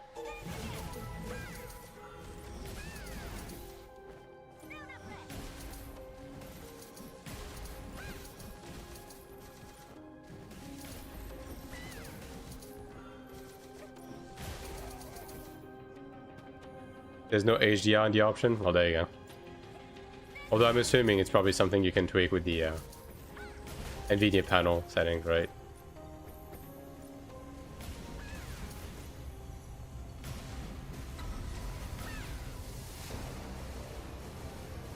Oh, you're attacking fast, but...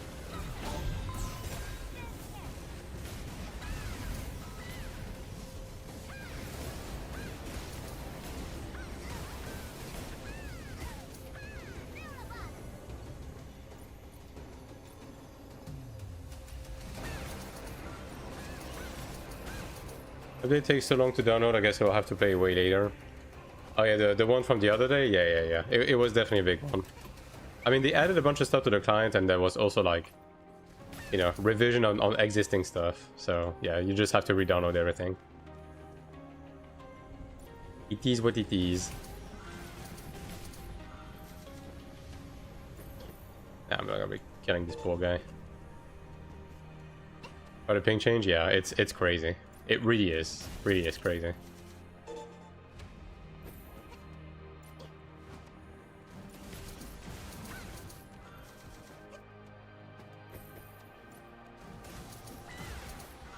Oh, just now you're holding macro, just saw some manual inputs as well. I mean, there's some, yeah. I mean, anything that is like, my DPS bread and butter is just macro, but anything that is support, dodging, divine aura, bolt, like that is manual. Buffing as well, I'm keeping those manual. It's better in PvP. I mean, in general, PvP is more manual than PvE, but that's not to say that PvP is particularly like engaging or anything. Like the PvP in this game is pretty bare bones in terms of like player input. Log in my Cleric. I mean, honestly, log into your Cleric and try to use Judgment Thunder on a dummy. You're gonna lose your mind. That's honestly probably the one that actually made me go whoa the most.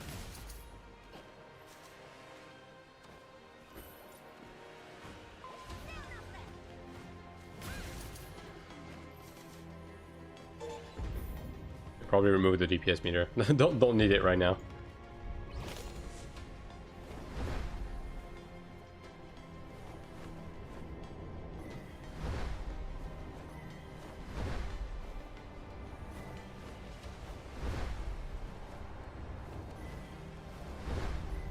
Buff charging reactive. I mean, in PvE, a lot of people just macro in the buffs because like you just want the most amount of uptime on it.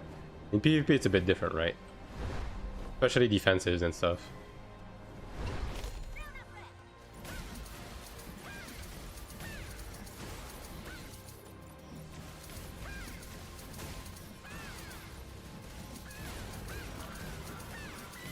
Yeah, the farming weekly is gonna be a lot faster. Not gonna lie.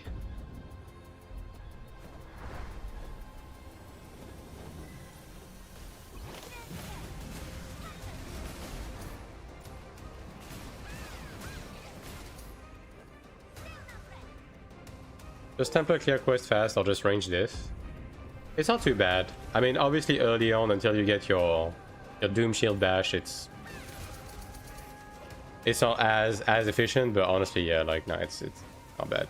Especially if you're talking about the MSQ. Fundamentally, the MSQ barely requires you to be killing like large amount of trash, so it makes no difference. Alright, that's over. Guess we are moving on to the upper abyss. Well, mid abyss, I should say. Endgame grinding? I can show you. You know what? You know what? I'm gonna show you. I think it's best to just like have it on display so you can understand, rather than just say, oh, it's this and this, right?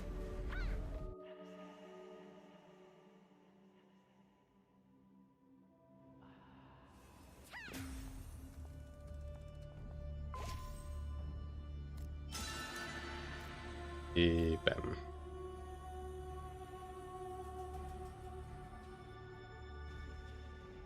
Thank you for the visual education. Yeah, no problem. It's genuinely no biggie. I mean, it's better just to show you, just so you see like how efficient it is in actuality, right? Instead of just like, you know.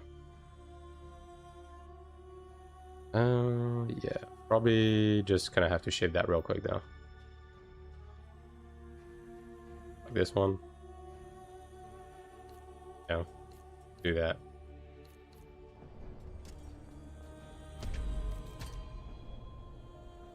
I need to set up a proper like farming macro on my Templar. I mean, I guess it would have worked as is, but whatever.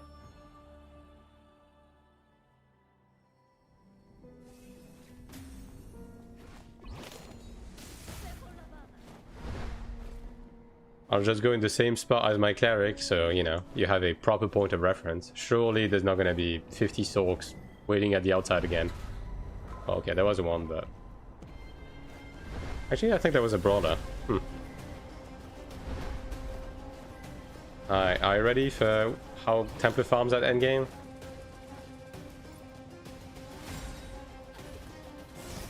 Well, first of all, do that.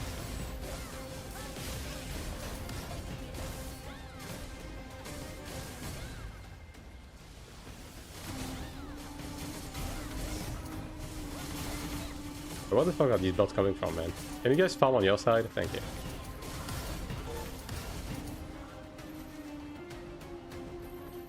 Alright, there you go. That's how Templar farms at endgame.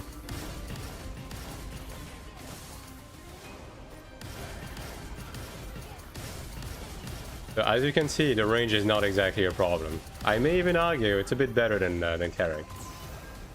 Supreme Commander. Yeah, very, very cool, dude. Did I nerf that hook by any chance? I remember that shit had no CD. I mean, you can still make it so it resets when you kill the target. They haven't really changed it much other than that. I mean, like the first week of the game, you could use it while moving, and they removed that pretty fast. But other than that, no, they haven't changed it too much.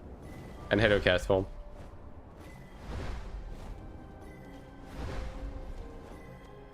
Actually, I can run my, you know what? I can run my, my corridor even better. So this way I won't get interrupted by a Supreme Commander just farming XD.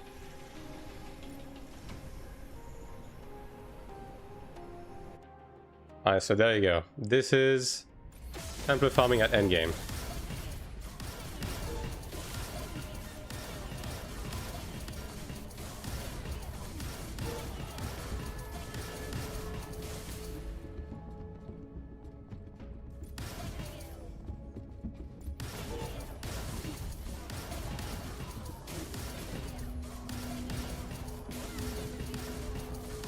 Kind of satisfying, yeah.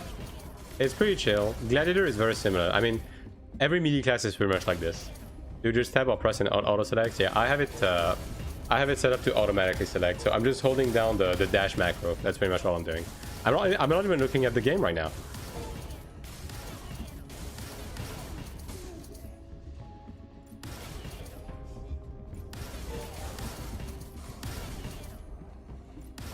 Like obviously at end game, if your template is really juiced and you actually one shot with the rush itself, it's gonna be even faster.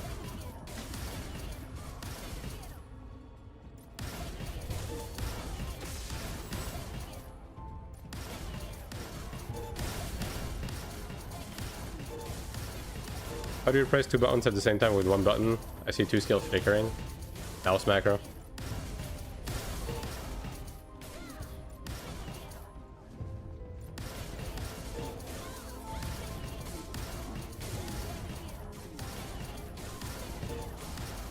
I just have a mouse macro that just like spams these two buttons.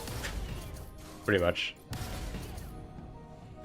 Macro to work, can I get all other skills? I mean, I'm just using IQ and like I just have both of these buttons set to constantly repeat every 1 ms while I'm holding it down. That's it.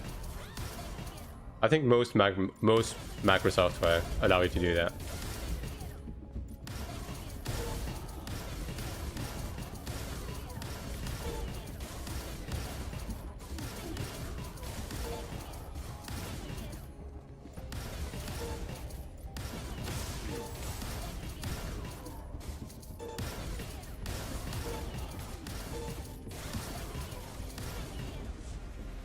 And there you have it.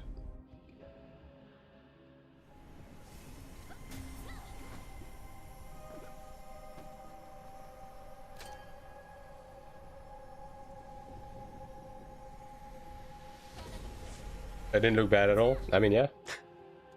Like, I'm telling you, the discrepancy between melee and range in like every aspect of the game, it's honestly fucking pretty even. The only thing is ZVZ, where melees obviously do a bit less than range, right? But for the rest, it's whatever. It is genuinely whatever.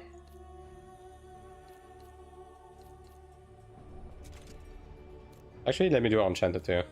I think I might have done it on Chanter. I mean, I'll check.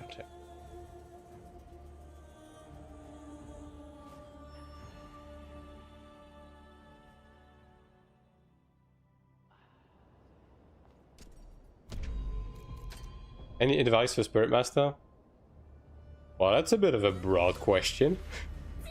Can we like focus up on like a specific thing, perhaps? Is it worth as main? Yeah. SM is really solid. Okay, yeah, I've already done it. Never mind. I'm going to make a video on why we should make ults. I already have Hellrain. Like, if you go on my YouTube channel, right? You scroll down, like you go on videos, and then you scroll down 1, 2, 3. Oh, there it is. There it is. And it should cover every question you have. And if you have any other questions, feel free to come ask. Is it weekly reset Wednesday? Yeah, pretty much. Yeah. I go back down on doing my quests. I like the haircut, by the way. Yo, thanks, dude. Now with this new Bound Kina until full star is worth ults for global. The Bound Kina stuff is not going to be here on global. Like, the reason why they introduce Bound Kina into early content is because bots get into those dungeons as the game progresses and as the catch-up mechanics progress as well, because like it's just basically free to get to those dungeons, right? Which is why they make the Kina bound to lessen the impact of bots, right? On global, the 1-star, 2-star, 3-star dungeons are going to be the end game, so the Kina won't be bound, because if they make the Kina bound in those dungeons, then there's no economy, because dungeons is where you get the tradable Kina. So yeah. Do not fret. The Kina will not be bound, and ults will be worth it on global early on. That will not change.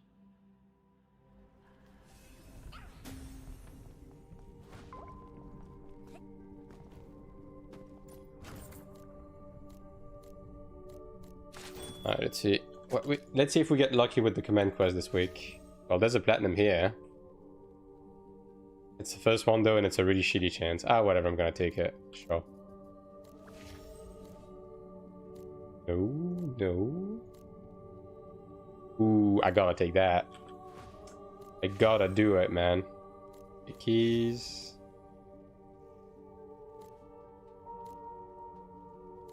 Eh.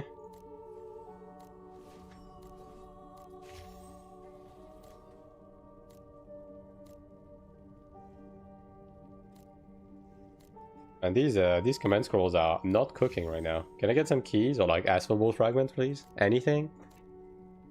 I will beg if I have to. What do you look for in these platinum and keys? Yeah, pretty much. Metal boxes, at least gold, and then asphalt board and keys. Yeah, pretty much. Like if I still needed stigma shards, I would go for stigma shards too. Like soul fragments are okay. Whatever, man. What items are worth rerolling on launch in those command scrolls? AP. Like, early on, Stigma Shards and AP are going to be the ones you're going to be looking on. Like, early into the game. The ones in the Central Abyss, or the area I'm in right now, will not exist, though, so keep that in mind. Okay, south, center... Alright, I'll go south first. I mean, it shouldn't be heavily camped, because we don't have any artifacts, right? Totally.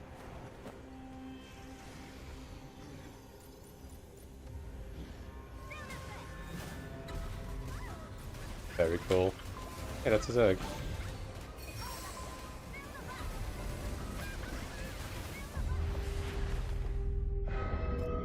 Never mind. People are roaming, in fact.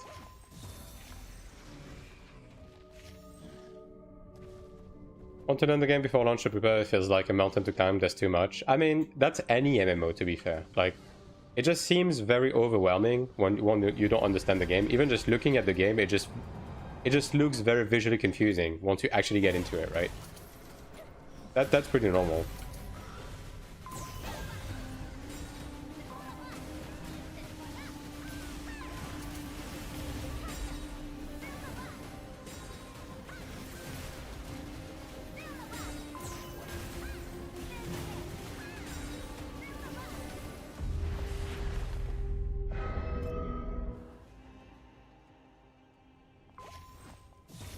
They like you apparently. I mean, the server I'm on died. Like that's the thing. They opened up server transfers and everyone left the server. So we are just like at a pretty huge population disadvantage, which means that the Abyss is pretty much only populated with the other faction, at least for this week, until they change the matchmaking again. It is what it is, right?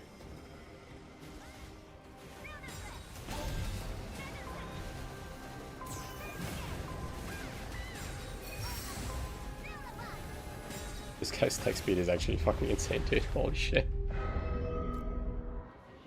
Yeah, it's server-based PvP. And like, I haven't really been taking care of my PvP gear too much for like the past few months, because honestly I just don't really care. So yeah, it doesn't help much.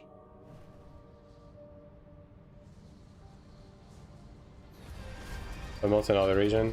I mean, you will be able to play fully blind if you play with a pre-made, but yeah, people are going to be knowledgeable about the game even on day one. Like you can't really expect to go into the game completely blind.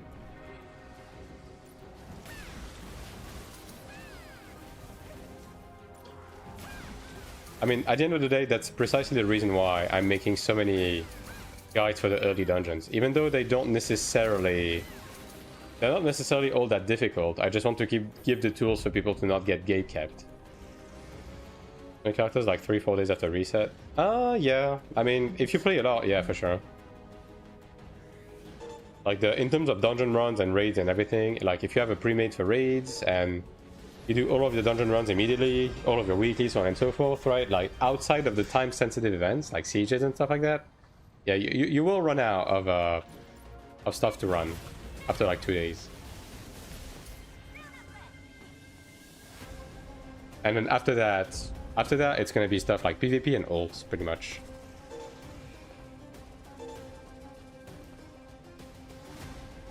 I mean, yeah, I mean, Will cap be level 45 on global? Yeah, early on the cap is going to be 45.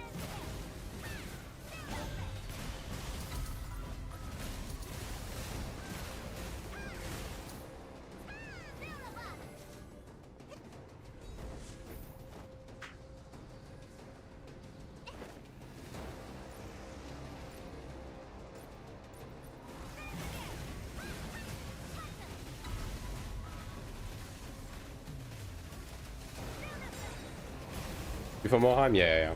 We're only gonna have the first maps, pretty much.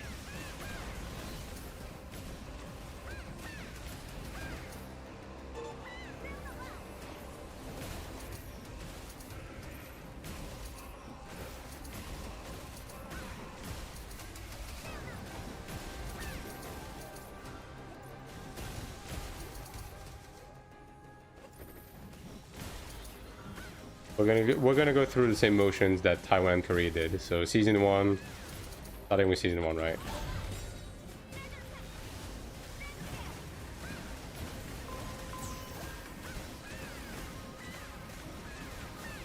I don't think there's gonna be a victor. I mean, maybe he's gonna be accompanied by someone. I could see that being the case.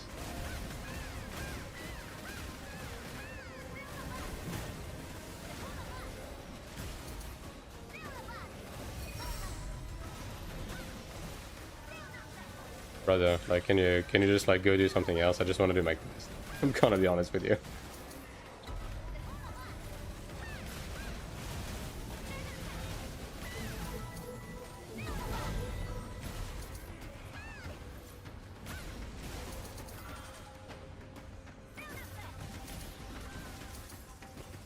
Ah, he left.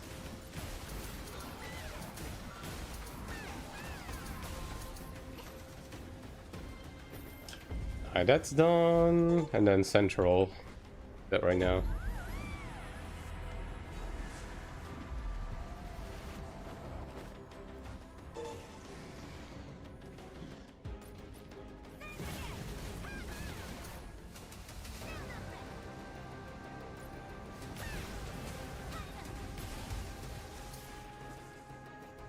Killing Cleric takes energy, yeah. I mean, it's just that, you know, Cleric is not really meant for the 1v1 shenanigans, so even though this guy is, like, very geared, obviously. Like, yeah.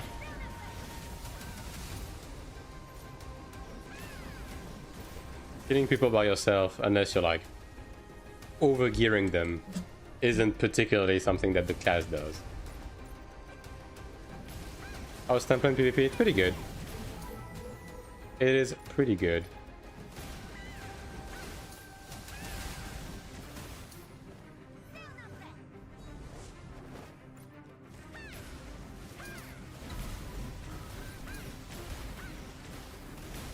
Takes time to kill as well. I mean, Templar is pretty bursty, to be honest. Like, it's not as bursty as a Gladiator, obviously, but it does some damage, for sure.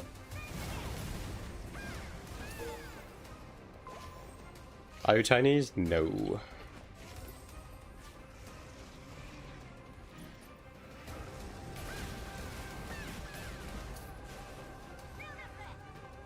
Killing a Templar? Oh yeah, Templar is pretty tanky. I mean, depends on the class, depends... I mean, again, it... Ultimately, PvP depends on a bunch of stuff, right? And gear also plays a huge factor. Like, gear, class... Oh, maybe in... Just ignore me, I'm just, you know, passing by. Never mind.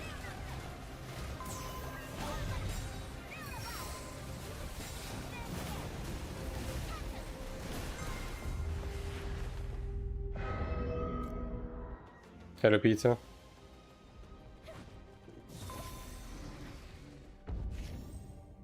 And like performance and matchups in general like keep shifting as balance patch keep happening, right?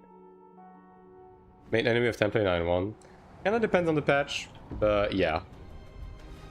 I mean, Templar was really strong in 9-1. I would argue like a well-built Templar had no counterclass. Depending on the patch, again.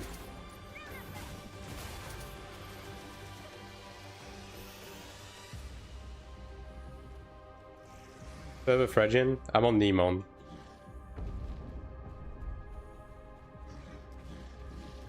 SM can do shit to current Templar in AION2. Well, okay, I haven't looked at the matchup in a while. Last time I checked, the SM had a chance, though. But yeah, I'm not gonna pretend that I have looked at, especially after the past week after the change, right?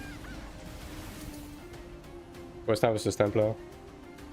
Yeah, Assassin is not doing too hard against Templar in this game either. It used to be doing pretty good though. Again, it just depends on. It depends on too many things. You can't really look at like the state of balance in this game to have an end-all be-all opinion, I guess.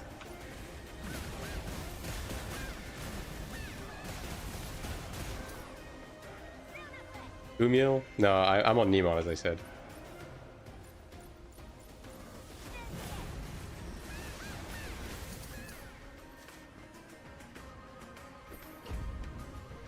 I mean, yeah, on AION1, yeah.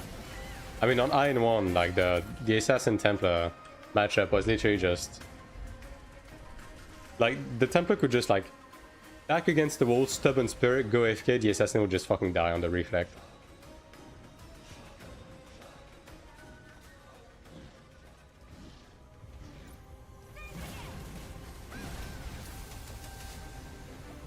Most of the people are Glaz, yeah. I mean, the golden child of the game right now is Gladiator, and that is also true for PvP. Gladiator just fucking mow people down in PvP. I mean, you saw. You saw, right?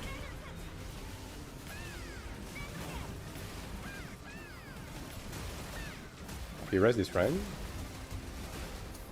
Interesting. I guess he just used it for the heal.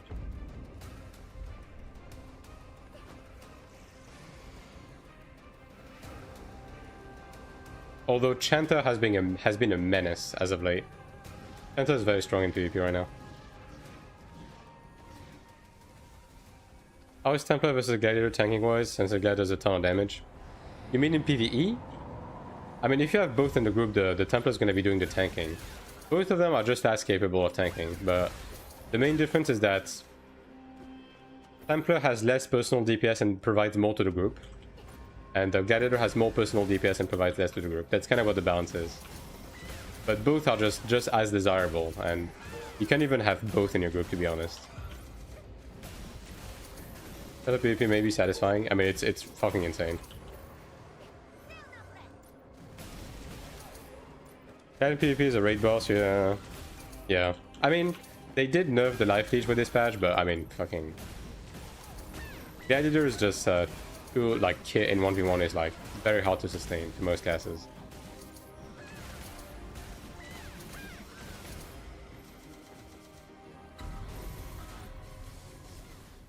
Hey, speaking of Templar, here's one.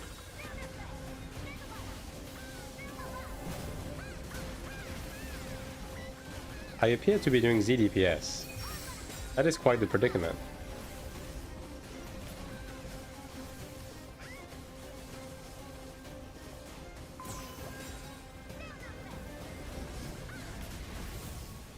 Like, I mean, this guy is doing DPS, right? Like, he's doing pretty okay DPS, but, yeah.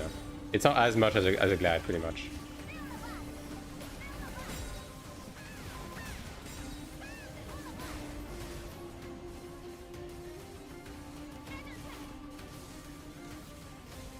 But I'm never going to be able to kill this guy because XD Cleric, ultimately. It is what it is.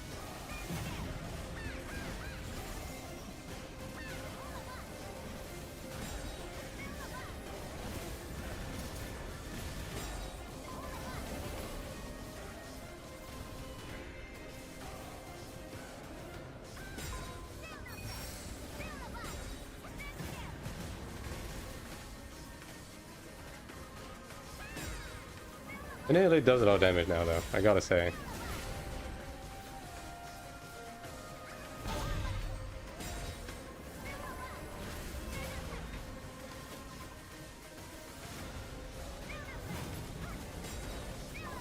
Can I just, like...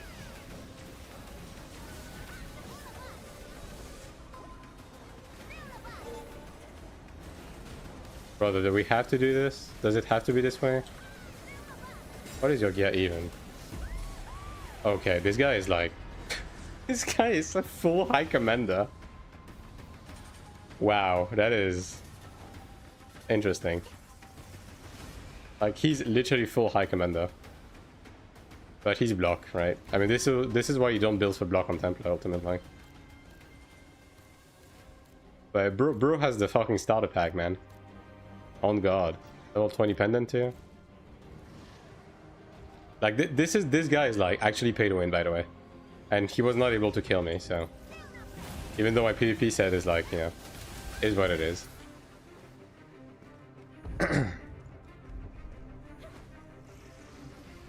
Like, this guy is nearly max gear.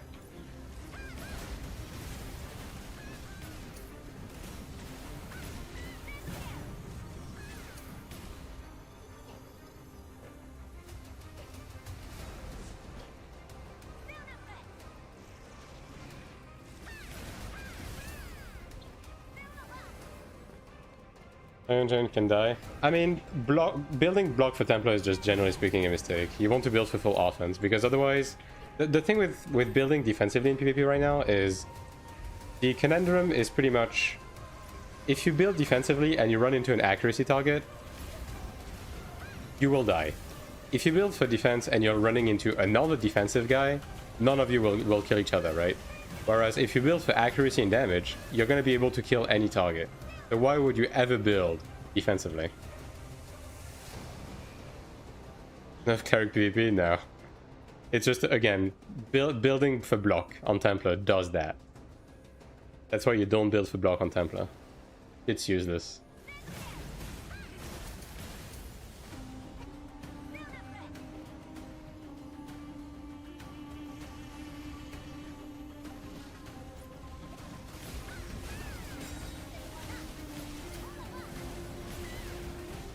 Actually, what's my PvP quest this week?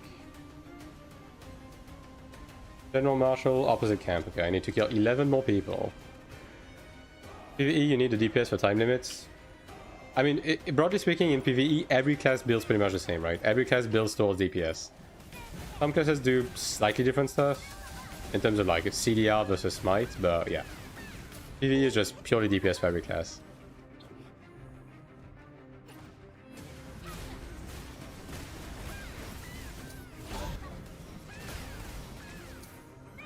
Been thinking about hopping on 2 to get ready for global. Do you have a top 3 class for high ping or classes to avoid with high ping? I thought Assassin is pretty ass with ping. I mean, the thing is, I would have said avoid playing a DPS class prior to this patch, but the patch they released this week actually just negates ping diff in terms of DPS. So just play whatever the fuck you want, is my honest to God answer right now. Like, ping difference is no longer a problem.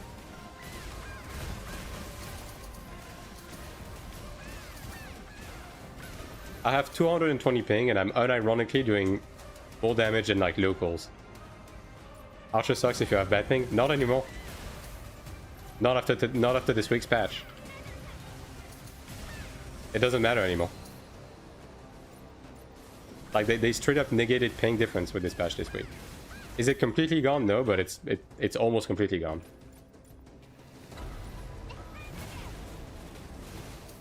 Alright, done with that.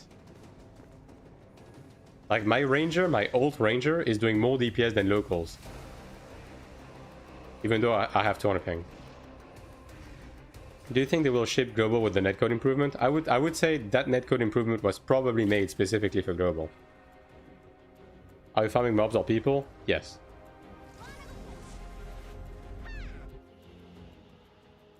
How far are you into PvP progression gear-wise? I'm pretty behind because, again, I've just stopped giving a shit about PvP months ago. I have 3 pieces of High Commander, and I have the wrong build. I'm building for block, even though block has fallen off.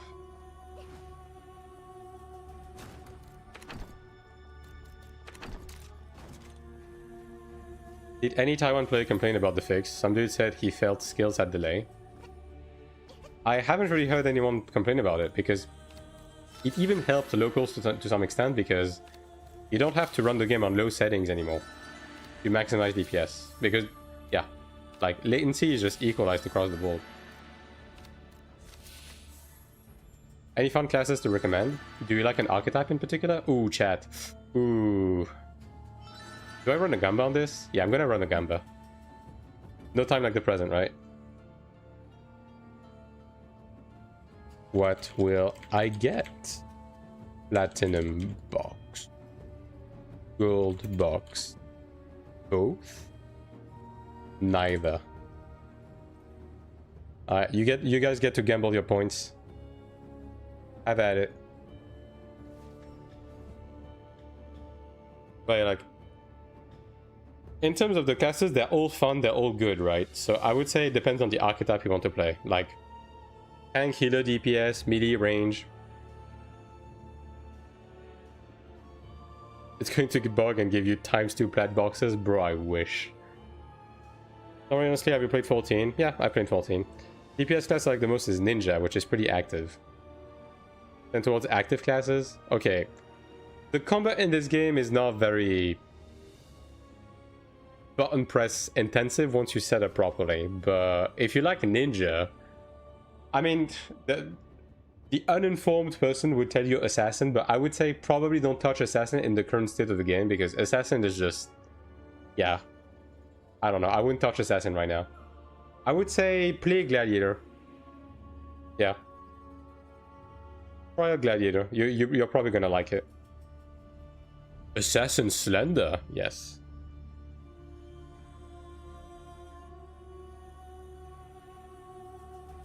Like, Gladiator is a tank, but it does a lot of damage. It's very, like... it's pretty satisfying. It has good self-sustain. Like, I think you'll have fun with Glad. And yeah, like, if you're wondering anything when it comes to building the class in terms of the skill selection and everything, like... any other ass classes to avoid. It's not that Assassin is ass, it's just that the way it's designed right now is not very compatible with the way they have been patching the game, but they are doing class reworks right now, so yeah. But yeah, like, if you're curious about like skill building and everything, you can just have a look at my my class resources on my Discord. And I have like a bunch of guides as well on my YouTube channel. Alright. Is the Gamba done running? Okay, it is. Let's see what we get. Okay, I got a gold box. Okay. Okay. I can get 2 gold boxes on this. Ooh, another one. Ooh. And I can get a platinum here. That's the last chance for the platinum believers. Nope. Alright. I got golds. So you guys are getting paid out on the golds. Damn. Only 1 believer for the platinum. I'm so sorry. A lot of believers for neither. Get fucked, I guess. They ask in different words. I mean, yeah, but okay. It would be tough to explain to someone that doesn't know the game, but it's just that the class is very much a one trick that used to shine because of that one trick, but that one trick is not impressive anymore, and it just makes the class feel clunky in comparison to other classes now. That's basically just to put it in like broad terms. That's kind of how it is right now.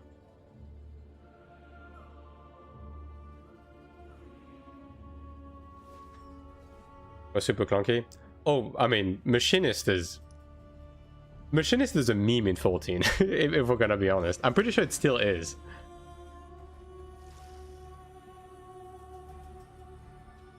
Download 16th September for beta test for Steam. Do I have to re-download again on 30th of September? No idea, Tarek. I don't know if it's going to be the same build or not. Alright, well, at least we made some money. That's cool. Surely there's gonna be people left on Nemo that will buy the metal box, right? Surely. I still have 1 turn in to do, but I have to see. The price on these is fucking insane, man.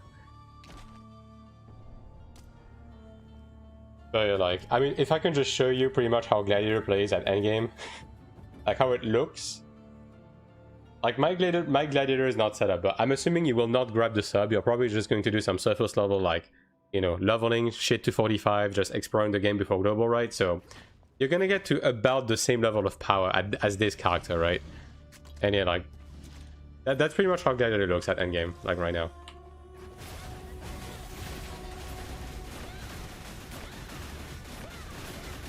In terms of the actual gameplay, it's mostly macro stuff. Like, you have some other stuff you're pressing separately. But yeah.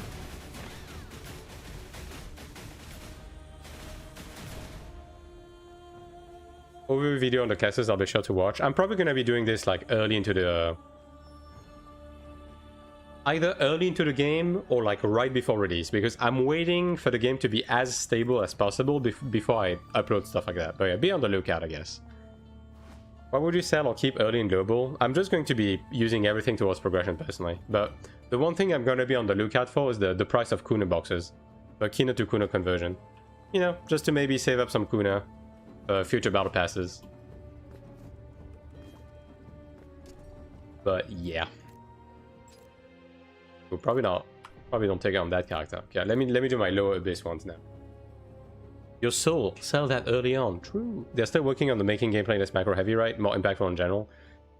I would say the changes to Templar and Chanter were not necessarily less macro intensive, although I will say that some of them, to some aspect, you are pressing more buttons as a result, but it's not like anything special.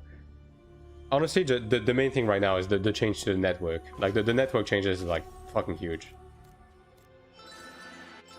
Like that is the main takeaway right now. Resold it again for the found spec. Yeah, that's fair. But yeah, like Chanter right now, it's still macro gameplay. The main leeway that you have is Impactful Crush, whether you want to use it separately or within the macro. Using it separately allows you to like use it at range, to have another Dark Crush window at range, right? So for both for PvP and, you know, a movement, it's pretty good. I assume the game is pretty pay to win. Korean stuff is super aggressive in Lost Ark. The game has pay to win, of course it does, but I mean, I can just give you like myself as an example. I've been playing the game for like 8-9 months since release. I've made every fucking mistake possible. I didn't get the sub for the first 2 months, and I've always been able to like keep up with the content and like do the hardest PvE content on day one of release, on the like the very first day it gets released, right? And I've been able to do PvP early on and have fun with that. So keeping up with the game, as long as you just play the game and actually like do the content, is not problematic at all. Pay to win exists. It is an option. People are going to be doing it to be slightly more powerful than other people, but you will never have to interact with it. Yeah, I do need to be buying the contracts. Can you elaborate on what you hate, Sin? The over-reliance on elusive clone, to me, is just bad design. I also think the way Insignias and Insignia Explosion is designed, like I think it's just poorly designed. Like these are the main ones.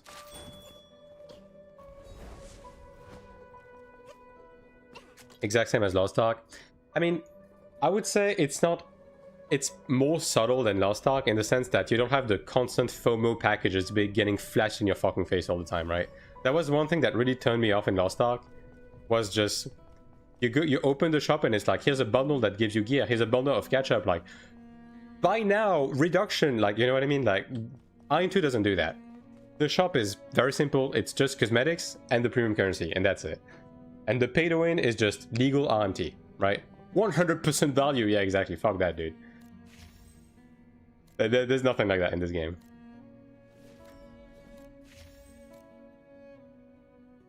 You know, ultimately, it kind of boils down to the same stuff, but yeah, like, the main takeaway is that you will never have to interact with it as long as you play the game. And I can guarantee you that, because that's what I've been doing, right? My main gripe of pay to win is elitism and baby crazy grind is excessive. AION2 is a lot more casual. Yeah. It's pretty chill.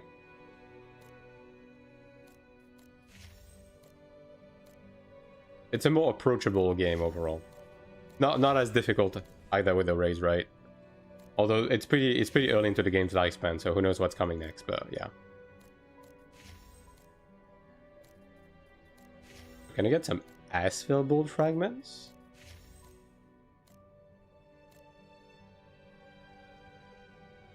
There's a game the... Yeah. Oh, 35. I'll take that.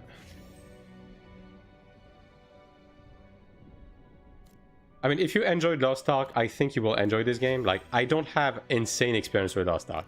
I haven't played it to an extent where I would even remotely be able to pretend to know like everything about it, right? I can just like face value what other people has told me, so obviously take everything I say with a grain of salt, right? But I think you will enjoy AION2 if you enjoyed Lost Ark.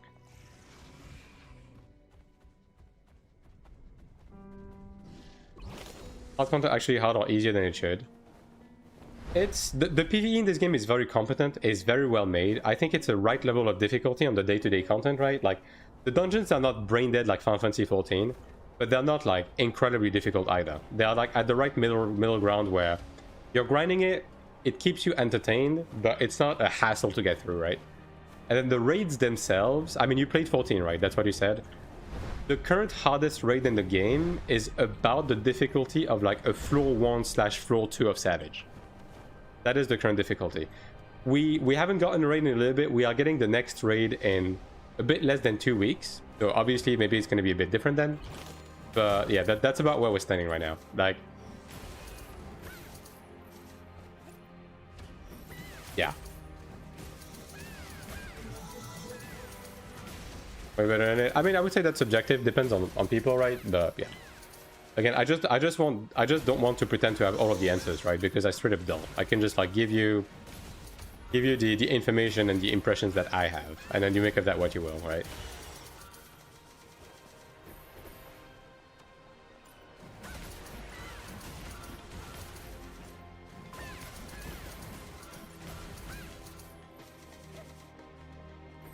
What's that on to? Was it only ping issue they fixed the other stuff too? Oh, they added QL stuff. Like, for example, the you can now dissociate on the, you know, the main target bar. You can dissociate the target of the target and the buffs and debuffs. You can expand on them, make them bigger, move them, and so on and so forth. And like, they added a bunch of other QL. I mean, if you're curious, I did make a patch notes video that goes over all of the changes this week. Like, off the top of my head, I don't remember everything, but yeah. Hard content like Ultimate 14 that can be chill. I mean, yeah, but the thing is, the game has only been out for like 9 months. Like, Ultimate in 14 didn't come out for like, I'm trying to remember exactly how long it took. I think it took 4 years on 14 for the first Ultimate to come out. So kind of have to let them cook, right? Yeah, they did nerf Clerics like a couple of times because people were struggling. I think the game will eventually get there. Like, I think they have been slowly ramping up the difficulty of everything and adding more stuff. So I think eventually we'll have some sort of pinnacle content, and I do think difficulty is not quite done ramping up, but yeah. Kind of have to give... Yeah. Both are pay to win. Oh yeah, I mean, undoubtedly. I mean, that's not even the argument. Like, the only argument that matters when it comes to the pay to win discussion is like, does the game force your hand to be able to do content, right? And AION2 doesn't, so there's that.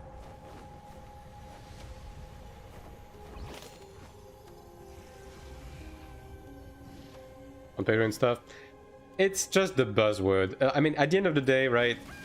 I've been playing MMOs for 20 years. You need to understand that people have been getting caught up on different stuff through different stages of MMOs, right? Back in the days, it was the no-lifers. It was the lack of gates. People that had no life, no job, that were able to grind the game 24/7 to get an advantage, right? And people were getting upset over that. And because of that, people added gates into the game. Weeklies, dailies, limiting the amount of stuff you can farm, right? And then people started talking about FOMO. That was the big discussion after that. Oh, I have 5 jobs, 3 wives, 16 dogs. I can't log in. I'm missing out on my dailies, right? And then developers added options to, you know, catch up by paying money. And then all of a sudden, discussions of pay to win started to rise, right? And then when that happened, they added options like, you know, currency conversion to make it more of a symbiotic relationship, as well as making stuff more weekly and less daily, and so on and so forth, right? And I think the current state is honestly a pretty good compromise. But the thing is, fact of the matter is, regardless of how fair the game is with like the monetization and everything, people will always find something to bitch about. It is what it is, right? Where ultimately, if you just play the game and enjoy the game, you will have fun. And you will be able to do stuff, right? Even AION1, AION1 was infinitely more pay to win than AION2, right? And I was always a free-to-play player on that. I never swiped, not even for the sub. And I was always at the top, right? Like, I I was always considered a threat on every class I played, every server I played, even though I was fully free to play every time. So ultimately, the only thing that I can tell you is just play the fucking video game. Genuinely. Just play the fucking video game and stop giving a shit about what other people are doing. Because in life in general, if you spend your entire fucking life spending more time looking at what other people are doing instead of just focusing on yourself, your own progression, your own fun, your own enjoyment as a person, you're gonna be spending a life of misery. Because life is fundamentally unfair. It is what it is, right? Like, that's just how it is, right? So just focus on your own stuff, and then as long as you keep having fun by doing that, you can just keep playing the game. And the moment you stop having fun, you just drop the game. It's that simple, right?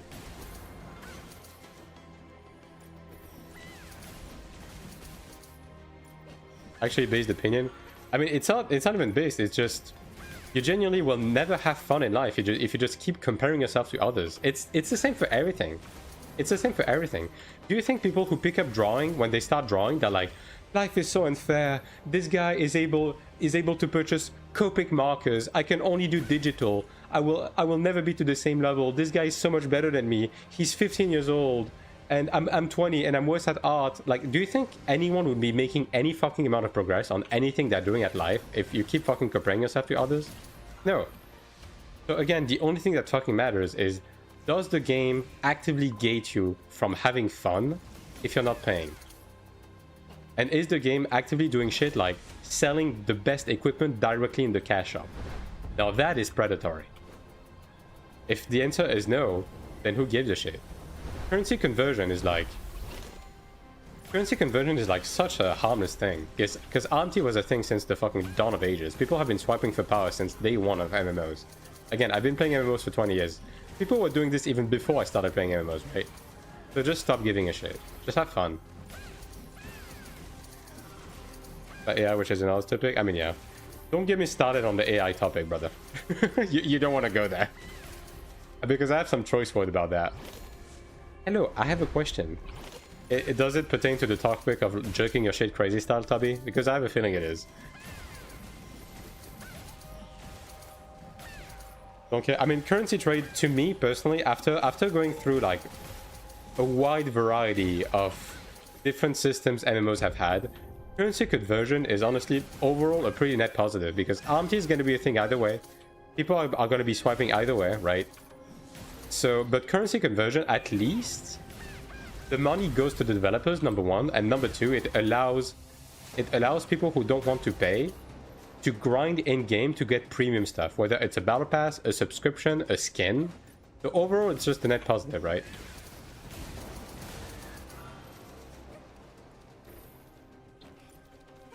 I was watching someone reacting to playtest and they said something about downgrading the game 2 times to play, but isn't going to do the same for full release. Downloading the game 2 times. Oh, you mean in terms of like having to download the playtest and then the game again? I think it's just going to be on the same client and it's just going to get patched when it releases. Yeah. Special Stone, wow. I don't think biggest issue today...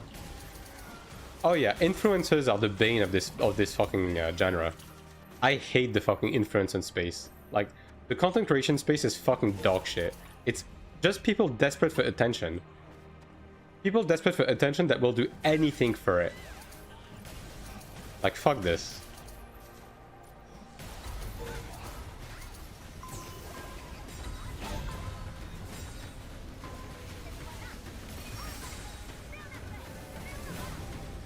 I'm not killing this guy. That is not happening.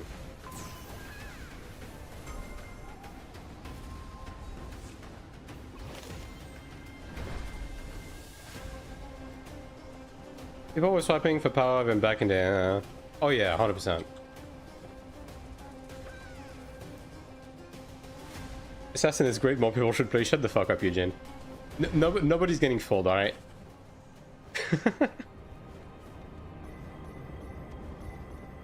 Real talk, you think the early access for Global is worth it? If you want to play the game early, sure. Like, ultimately, you're paying like, what, $8 extra? Because the early, like, the cheapest early access package already gets you the sub, right? And it's like $30. So, yeah. Whatever. If you want to grab it, grab it. If you don't, don't. There's no FOMO associated. I can tell you right now, the people playing on the early access servers are gonna get fucking nothing in terms of advantage. They're not even gonna be able to play the full 5 days, right? So just grab it if you want. That's my honest to God opinion. Playtest riot turn up for release. Yeah, like whatever you do on the playtest, you will not be able to carry over. It's just like for people to explore the game. It's just the PR stuff and like, you know, testing server stability.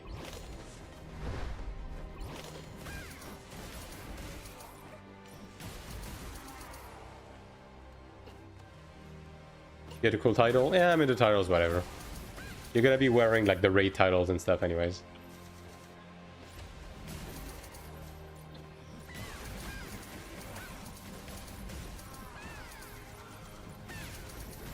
They won't have an advantage? I mean, not really, because like we won't even get one weekly reset, and PvP matchmaking, the servers are going to be separate, so like whatever. Like, sure, we're going to get set up a bit earlier on the PvE side, but whatever progression we're able to get on the first week is going to be basically like gone within a week or two of the game being out, in terms of like how noticeable it is. And thanks for the follow, Froggy. Assuming it's the fucking tentacle thing. How many bots here? Right. Oh, that's me, man. Sponsor crap? Oh yeah. I mean, you would not believe the amount of sponsorships I keep declining. I literally had my discussion with my LagoFast rep yesterday about them wanting me to take more sponsorships and putting the sponsorships at the front of the video, and I was like, no. Like, it just simply doesn't befit the mentality I have with my channel, so I'm not gonna do it. I just bought LagoFast for your code. Wow, very cool.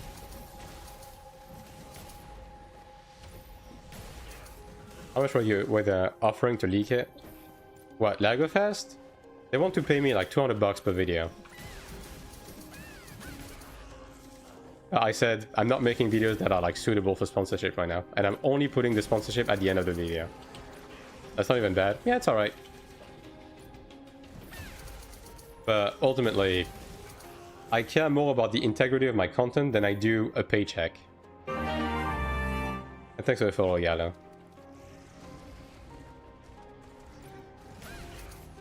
Just sell Pokemon card instead. True.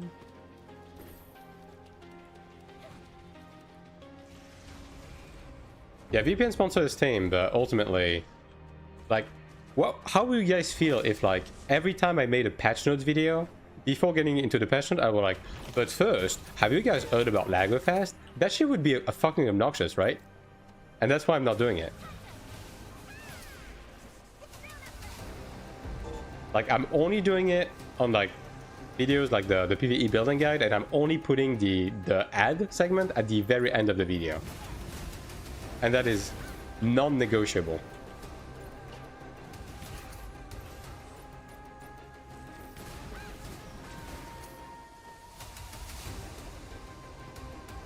Is what I'm used to it. Yeah, but I don't care about that. I care about I want people to be able to like launch the video and just watch the video while away from the computer. You know what I mean? Without having to fucking come in to like skip 30 seconds of the video or like skip an ad.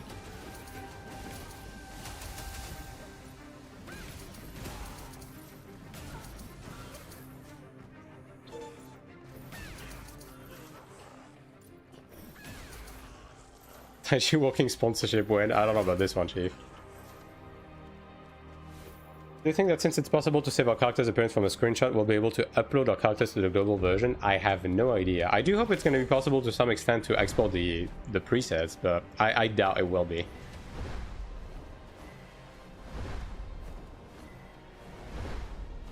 Oh, you're selling your cards instead. You guys don't have to get hung up on the Pokemon card thing. It's okay. The Wednesday hits, weekly reset, which content do you do on your characters, like raids? Ascension trials, like basically the stuff in there, right?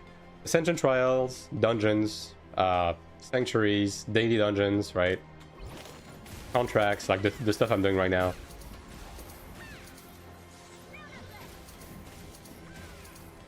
Just the ad, I'll just keep one for the creator. Yeah, but you know, I mean, hey, call me stupid, but ultimately that's just how I roll. It's the same thing with the way I roll out my content. I don't stretch things out. I don't make 50 videos to cover something I could cover in one, right? And yeah, sure, I'm basically making no money right now, but that's not why I'm doing what I'm doing.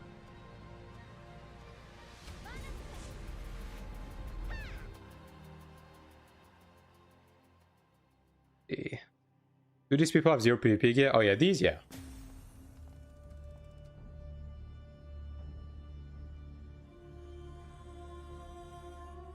To start pumping videos to order each? Yeah, surely. Same thing, like, if I made a fucking dungeon guide, and like, could you fucking imagine? Every time you go back to watching a raid guide, you have to skip the fucking sponsor? Like, there's a reason why I'm doing what I'm doing, dude.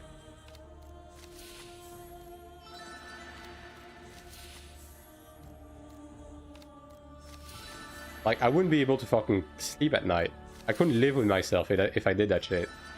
It's so fucking cringe.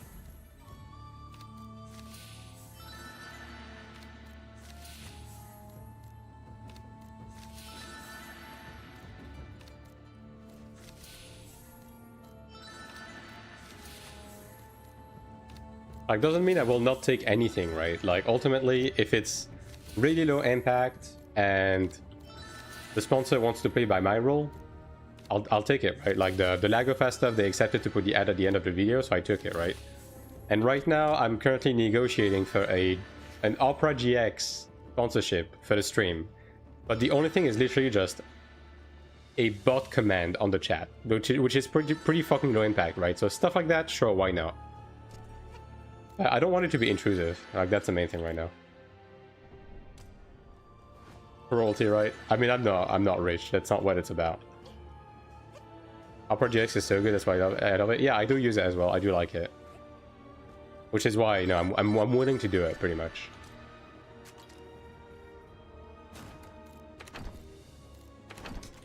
Okay. Anyways, chat. That's gonna be it for me for now. As I said, I'm stopping the stream a bit early today, because I'm probably going to be back in just a little bit, probably a couple of hours, and I'll be running some raids with Stoops, right? So if you guys want to watch that, make sure to be on the Discord. I'll be pinging you again when I go. And yeah, but yeah, for the time being, thanks for watching today, and make sure to follow the channel on both. I was gonna say leave a like, bro, what the fuck. Make sure to follow the channel on both Twitch and YouTube if you haven't already, and make sure to jump on the Discord to, again, be aware of my whereabouts and look at the resource channels and everything. And yeah, for the time being, thanks for watching. Thanks for the follows, the subs, the resubs, and everything in between. And I'll be seeing you in probably just a couple of hours. And if Stoops forgets or doesn't wake up, then I'll be seeing you guys on Saturday. The thing about character builds, is that much of a difference gearing towards PvE, PvP? Yes, both builds are very separate, and I do have a video that pertains to specifically PvE building on my channel, Devil. But yeah, let me look for someone to host, chat, real quick.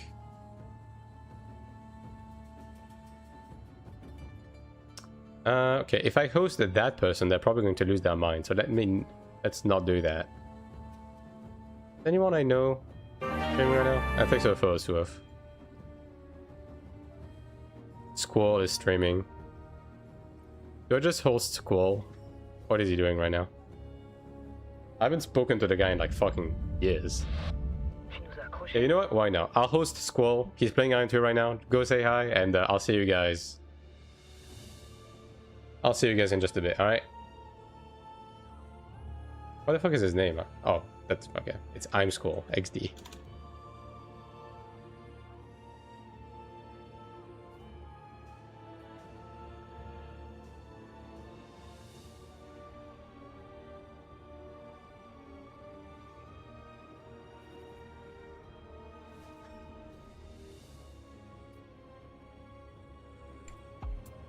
Steam or Purple.